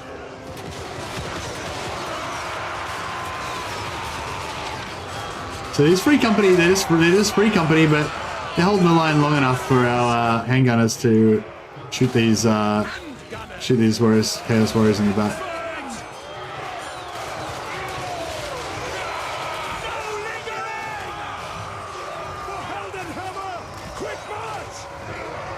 The knights couldn't hold back any longer. The Empire Fair enough. endures. Great march!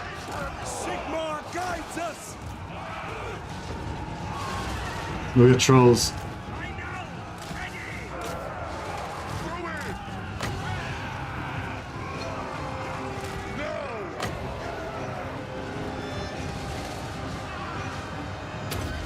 Someone's got a slow on them. Fire! We need guns! Fire! Fire! Nah, they're not firing.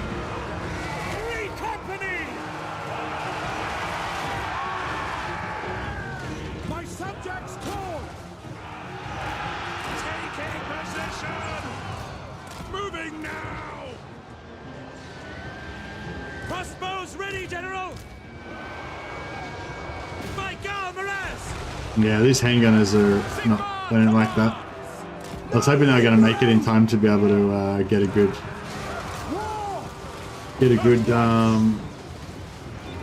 some good shots into them, but those heals aren't going to really work that well in infantry, but yeah, it'll help out Calprans. We obey. Crossbowmen. Sigmar, guide our fire. Sigmar. No! Awaiting your command.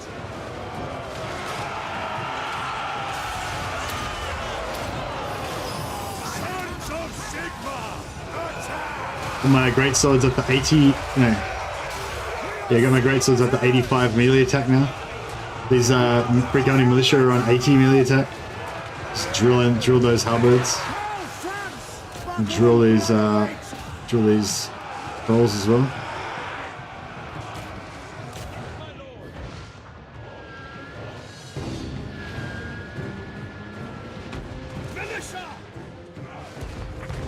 No lingering!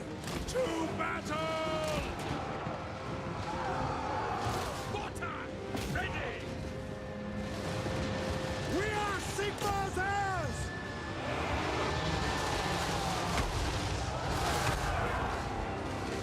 Charge!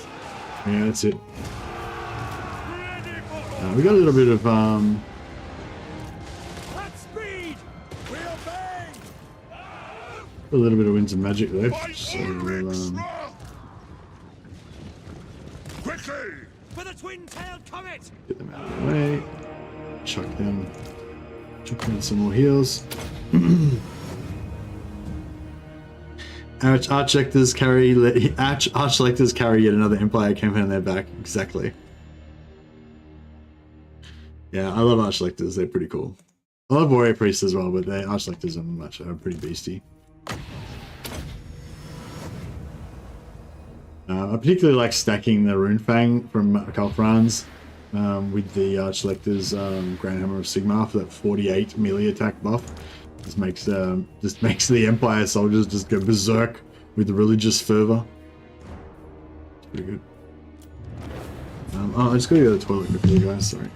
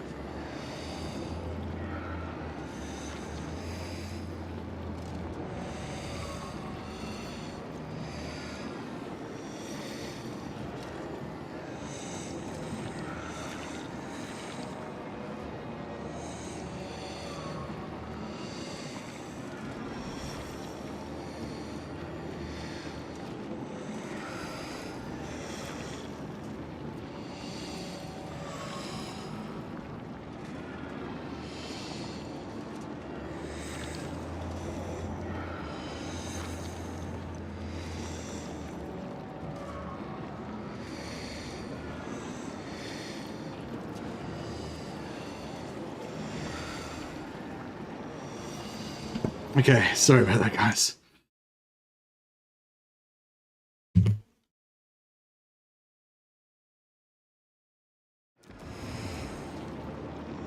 So yeah, normally I keep this for myself because I kind of like the idea of having a little, you know, secure fortress up there. Well, maybe I should just keep it for myself.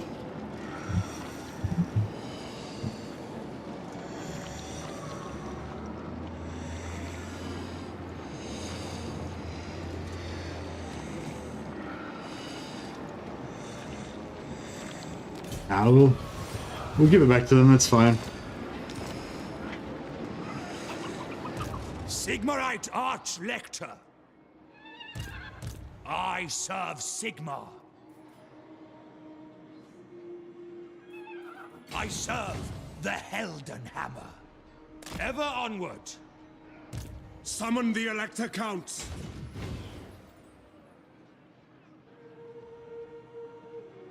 Onwards! Champion of the faith. Death to the faithless! Honored to serve. My journey begins. I shall see to it. Protector of the weak. Oh, Purge the that's cool. heretics! I thought that was going to be out of range for a second.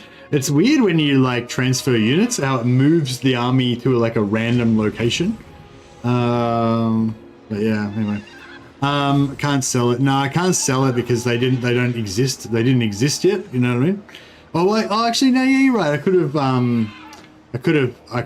taken it and then given this one to like brought him back to life here and then sold it to him from there maybe.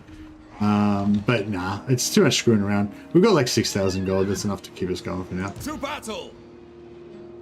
For the But yeah, Emperor! that's definitely a valid. That's definitely a valid option. So yeah, Vasily was saying we could have just occupied that, then given this one back to the elector, then build a barracks there, so it's worth a lot of money. Then potentially sold this. Well, we wouldn't be able to sell it to anybody else. Ideally, you'd sell it to another faction and then force the other faction to give it back to Hochland. But yeah, or we could just sell it to Hochland, get lots of money. But Hochland probably doesn't have that much money anyway. Oh, actually, when a faction gets wiped out and they come back to life, they don't come back to life with the gold that they previously had, do they? Like all the gold that they had when, like, if a faction gets wiped out, they lose all their gold, don't they?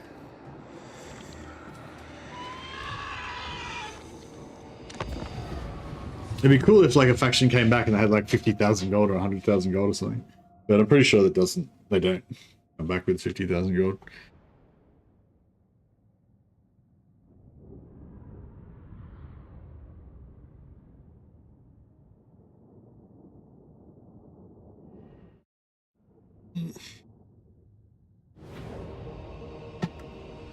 Yeah, for 2,000 it's not really worth it.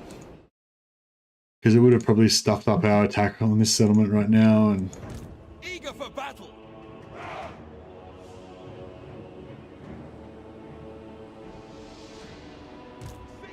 if it was 50,000 gold, it might be worth it.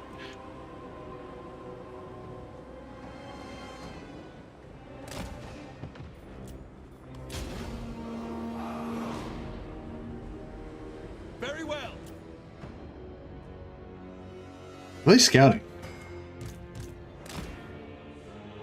Could not be scouting. I don't think they are.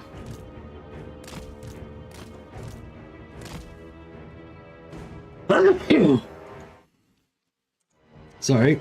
I wonder if there's any chance that Wartales would give me early access.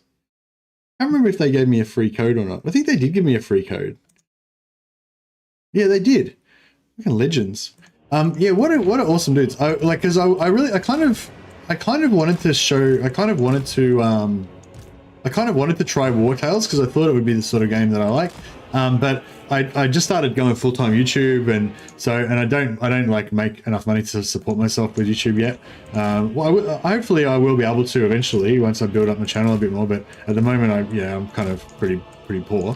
So you know, I thought normally I'm not very fiscally responsible. I don't really need to be because I never spend money on anything, like, so I never really have any financial issues, you know, as long as I've got a job, basically, then I'm all right, you know. But currently I don't have a job, so now that makes it a little bit more, apparently that makes it a little bit more, you got to be a bit more careful with your finances. So long story short, I didn't want to buy War Tales because I thought, oh, it seems like a cool game and I think I would like it, but you know, I probably shouldn't just be buying heaps of random games that, you know, blah, blah. Anyway, so I just reached out to the War Tales dev and said, hey guys, you know, blah, I'd like to trade a game, but blah, blah. And yeah, they sent me a code. So that was really cool.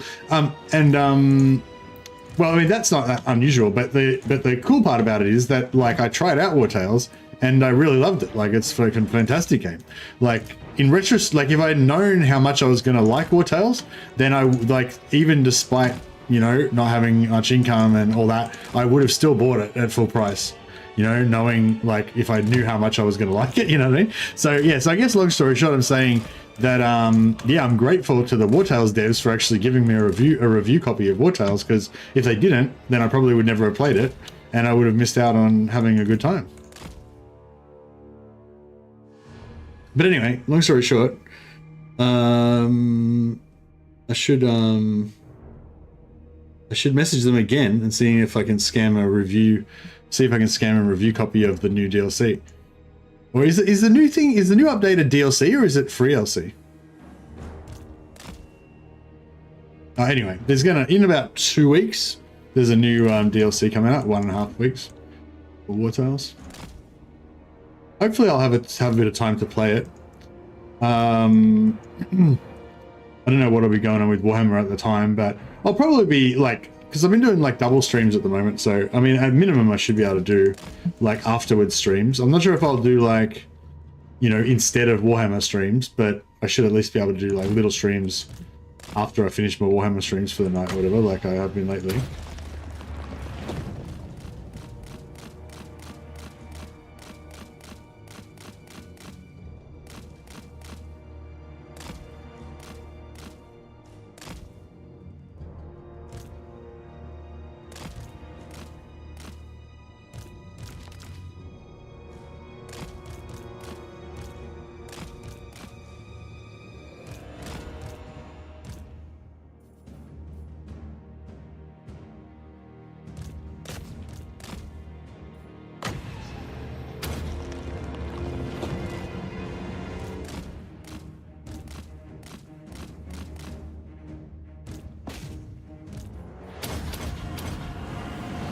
Reichsguard smashing those Marauder Horsemen.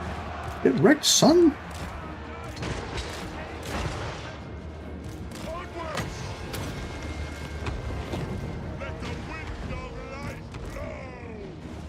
Taking position! Formation, march!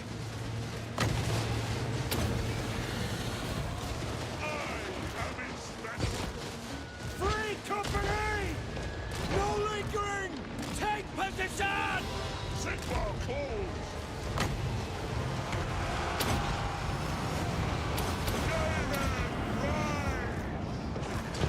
For the Emperor! The Empire endures! Peace, friends! Free company! Handgunners! No lingering! Sigma calls! Take the ground! These cavalry are fun. The Reich's kind of fun with the 2 arch-lectors, just giving them mad buffs. I'll slow these guys down. I'll let them come in a bit further, and we'll slow them down about there. We'll get these double handgunners on them.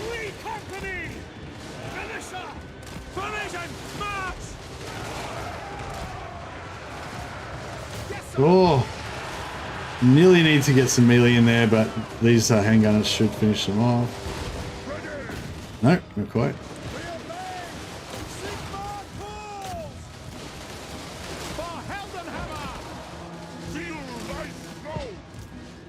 Powder dry! Helden hammer! Free company! Moving now! Comet ready! Quicker! To battle! Take the ground! Sigma exultant!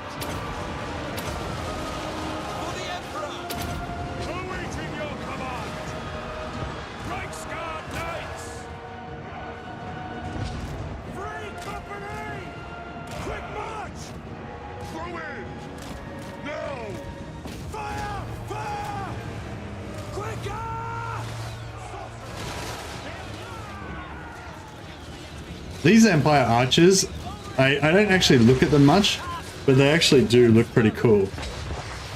They do look pretty Empire-y. Look at chainmail. Look at like chainmail skirts. I didn't even notice that. Interesting. Yeah, they kind of look like they're designed similar to the Free Company, you know, but I don't know. Did you consider dual streaming on Twitch as well? Perhaps it's easier to grow then as well. Yeah, I should look into that, Nilsbert. Yeah, I know some other YouTubers do that. I don't know, I could try it out. I'm a bit worried that it would reduce the experience for you guys, because you'd see, because when you use Restream bot or whatever, it it has like if somebody says something on Twitch, it'll like repost what they say on here with like a little bot message, and vice versa and stuff. So I don't know if that would like make it less, you know, less enjoyable or whatever. Like I don't want to like make the stream for you guys less good and try to get like an extra 3 people watching on Twitch or whatever, you know what I mean? Like a bit like scummy. You're not scummy, like thirsty, you know what I mean? Like a bit desperate, trying to get like fucking a couple extra people on Twitch or whatever. If it's going to detract from the experience from my core audience, which is you guys. But if I could like do it without it, you know, and it doesn't impinge on you guys, then, you know, I guess that's fine.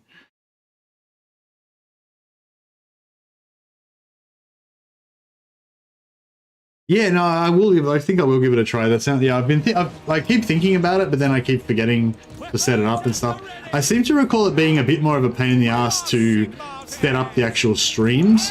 Maybe it's because I don't know how to do it properly, but yeah, it's like the way that I set up my streams normally now is I always pre-schedule them. But I'm not sure if I can do that with Restream. I think I have to just live start it right then. Hey Jesus, all ranks fire for Sigma. Exactly. See, that's the part that can't be understated. Like it's not all about efficiency. It's also about just the joy of seeing your Free Company militia just unloading on people. Yeah, these guys are pretty cool.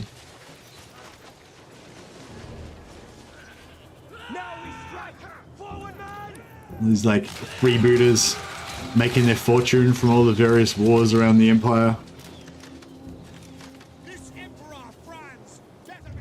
What was he saying about France? He's like, this Emperor France, and he was about to talk shit about the Emperor.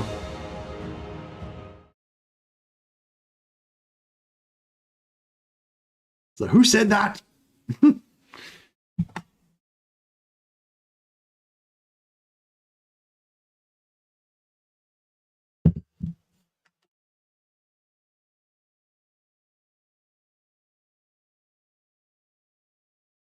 This Emperor of France better be worth it. Oh, is that what they say?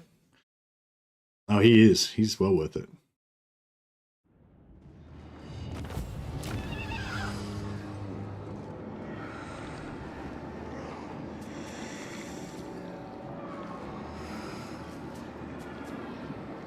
If we return it to the Elector, do you get an Imperial Authority as well?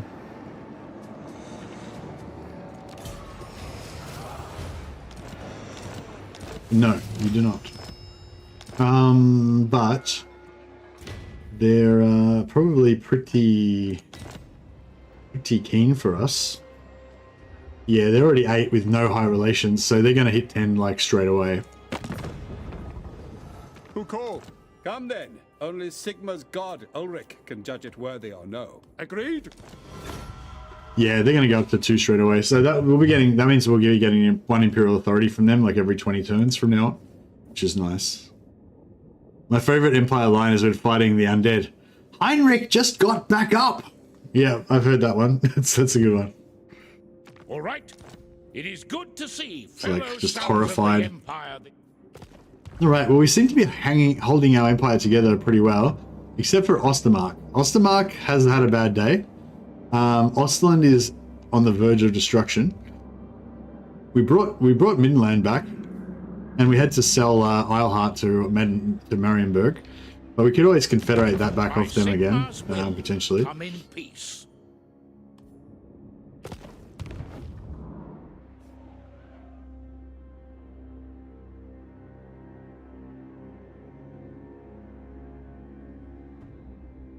Yeah, we'll try and take Middenland. With you up, fuckware. I command here. Honored to serve. Protector of... Do you reckon that he'll be able to take out Alaric from there?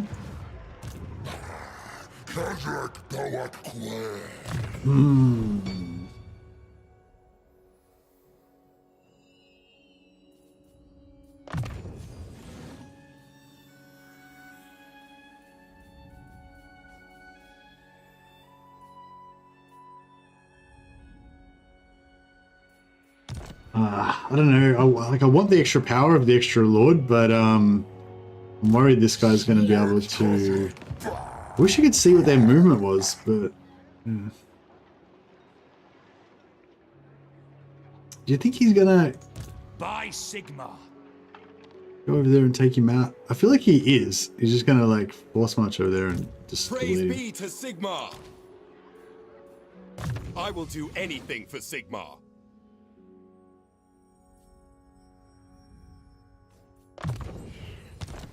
Well, it's just if we leave him there and he gets attacked by a Kazrak, then we lose a level 8 guy. But if we respec him out, then we lose a level 8 guy for 3 turns. So it's either you know, like in the short term, it's just as bad. If I disband him, it's just as bad. I've not got him in combat, you know. But in the long term, like we would get him back. But I don't know. I'm not really that worried if we lose him. Elector. But I mean, if it's like 100% chance of losing him, then obviously I should just disband him because there's no point keeping him there if he's definitely going to die. I don't know. I feel like he's probably is in range, but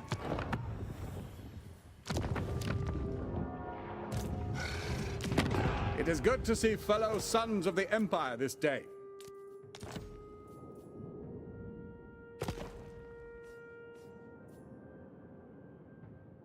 oh, you know what we could do? We could give Hockland back to Hockland. They'll probably lose it again later anyway, so it's not that big of a deal. Who did I make? I didn't make anyone the elector count. I was going to make Brother Shadao the elector count of Hockland. Hockland Runefang, yeah, nice.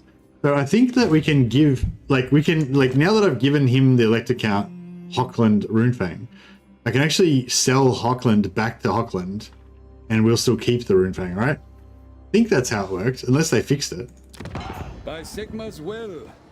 Should have built a barracks in Hergig. A bit late now. Approach us, friend, and make your offer.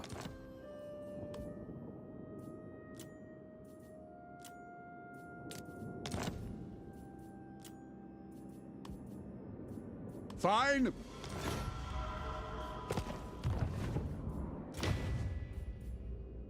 Yeah, he's the elector again. Brother Shadao. Yeah, Brother Shadao still keeps Goblin Bane. Nice. And what orders? no, I don't have any ability to.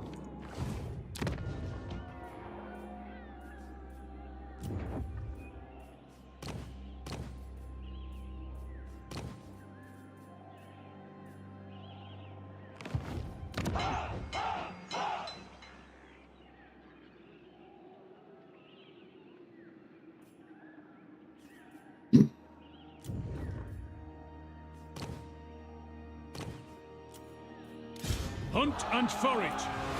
Yeah, we still keep the Gundam and Shellfire recruitment. That's cool, yeah. I thought that's how it worked, yeah. So we sort of like still keep because we sold it to him, it sort of bugs it out, and we still get to keep the elector seat, even though we haven't got the elector seat somehow. So yeah, that's cool. I wonder if we actually get the discount as well. Probably not. Maybe not. Actually, we can see if we go into Brother Shadao. Has he still got the... No, he doesn't have the trait. He doesn't have the trait of being the elector count. So we probably don't have the discount, but that's alright. Bring me to my men. What orders?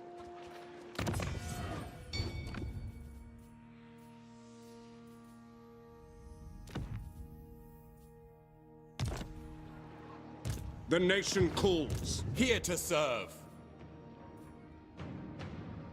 Your word is my command. True servant of Sigmar.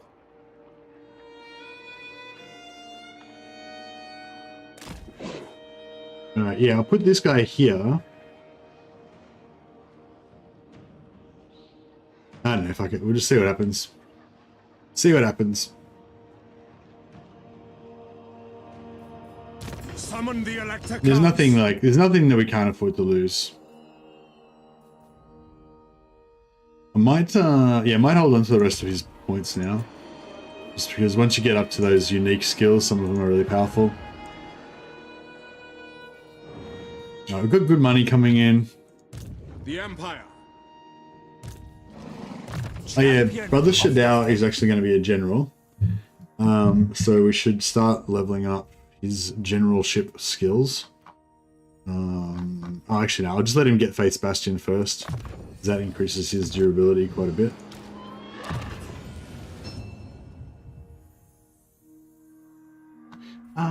We don't really need to overcast anything. Yeah, you don't overcast dwellers, do you? 4 damage per second for 15 seconds.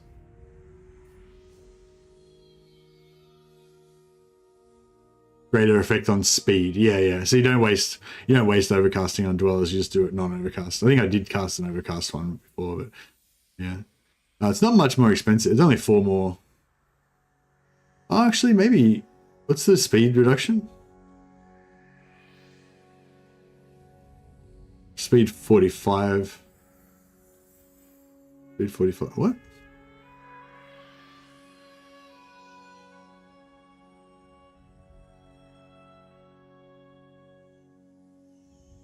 Oh, 25% reduction on speed normally.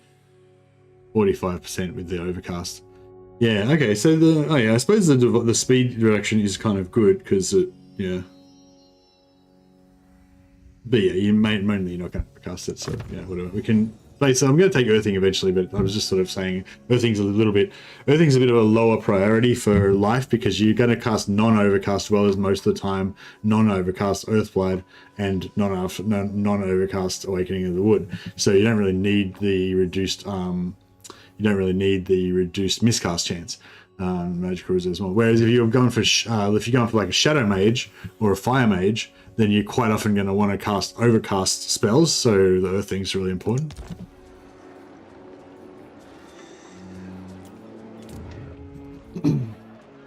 Is my thinking. Oh, I just recruited that Lord for no reason and I forgot to disband him. That's alright, a little bit extra supply lines penalty. Stupidity, 500 gold stupidity tax for Mercy this time.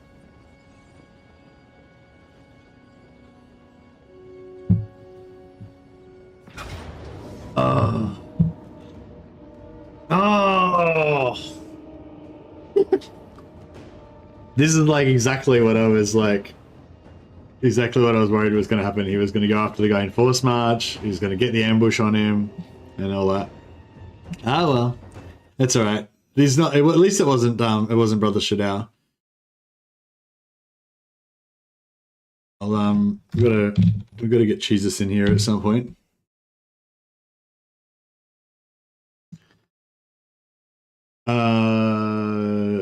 Yeah, I mean, I could fight it so that we could, I could fight it so that we could just see him die gloriously in combat, but I'll spare us that. The good thing about it though is that hopefully that means that he's out of position now, and maybe even we can see him. Probably not, but nope, we cannot see him.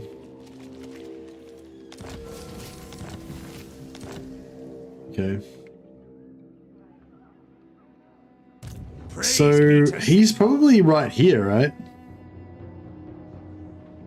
True servant of Sigmar. Oh, he fucked me. This is why Lightning Strike is good, right? It's good for pushing enemy units around. So this guy was in a camp stance, which I went to great efforts to make sure he went into a camp stance. And then, excuse me, and he was in camp stance, and then he lightning strike that other guy, killed him, but also because this guy was in reinforcement range, even though the lightning strike excluded him from the battle, he still retreats, which pushed him out of reinforcement, pushed him out of in camp stance and made me take attrition. So that was pretty sucky. I see no other option.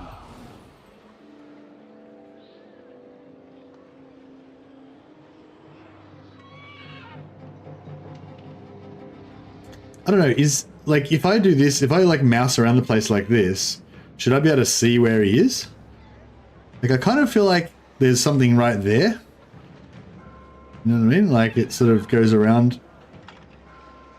I don't know, I can actually... No, there isn't anything there. I don't know, do you reckon, where the fuck is he? God damn it.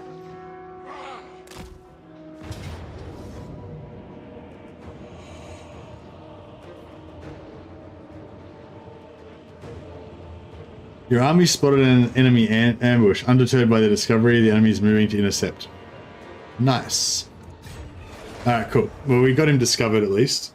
Oh, what the fuck? How did we not discover him? Like, we just discovered him. He just... What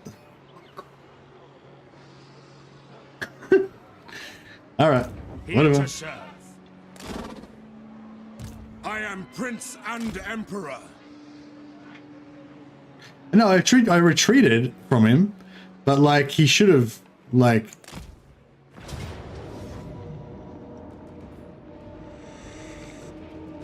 I don't get how, what, but I'm in range. Okay, I don't care. Whatever, let's do it.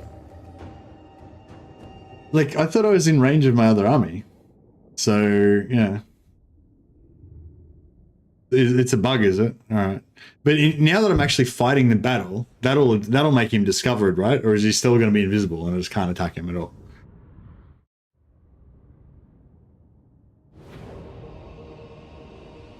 How am I going to kill him? It's like half front.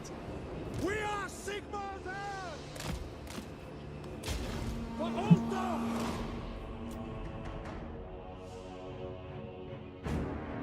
Alright, but hopefully this will make him... Beastmen aren't discovered until they leave in camp stand, so you discover him at the start of your turn. Oh, so even after this battle, he's still not going to be discovered.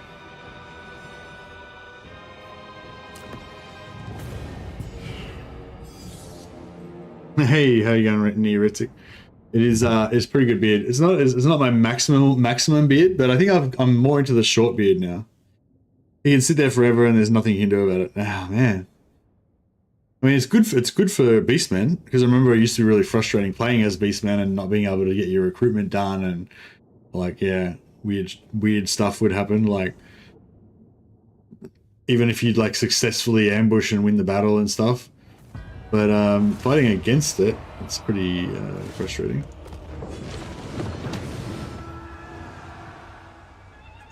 Praise be to Sigmar. All right, well, fuck it. I'm just gonna kill his settlement then.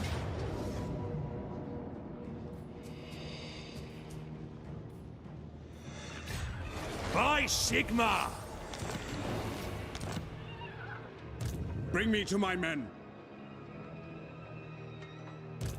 Praise be to Sigmar. I will go.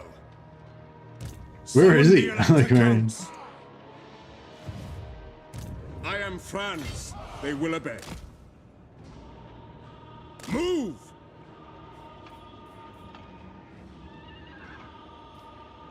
I see no other option. Sigmar is with us. I command here. I am Prince and Emperor.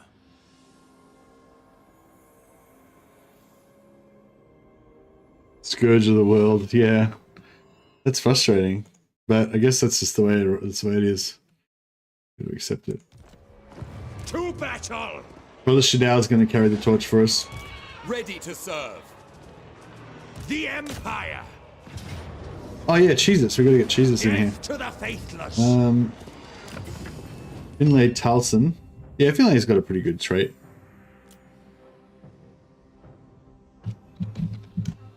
We call him Brother Duchessus. Brother Duchessus. He's like a Bretonnian lord that realized the heretical error of his ways in worshipping the Lady of the Lake, and he's come to the true light of the Sigmarite god, the god of Sigma. I mean, Sigma, the god king. All right, let's fight this battle so that we can brutally violate these beastmen to punish them for Kazrak.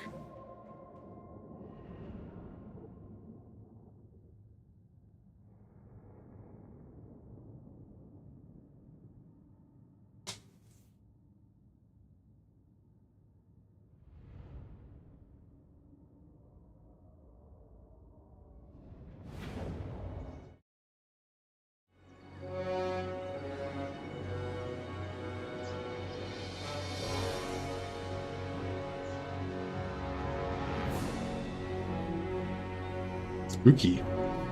We're in the spooky heart of the Beastmen.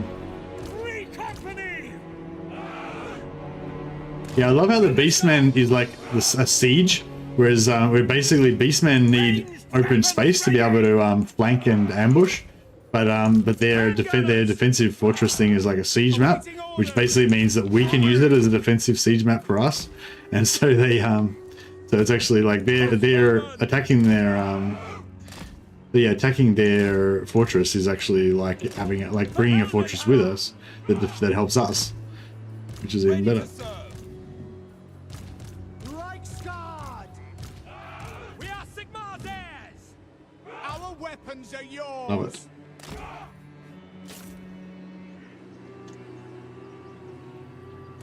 Faith in the comet.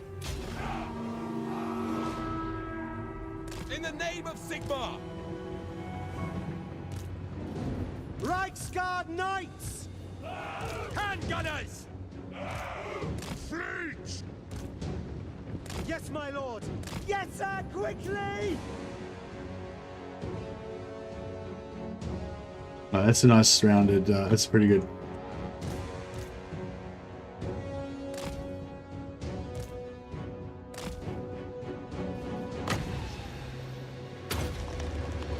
Oh, good dodge, pretty good dodge.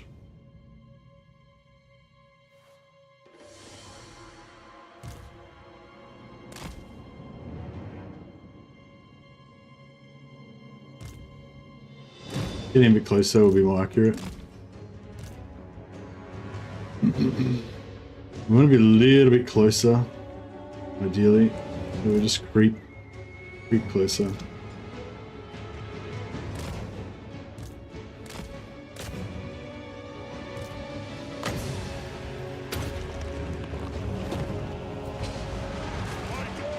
Oh shit! Spears.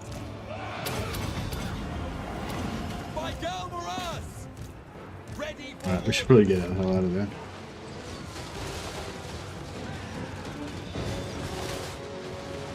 Quickly! Let the wind of life blow! Free company!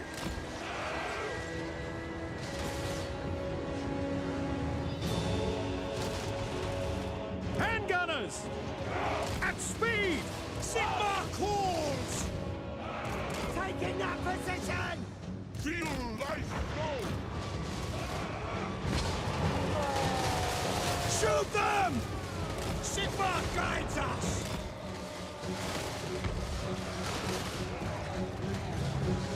For the twin-tailed comet!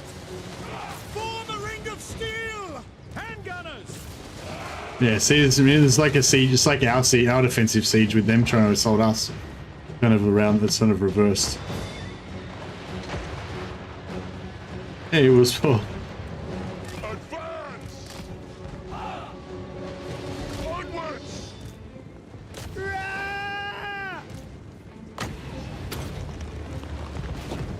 Channeling Gaia!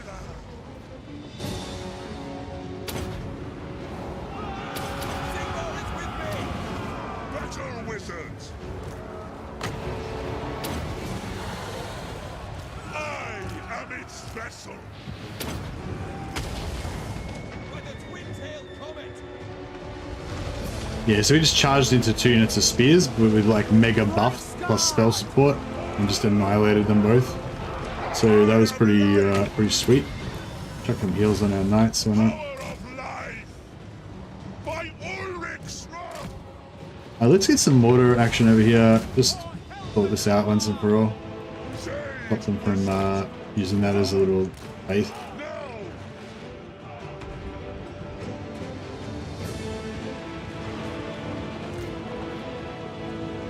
Winds are still up.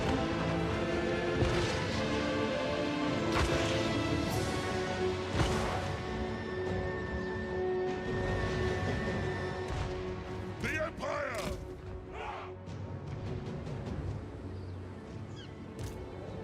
Quickly! Sigmar guides us! Great swords! At speed! Servant of Sigmar! Reichsguard! Moving now! Awaiting orders!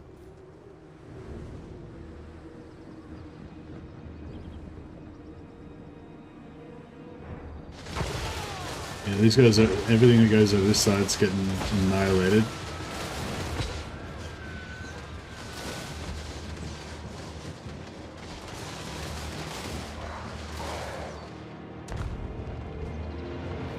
Awaiting your command! Reichsguard Knights!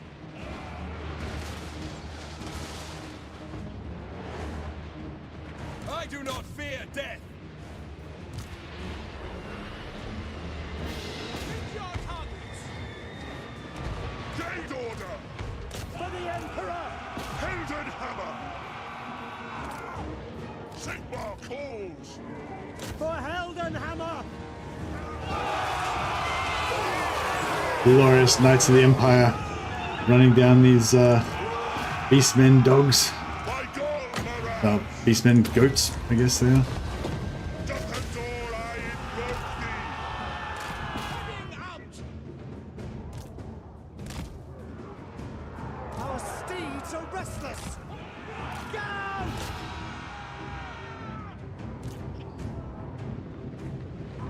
Any idea how to get rid of the changeling?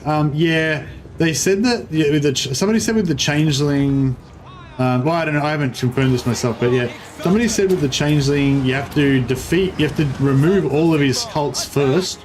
So if all of his cults are gone off the map, and then you kill his last army, then that's supposed to get rid of him. But I haven't had anyone confirm that that actually works. But Reichsguard Knights!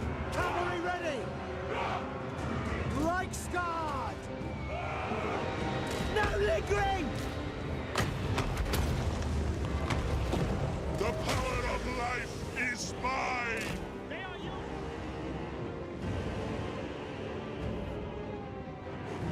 Take the ground! I was gonna cap some points and whatever. But oh yeah, there's some Quick dudes there that need to get wrecked. Gairan calls! Eager for battle! Let's go, boys! Charge! For the Emperor!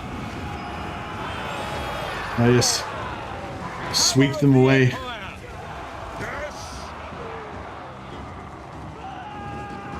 Yeah, I'm loving that. I'm loving those cavalry, super buff arch elector cavalry charges. They're nice. Reichsguard!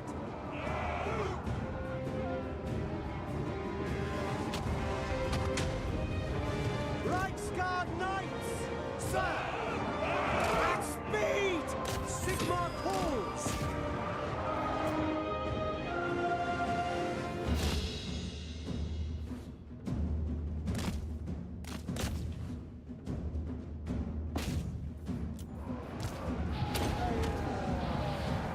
Pray for glory! No, I dropped that in the wrong spot. That's all right. Ready for orders!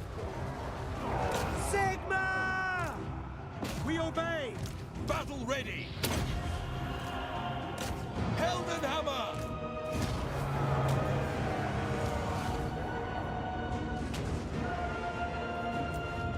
All right, nice. Now, should I give it back to him or should I? Yeah, if I give it back to him, I think then we'll be able to, we'll get Yeah, but give it back to him, we'll get Confederation with him straight away, won't we? Pretty much.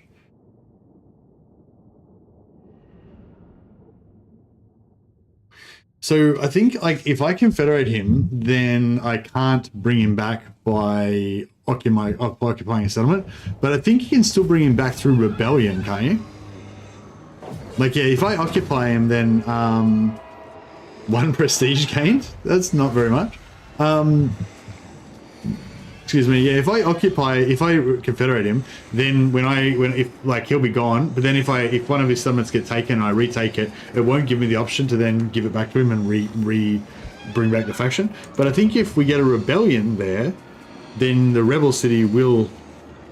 Yeah, rebel city will give me the option to bring him back to life. I think. Well, it'll make Midland rebels. Pretty sure. Yeah, so he's now got 10 fealty with us. So hopefully next turn we'll get the Confederation with Midland.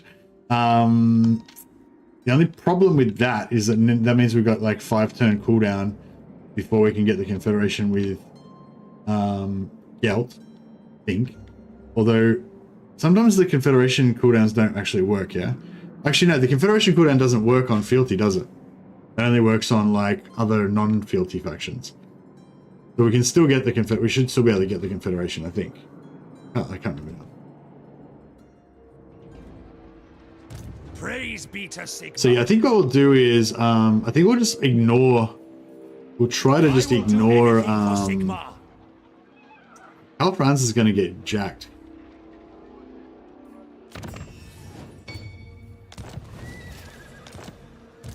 True servant of Sigmar. Champion of the faith. All right, I'm gonna just ban Cal France, unfortunately. And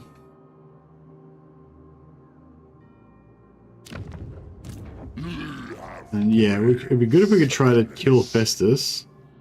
I mean, he's only got 1 settlement left now, but he's not at war with anybody.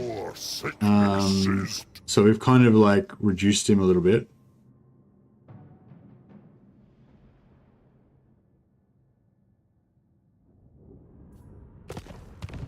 Dilemmas do not care about cooldowns. Yeah, no, -1 fealty is still, you know, fine. No problem. We can handle that. And we can get more fealty. Plenty of fealty where that came from.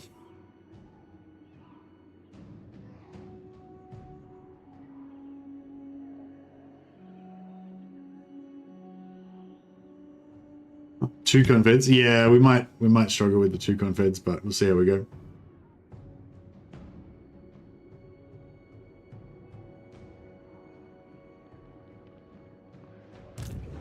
Champion of the faith. Protector of the might need some more. Yeah, Vlad's starting to go pretty ham. So we definitely need to make Vlad destruction a priority.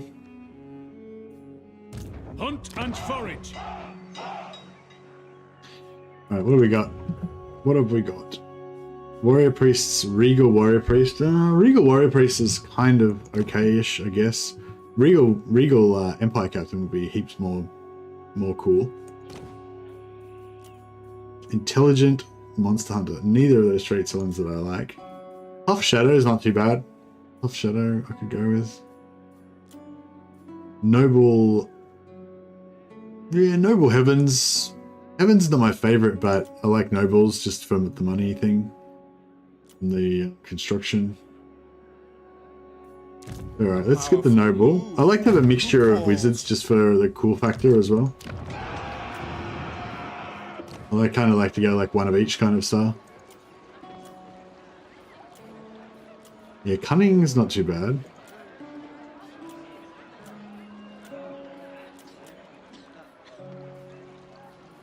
Yeah, I think I'll just go for the tough maybe.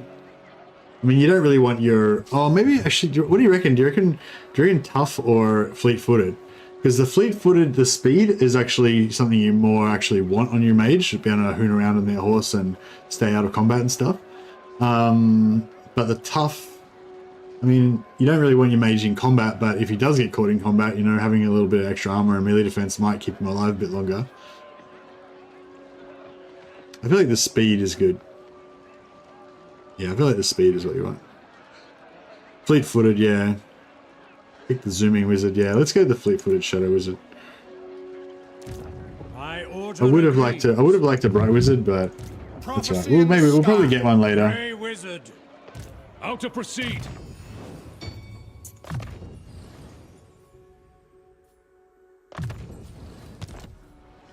Huntsman General.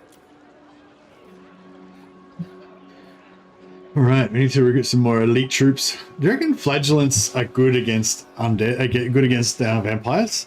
I feel like flagellants aren't really that good against anything. They're not really good for any reason, for any purpose. I mean, it's sort of good having stuff that doesn't break, but yeah, I don't know. I mean,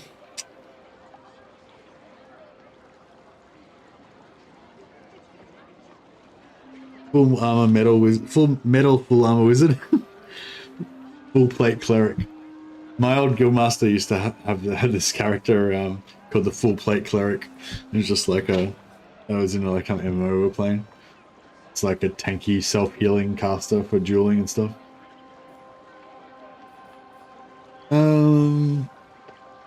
Flagellants look cool. That is true. That is true. That's not to be overlooked. I don't know, but I mean, maybe some spearmen with shields are better because they've got some like they're the ultimate zombie counter unit. Yeah, but zombies cost like 25 gold and flagellants cost 168 gold, so it's just not really.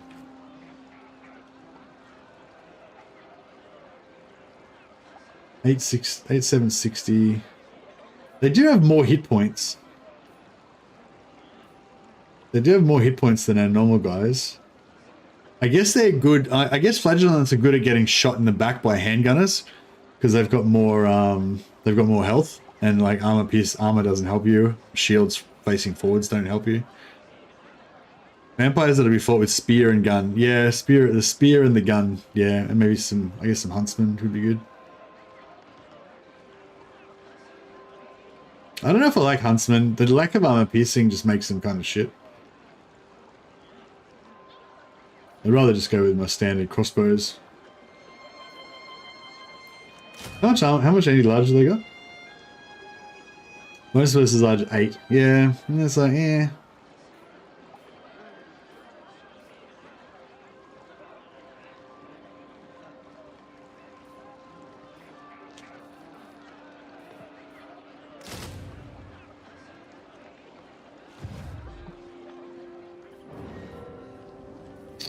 Huntsmen are good at murdering Vargeis and Vargals. Yes, I guess, but I feel like Free Company Militia are pretty good at that too. If you can get somebody to pin them down.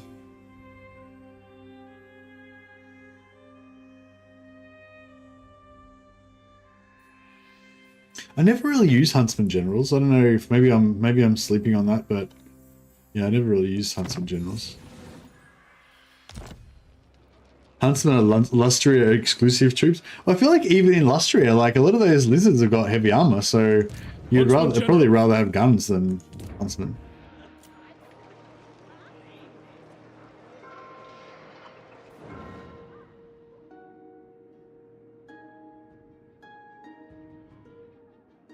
Yeah, you just want guns to kill the heroes. Yeah, true.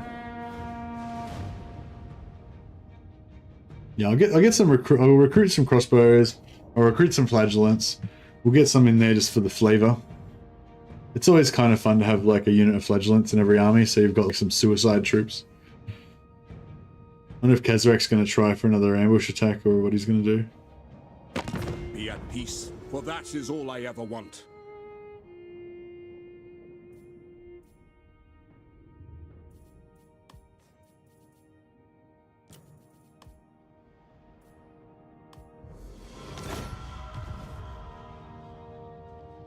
Huntsman Generals are good. Yeah, what do you like about them?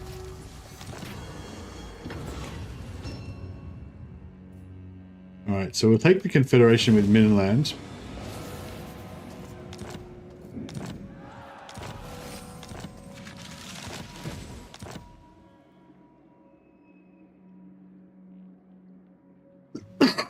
They're pretty good for crap stacking archers with.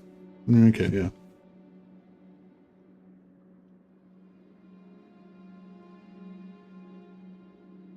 Flagellants are good as a unit because you don't care about losing them because they're shit anyway. That's their strength. That's right. That's the very strength of the flagellant is how crap they are.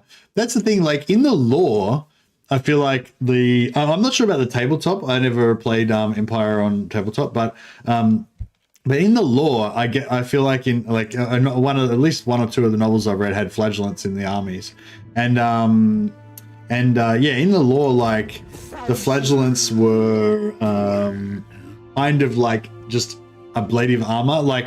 You know, they just like, they'd kind of be there. They just do whatever they're going to do. The Empire generals wouldn't really necessarily have a good control over them. They'd probably all just die. Like they'd probably charge early and the enemy would just slaughter them, but they'd like tire them out a little bit. And like, that's pretty much the role of the flagellants. Like they had basically no tactical application at all. Like, it's just like you have the Empire army, then you have a bunch of flagellants. The battle will start, the flagellants will charge straight into battle and all die, and then the battle will begin. Like that was pretty much the job of the flagellants. So yeah, so I don't know if that's how they work in the tabletop, but in the one novel I read, they were pretty much not very important. Huntsman General. They weren't very important units. Oh, we got disciplined warrior priest. That was worth the wait. Yes, son of Sigmar. I am gone. Is it time? On then. Right, so we actually inherited a pretty solid army with Codbringer. That's good. Stinking.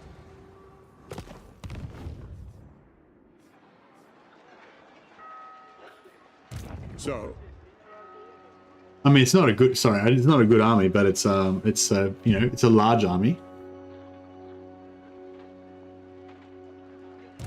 ready. To the provinces. Ever vigilant.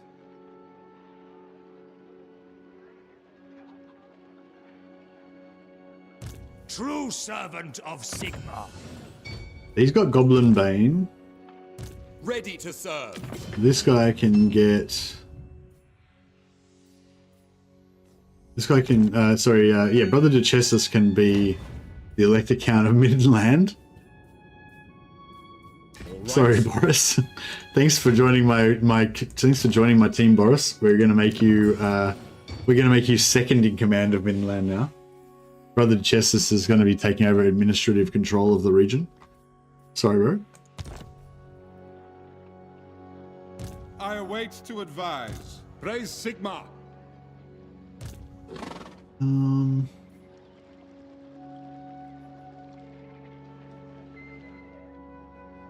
Yes, my lord. We march.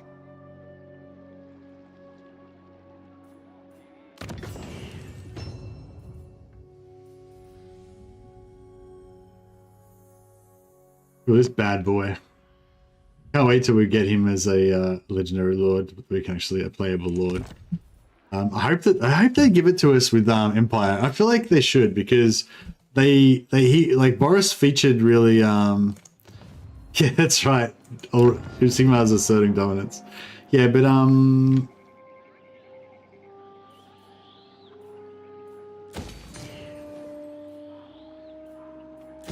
yeah, like oh, I did. It is good. Can we trade them Caribou? Oh yeah, cool. Of the Empire this day. 56, yeah, nice. All right. So what was I thinking about doing? So I was thinking about doing like trade Middenland. Trade Middenheim to Nordland, then trade Middenstag for Crudenwald, so we get Crudenwald off Hochland, and then trade Crudenwald to Salzamund,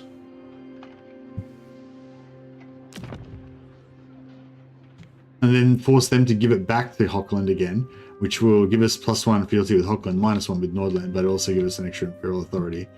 get us out of there.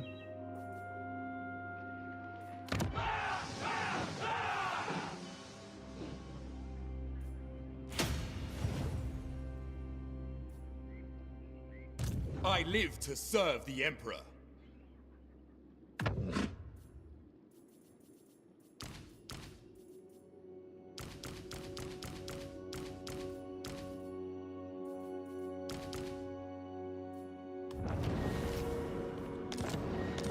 Alright, we'll just put them into that army just so that if we do get ambushed or whatever, it's not so bad. Orders?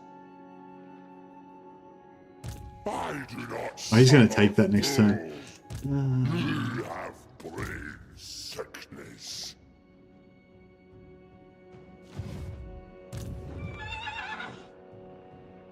Moving out. I don't know how good we're going to go against Fancy. Festus's ginormous army. But we might be able to do a bit of damage.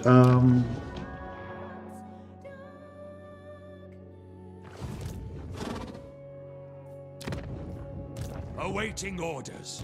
Sigmarite Archlector. Alright, so Salesman, It is you good can to see have fellow Mindenheim. sons of the Empire this day.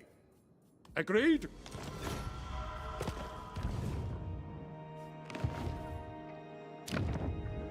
They got a. No, they won't give me Crudenwald because they've got a. They won't give me Crudenwald because they've got a barracks there. It is good to see fellow sons of the Empire this day. I will.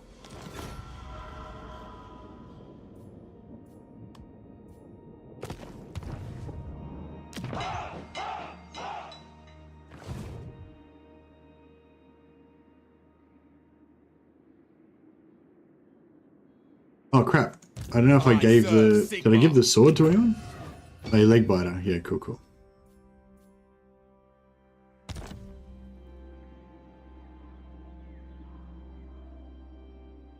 I want to bring everybody in. I should have. Maybe I shouldn't have gifted that to him because I kind of wanted him to attack it to bring him out. But yeah, it's fine. Whatever. Oh, Talabheim got wrecked already. Wait, who took Talabheim? Vampires? I do not suffer. Oh, was it Festus? Oh, Festus is at war with Talabheim clones, so it might have been Festus. Is it time?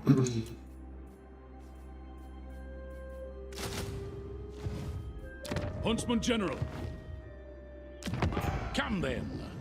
Only Sigmar's god. You, my men.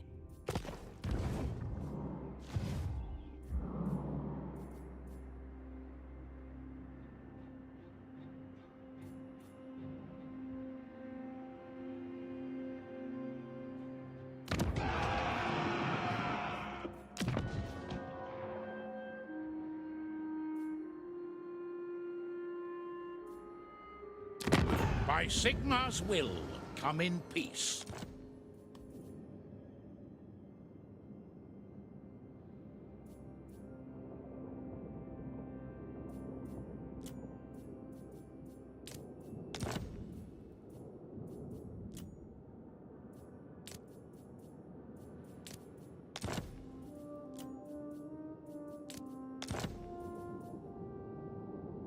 So be it. Yeah, I'm basically going to chop up Middenland, divide it up amongst the other elector counts, and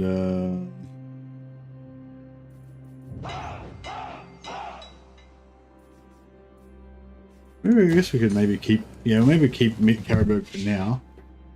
We can use that to try and rebel Caribou, and get Middenland back again without Boris.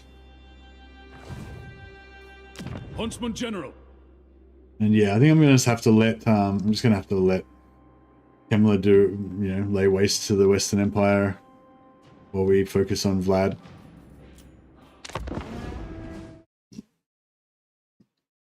Excuse me.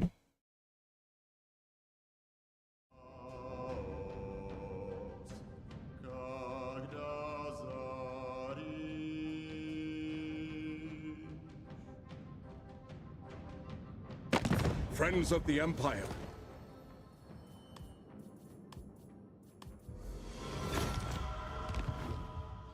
Oh, was he at war with Archaon? Or was that with Be'lakor?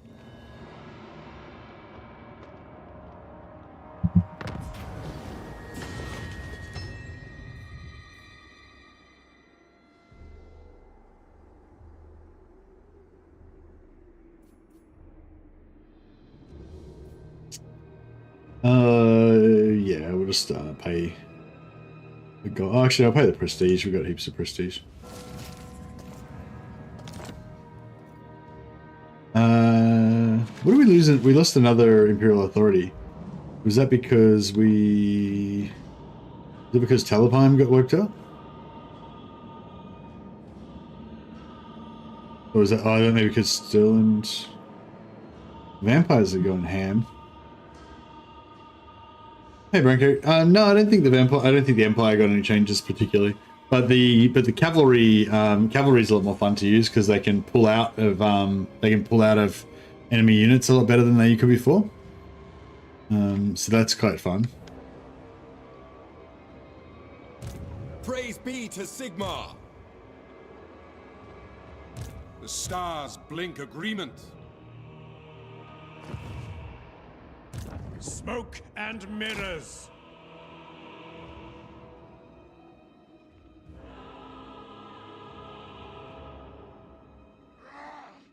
The Empire. Oh, he's still here. Moving off. Okay. It'd be good if we could get him to go to war with... Friend, and make your Oh yeah, we could have just done that. He probably won't. No. If we build the barracks in there, he probably would. I'll chuck a barracks in there and see if we can get it happening. Never. Yeah, we've got one more turn. Outdoorsman.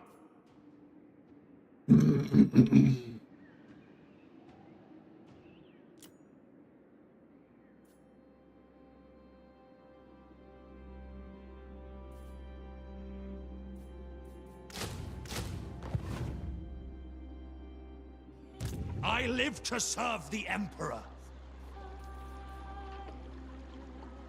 He's just going to retreat. What orders? He's just going to retreat anyway. Probably.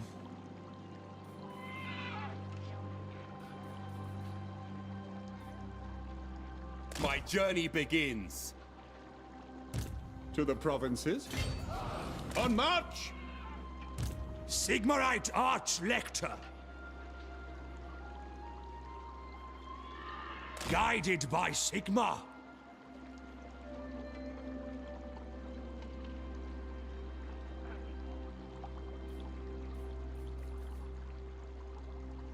Honored to serve.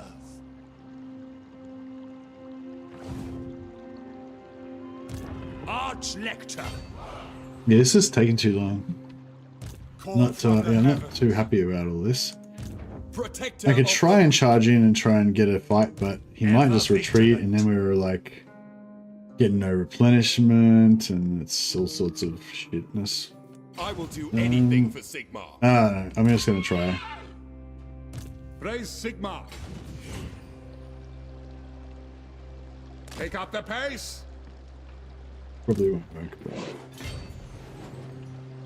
Cast evil out. Nope, it did not work. True servant of Sigmar. Following Sigmar's path. My journey begins. I will marshal the men. Let us move. Yeah, I mean... What does the Emperor bid? But he's only level 1. No, so I can't really spec him because he got no skill points. Oh, well, at least we don't have Boris's, Boris hasn't spent any skill points in the wrong place or anything. That's handy.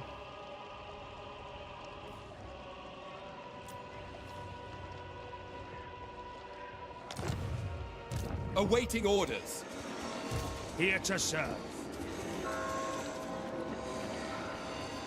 See, if we get ambushed by... If this army gets ambushed by Hazarak, it could be a bit rough.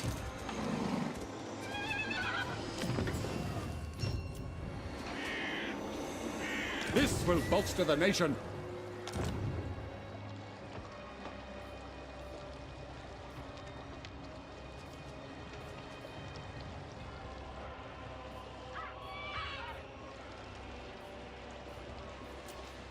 Who calls? I've got another noble lord here. I'm just going to recruit him just to have a noble lord in our pool. But I'm just going to respec him back into the pool again and take the perceptive lord so we can start getting some more magic item drop chance. Warrior of Sigmar. Just because I don't want this army to be in I don't want this army to be in forced march stance. And we'll give him By Sigmar. yeah, we'll give him leg biter. By Sigmar.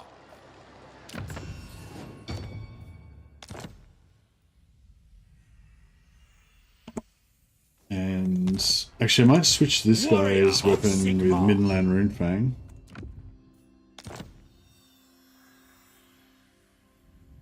Yeah.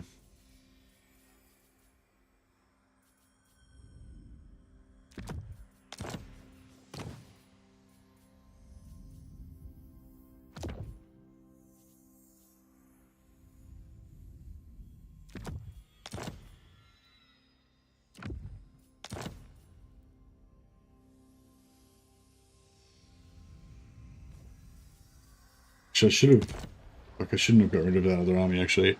Should have replaced him with Karl Franz, maybe. It is time. Yes! Righteous fury upon them. Huntsman General. Tough? Yeah, I'll take tough. It's nice. Yes, son of Sigmar. Yes, the rights of war are ready. Cunning. I don't mind a cunning captain. Let's say. Hey Bronco, ever thought about doing tier lists or top 10 videos? Yeah, actually, maybe I should do that. Maybe I should do that. I've been, I kind of want, I kind of would like to do some sort of format of video where I can just kind of chat about what I think about stuff. You know, mostly I try to make my videos pretty tight, pretty tightly edited around a specific thing. Like, this is how you do this. This is how you do this in 5 turns. This is how this mechanic works, or, you know, that kind of thing. But yeah, I really would like a format where I can just talk, kind of like how I do when I'm streaming, and just, you know, just talk about what I think about stuff, what I, you know, which units I prefer or whatever. Maybe script it. Yeah, no, I'll write a script, but I just mean instead of like just specifically instructing you how to do something, I can just kind of like talk about what I, you know, my opinion about stuff or whatever. The state of the faction or something. Yeah, yeah.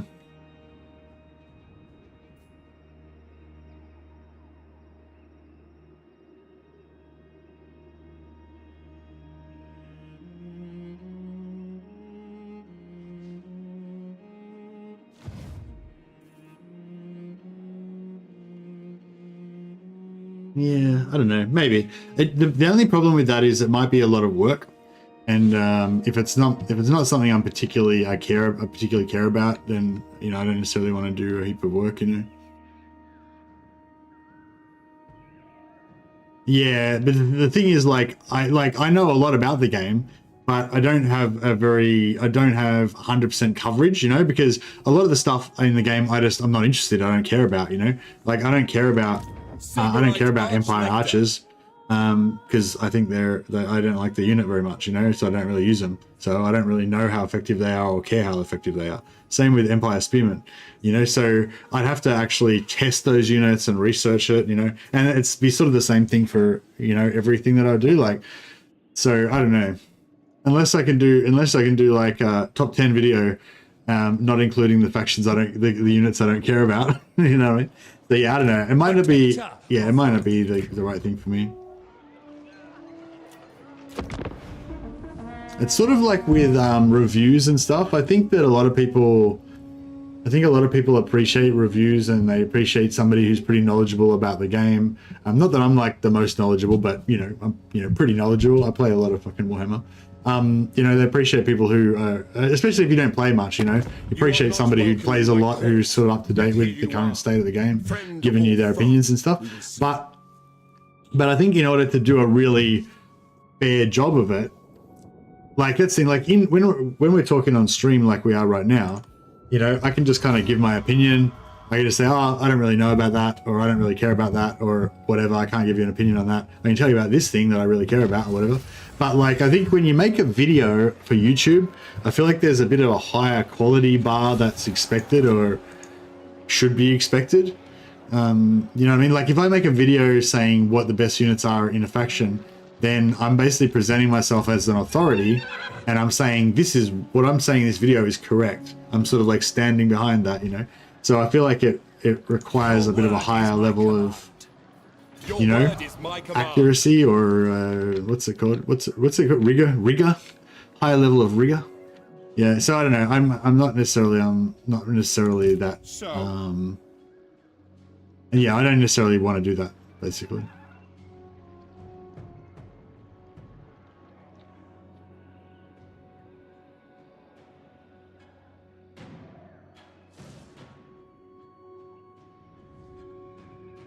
So, I mean, Festus is not at war with Auckland, so I could just leave him here and then go.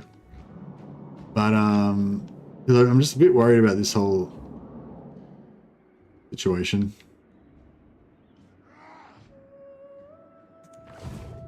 Where'd he go, the prick? There he is. The heavens guide us. True servant of Sigma. All right. Well, he's in range, so Champion I guess we should. of the faith. Guess we should take him out. Faith shields us. Purge the heretics. Excuse me. Arch-lector.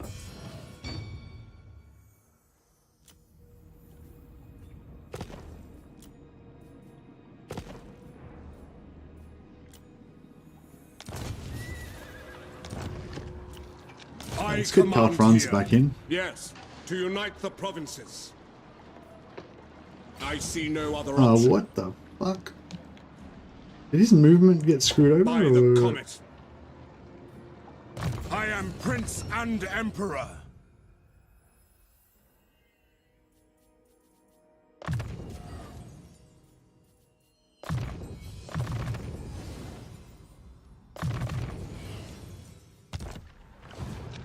Bring me to my men.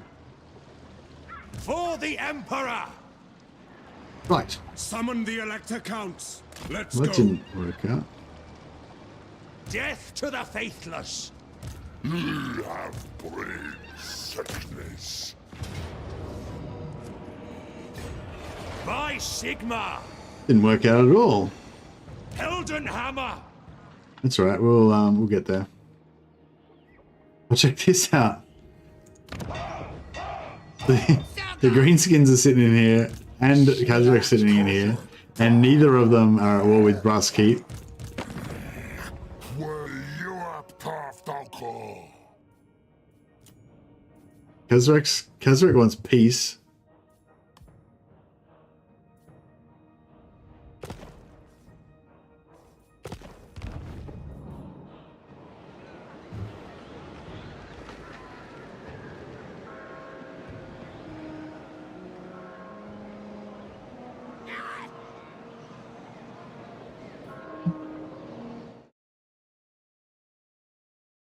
What are you doing, Lucius? This is my big cat, my big baby. He's just had his first birthday, so he's technically not a kitten anymore. He's a big boy. Actually, you're a big boy. Oh, he's purring. He's weird purr. He purrs like snuffling. He's like, he just does it like. Ninja, it's your purring. It's him purring, but I think he's got a blocked nose or something. Something's fucked up with his face. But he's very pretty. He's a very cute cat. All right, fuck off. Go on.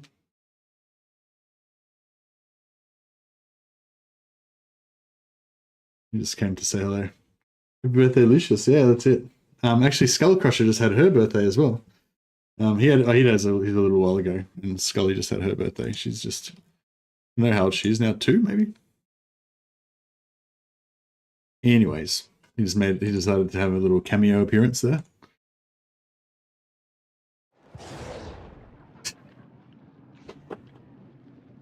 Skull Crusher's my other cat, yeah.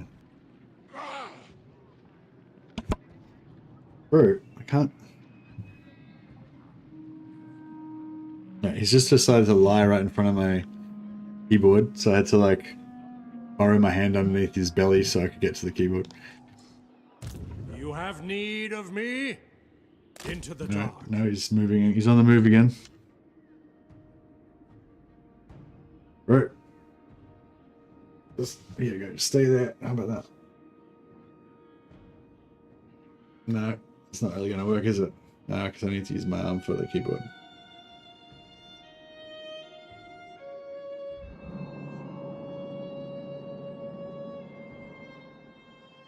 What? So be it. So, moving off. But our posse of heroes moving out. I refuse such orders. We should, when we get over closer to Vlad, maybe we should pop some Gotrek as well. Yeah, I'm kind of glad we saved the Gotrek, so then we can do like ultimate Gotrek later on. That'll be fun. Use him as a wrist rest. Nah, he's more like the other way. Like he'll lay across my arm and like pin my arm down. What's he doing? It's like, it's not even his breakfast time. It's like 2 hours before his breakfast time. What are you doing, fuckstick? He just keeps walking back and forth across. Go over there. Get down there. Go down there. There you go.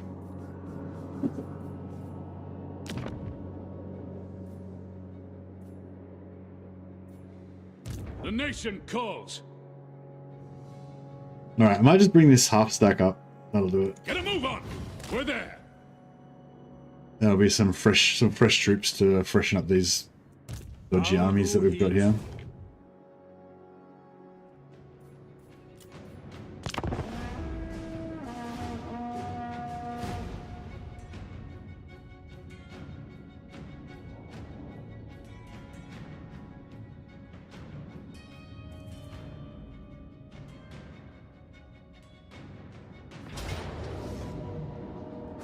That's okay. We'll retreat from that. That means we're probably going to take attrition though, which is a bit suck, but I will hear your petition, but yeah, like this. We just raid them and kill them. Take like 1,000 or 2,000 gold from killing them, plus some XP and magic item drop chance, and then they pay us another 2,500 for piece. So that's more than the money we got from piecing out with them is more than we got from actually doing the raid on their caravan in the first place.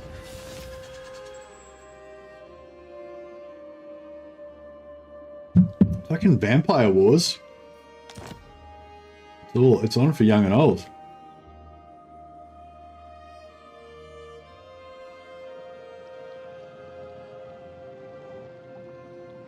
now. Servant of the faith. Sigmar is with us. To battle! Right, let's do. I am Prince and Emperor. Bring me to my men. So, knowledge is power. The Empire. We could.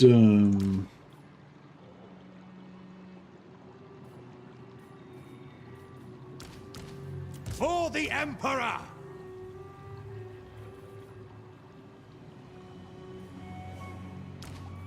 Death to the faithless. Purge the heretics. What? Heirlooms of magic. Get another wizard in there. You called to battle. The Empire.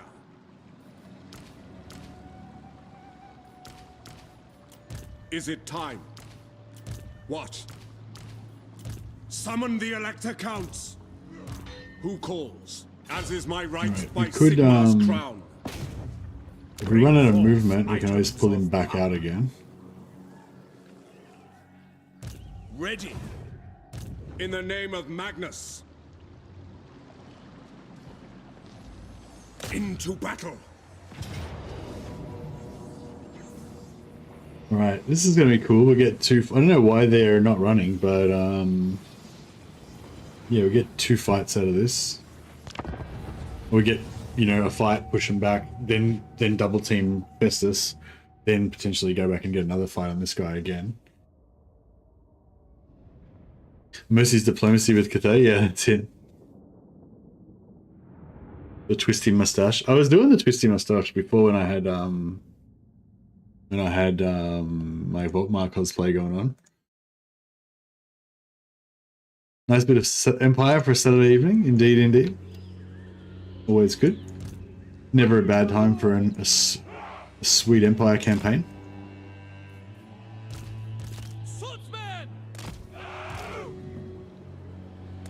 It's weird, like it's weird with like if Empire infantry, because I feel like well, infantry in general, but especially Empire infantry, because I feel like you kind of want the spears on the sides for the flank, but then you sort of want the spears in the middle to hold the line as well, and you want the swords to like. So for defensive flanking, you want the spears to stop, or you want a spear block to stop cavalry, right, or to be able to intercept cavalry or whatever. But then in terms of the front line, you kind of want a big wide line of spears that are just going to hold, and then you want like some swords on the side that can, you know, eventually wrap around, wrap around and get the flank. But anyway, yeah, whatever. But yeah, anyway, just having a nice front line of swords is all right. They'll fight pretty hard.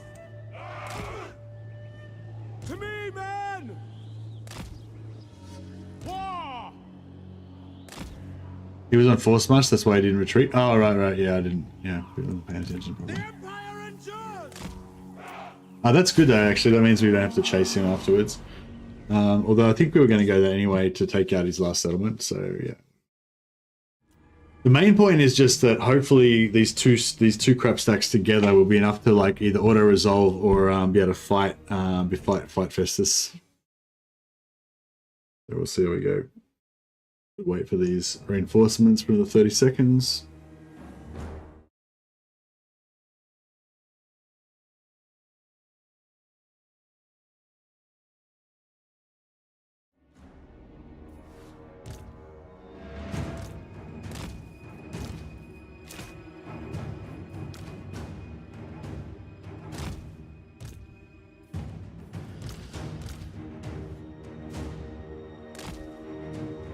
We had our old front line of swords, now we got a real front line of Free Company Militia.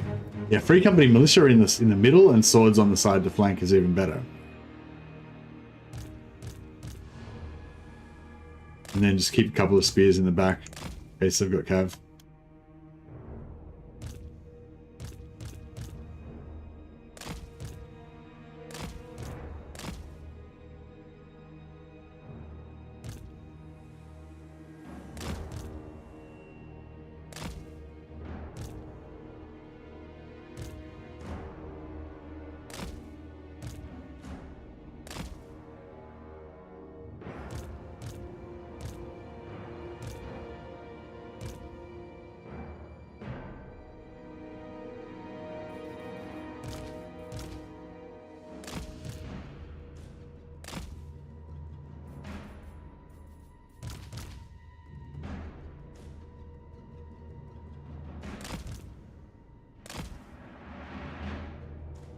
Mercy and Sigmar will prevail. Indeed.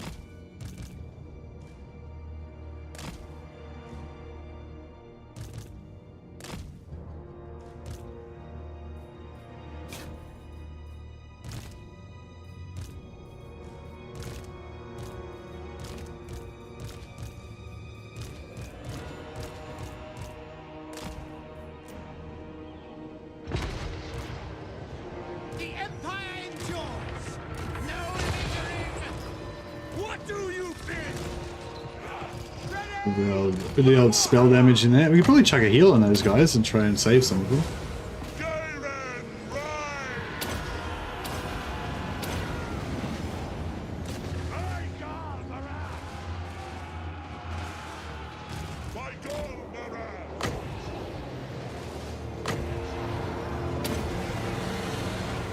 The power of life is mine! I will not stand idle! Spearman!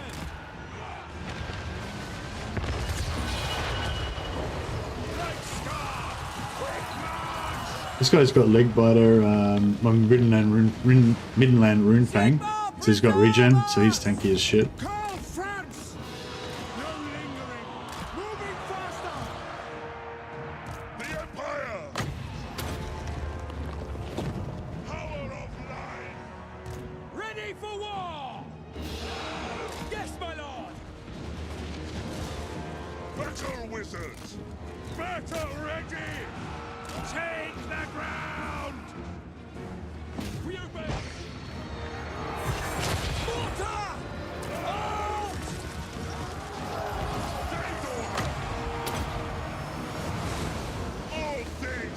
Little cup runners just got shot. Yo! Yeah, cup runners getting wrecked.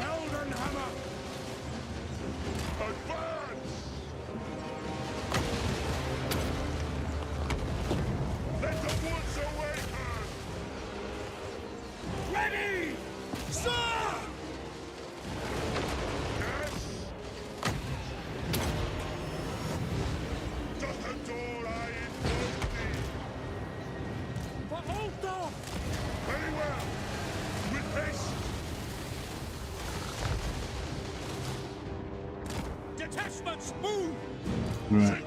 Let those marauders escape.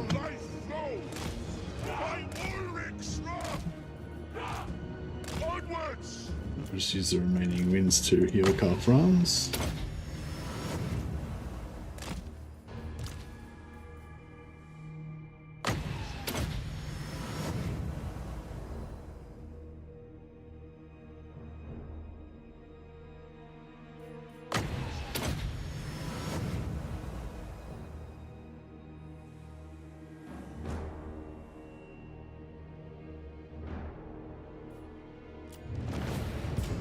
Got a theme for today's run.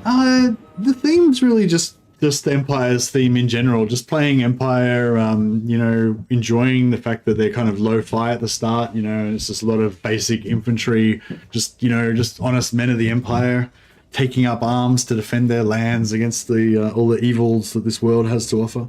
And then just enjoying the campaign pacing. I like the way that the Empire campaign pacing kind of ramps up, where you're kind of like under threat from all sides and trying to deal with all that, and then if we survive the initial onslaught, well, the initial onslaught kind of is just endless kind of for a long time, but if we kind of deal with all that, if we manage to beat Vlad and clear out all of the Empire's borders and stuff like that, then hopefully we'll have another enemy will rise up after that. I command but here. See how we go. Death to the faithless! Sigmar is with us! Sigmar is with us. I am France. They will obey. To battle! Alright, what do we think? No auto resolve. Alright. That one went kind of how we wanted it to go. Took a bit of damage from some of those Searing Dooms, but other than that, it pretty much went like clockwork. If we can get the same kind of outcome this time, we're good. By Sigmar! Summon the Elector Counts. Give him a Helm of Discord. Right, the other one's got. Has the other one got glittering scales? For the Emperor! Yeah, the other one's got glittering scales. Give him a Helm of Discord. And Emperor. And then we've got a pretty good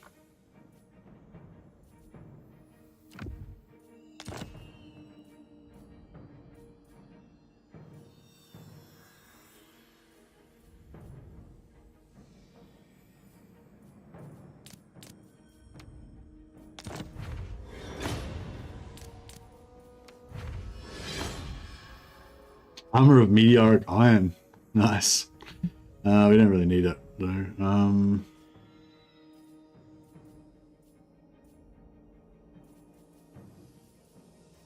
Yeah, that's fine.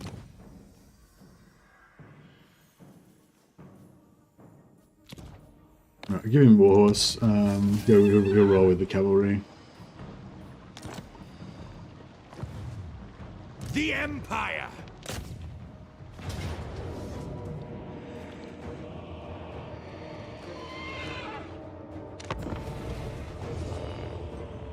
Did I just fuse 2 brass cleavers? I sure did. I think I've currently got 5 purple weapons, and I've got like 2 lords. So yeah, brass cleavers are not too bad, but yeah. Can't see them getting a day in court anytime soon.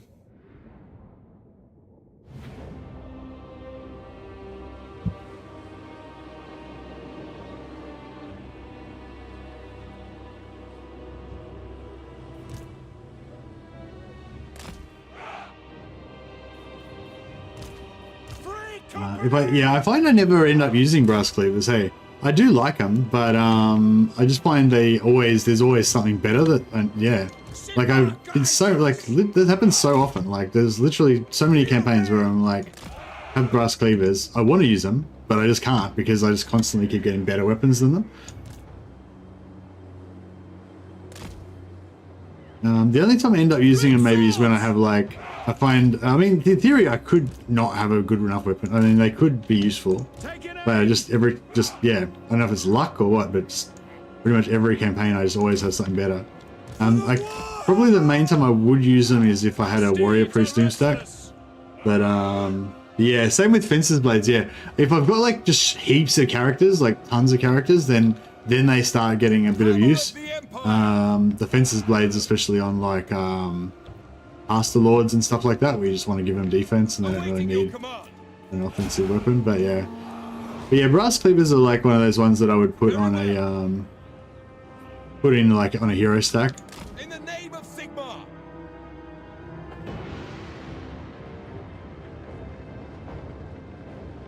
Isn't it plus 16 MA for the character, or is it plus a yeah, it's just like plus 5 or plus 8 or something in AoE melee attack. Yeah, it's sort of cool for like a hero stack, but you don't really need it because they're already going to have better shit.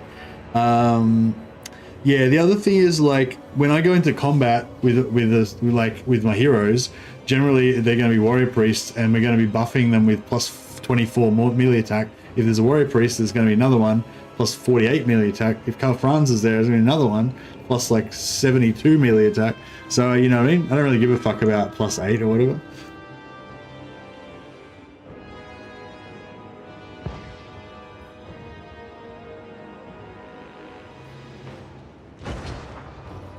Yeah, the glittering scales on the other hand, the -5 melee attack, that one I do really prioritize. Even though it's only a grey, I'm actually wearing that instead of a blue that I could be wearing. Ready for war. I didn't mean to activate them. On fire for now. I didn't mean to activate them. I hope that they're not activated. They might be just getting organised. Because we've still got 4 minutes before Karl Franz comes on. Nope, they are activated. Oh shit! All right, let's do this. Let's party. Fuck. We need some infantry. Command artillery.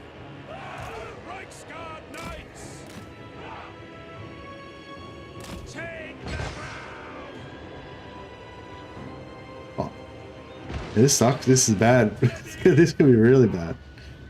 Quick march. Moving now. At speed. Conditions acceptable. For Heldenhammer. Quick march. Go. Charge.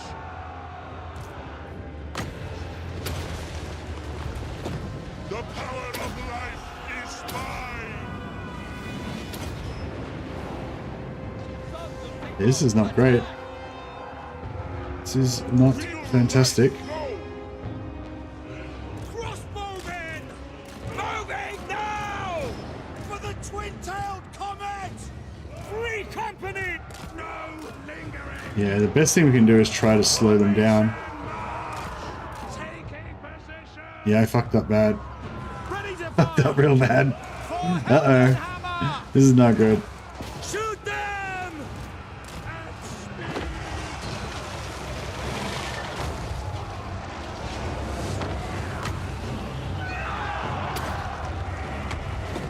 Channeling Gaia!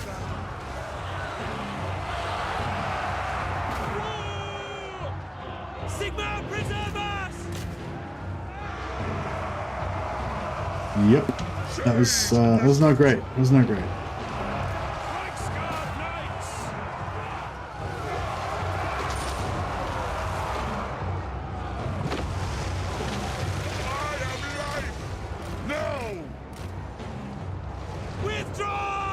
This army is just fucked. They're dead.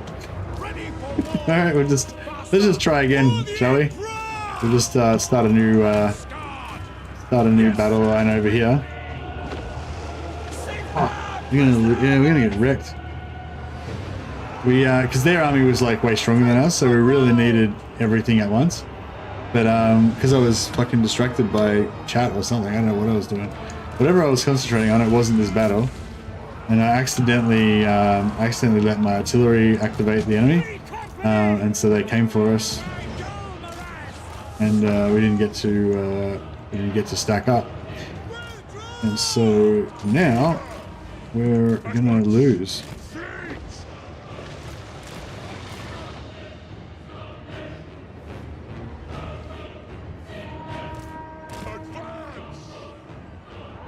Swordsman! Taking position!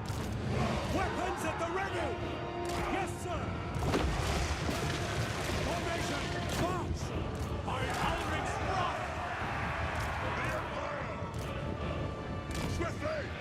Sigma calls!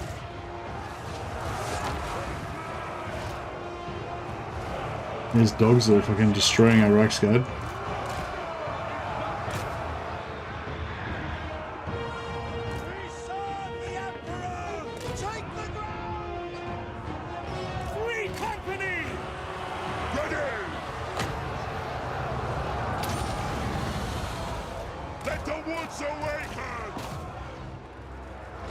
This is actually a decent line, better than I thought it was going to be.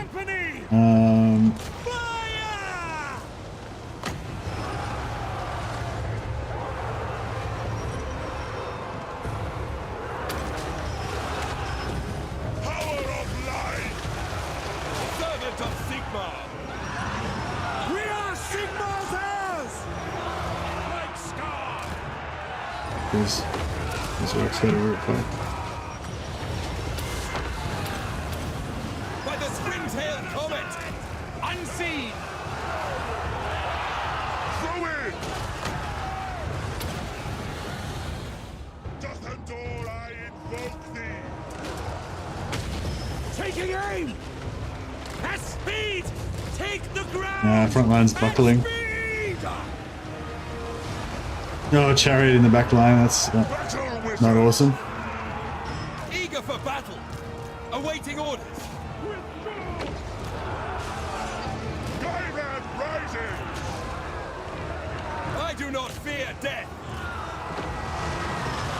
Glad to hear it. Knowledge is power! With haste, sir! For the Emperor! By Ulrich's wrath! Militia! Arch-Lector! To glory! Ready to serve! Power of nature! For the Emperor! The Empire endures! In range! Faith in the comet! Moving faster! Go! Franz is dead. Sigma, preserve us! Awaiting your command! Destroy to fire! Onwards! Quickly! With haste! Forward! At speed! Battle awaits! By the twin tail. Oh no! Don't fucking. We got army losses? No, not army losses. Really? Free company! For Heldenhammer! Tear her out.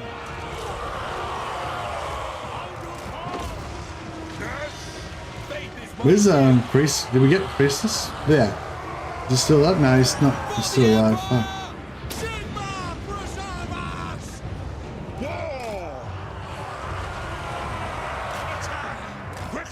We can try not to let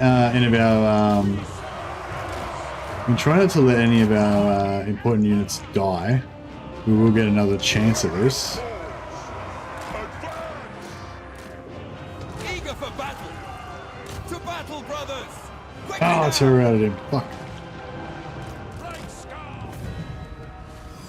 Well, that was mistakes were made. Mistakes were made. I was actually just thinking I'm getting a bit too tired now and I'm like not concentrating anymore. I should probably yeah, pause this stream till tomorrow and have a bit of a rest and then come back fresh. So like at the start of the campaign I was concentrating really well, and then just in the last like half an hour or an hour I've started to just like make a few unforced errors here and there, you know. So I lost 1 unit of free company, and that's it. 1 unit of free company.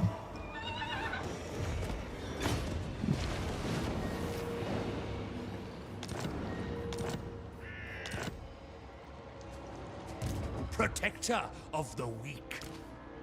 Arch-lector.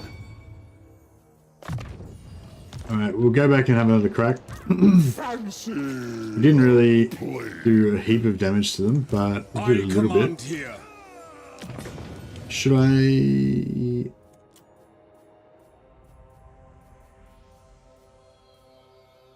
Returns. Oh, did he get stolen? Oh, I think I got Helm of Discord stolen from me as well. Humiliating.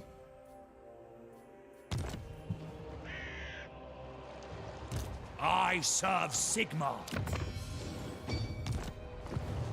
Bring me to my men. I am Franz. They will obey.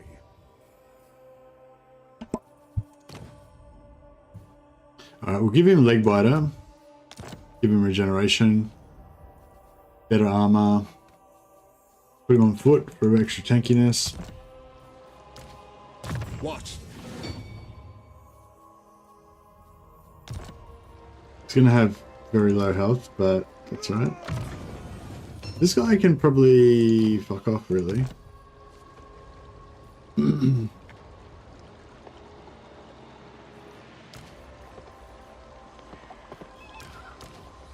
Summon the Elector Counts. I am Prince and Emperor. I command here. Yes.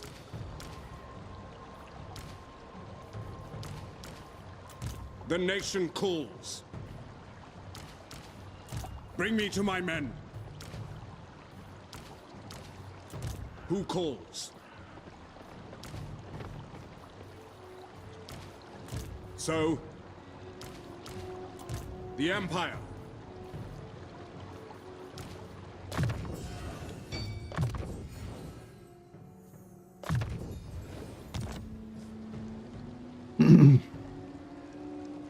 Summon the Elector Counts. You know, merge up a little bit. Servant of I don't really want to merge all these guys because they're, you know, they're more valuable troops. It would be better for auto-resolve, but I don't think we're going to auto-resolve it. I think we're going to fight it out like men in the field of battle.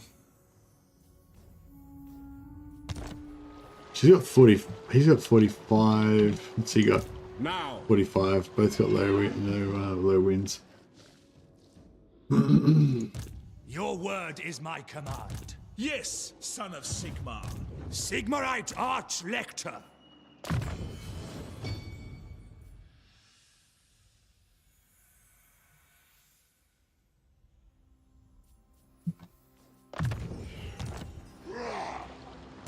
champion of the faith.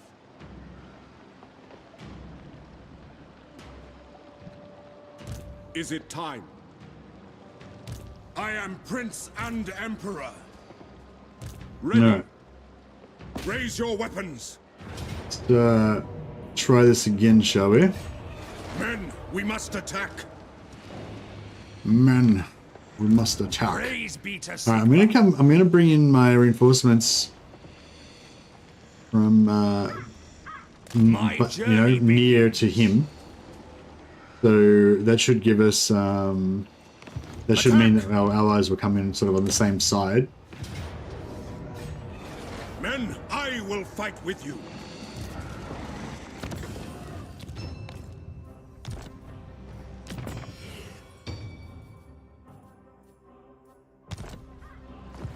To war! I do not suffer fools. Yeah, hopefully this will be a bit better. Well, we could auto-resolve it.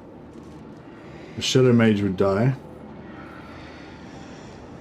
I'm just gonna keep fighting until we win. If we lose this one, I'll just go back in and fight again. Just keep fighting until we win or we die. For the Empire, men! No more chatter about Blast Cleave. I know, they fucking... Vasily just fucking... Vasily baited me with the Brass Cleaver comment, and I went for it. Hook, line, and sinker. I went all in on it. Alright. Let's try this again. If we win this time, then essentially we haven't lost anything and everything's fine. But if we die, then obviously that's less fine.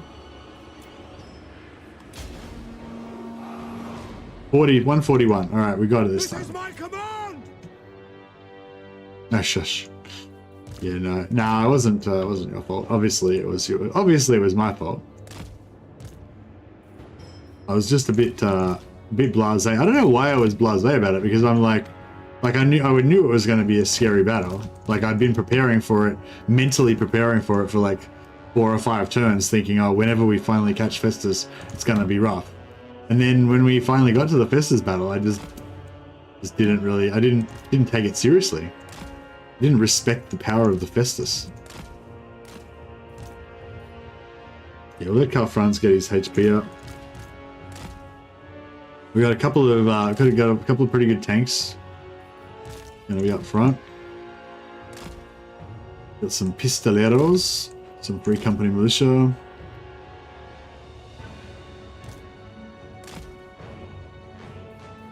Yeah, the knights are gonna have to be in reserve this time around. Yeah, we're a bit lacking in the tank department. That's the problem, really.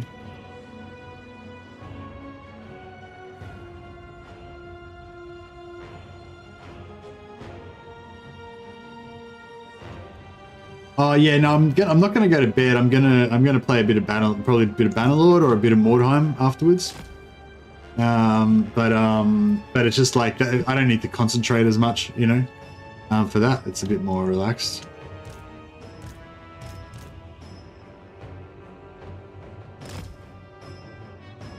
Whereas, oh, they're on. It's on. Oh shit! I didn't realize they activated again. As you say. Awaiting your command. Eager for battle. Oh fuck! Where's the artillery at the front? God damn it! Hammer of the Empire. I Sigmar's will. I wasn't ready. I was again like I was talking about how I wasn't ready last time, and I was not ready again. What a dumbass! Awaiting orders. Ready for war. Crossbow ready, General. Taking aim. Mortar. Move out. Let us go. Swordsman. Yeah, I need to like stop sucking so much. Formation march. Shoot. To battle. War. Yes. Faster. Quick march. Is he on a horse? No, he's not. Oh, he's a dickhead. He's going on a horse? No, I'm a dickhead. Swordsman. We are Sigmar's heirs.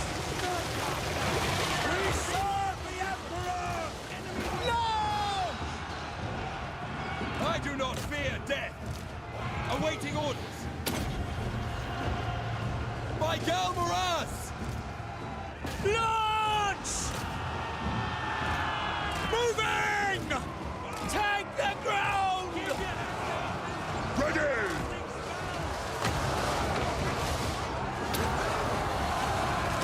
The power of life is mine! For the comet! Ready! Sigmar commands! Faith in the comet! Sigmar Are we getting? preserve! Yeah, we're getting. Without delay! You guys keep killing him. Sigmar guides us! You guys get back down the front. Emperor! Ready for orders! Quick march! Which target, General? Sigmar preserve us! For the Emperor! No lingering! Withdraw! Ready to serve! By the twin-tailed comet! Death to the faithless! Grey Wizard, onwards! Soldiers of the Empire! For Heldenhammer! Sigmar, guide our fire! Take position! Reichsguard Knights! Let's get some mighty rear charges going. Or getting ready for some mighty rear charges, as the case may be. Is Giant down? Yeah, fuck that Giant. War! Awaiting orders! What do you bid? We obey! For the Emperor! The skies boil! Ready! Understood! Sigmar, guide our fire! Moving now! Yes, General! Yes, my lord! And gunners! Servant of Sigmar! For Helden! Fuck you, Festus. Missile infantry! See, this is how the men of the Empire roll. We don't care how many of us die. We just throw more men of the Empire. Empire fights always turn into such a mess. Yeah. Yeah, Festus is down. Our weapons are yours! Oh, no, there's a 16, full 16 out of 16 aspiring champion squad. Alright, we need Karl Franz and the boys in there. Aldu flows through me! Oh, they're dead. Ready to serve! Oh, they routed. In That's the fine. Emperor's name!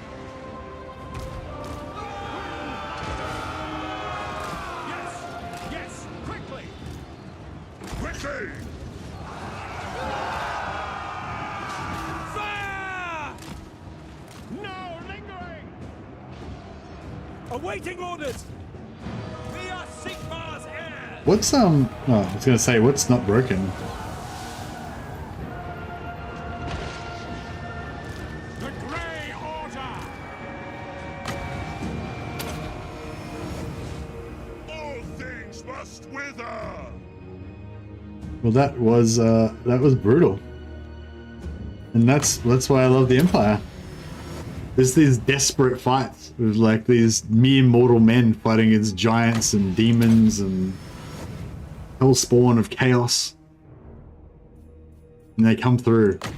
They always come through, and then but the Empire is always like utterly broken and ruined and on the brink of, you know, barely survived, you know. And then another chaos invasion is on the horizon, and that's where the Empire exists at that like 5 minutes till midnight kind of thing. Rise and rise again until the sheep becomes the lion. Indeed.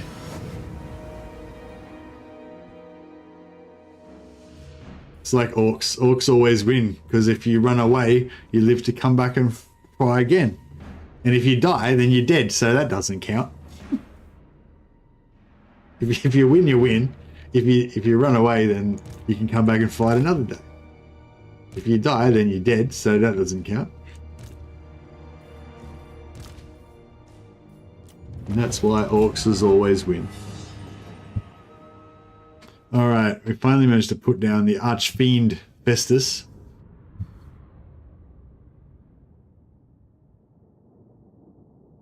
Well, it's a classic feature of the Mercy of the Mad campaign, I think, the saving my own disaster campaign. I've got like an equalizing system where whenever the campaign gets too easy, I just start screwing up until the point where it becomes hard again, and then that rekindles the interest, the excitement of the campaign. It was unintended, but it seems to be like an automatic feature of mine. Whenever it's not dangerous enough, I just screw up until it is. I think we'll occupy for now, so we can get some replenishment.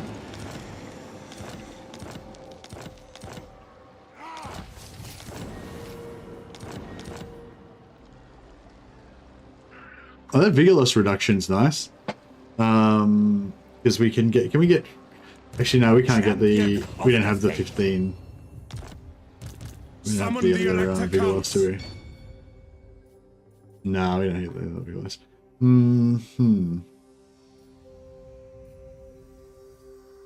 Yeah, it's really nice when you get vigor loss if you can stack it. But yeah. Perfectly balanced streaming difficulty. Yeah, that's how it works for me. All right, guys. Well, for those of you who are new to the stream, I usually stream about 5 or 6 hours of Warhammer every night, and then I usually stream for a couple of hours on another game, like it's a bit more chilled out to wind down on afterwards. I'm kind of a bit tossing. I'm not really sure which. I might do a little poll, whether a little poll. I've got a new Bannerlord campaign going that I would like playing. And I've got my Mordheim vampires, and we've got Wartales Thief Warband. I think that's all. I think that's all the alternate games that we're playing at the moment. I've got like 3 other games I'm playing at the moment. But yeah, you guys are the ones who are going to get shunted over there in a second. So yeah, if you guys want to. Yeah, do a quick vote. Anybody who's ready to vote with your quick voting fingers. But yeah, I'm about to end this stream now, and then I'm going to start a new stream, which will be probably vampires. By the looks of it, everyone's voting vampires.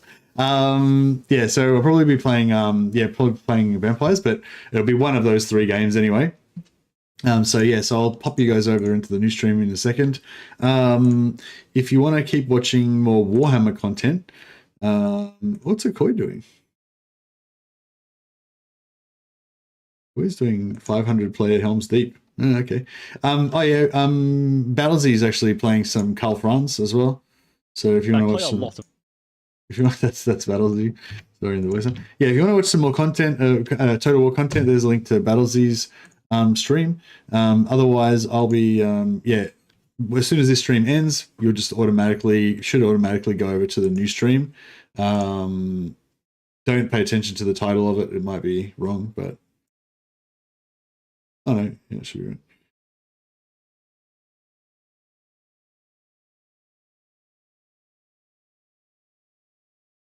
Yeah, cool. I think that's all set.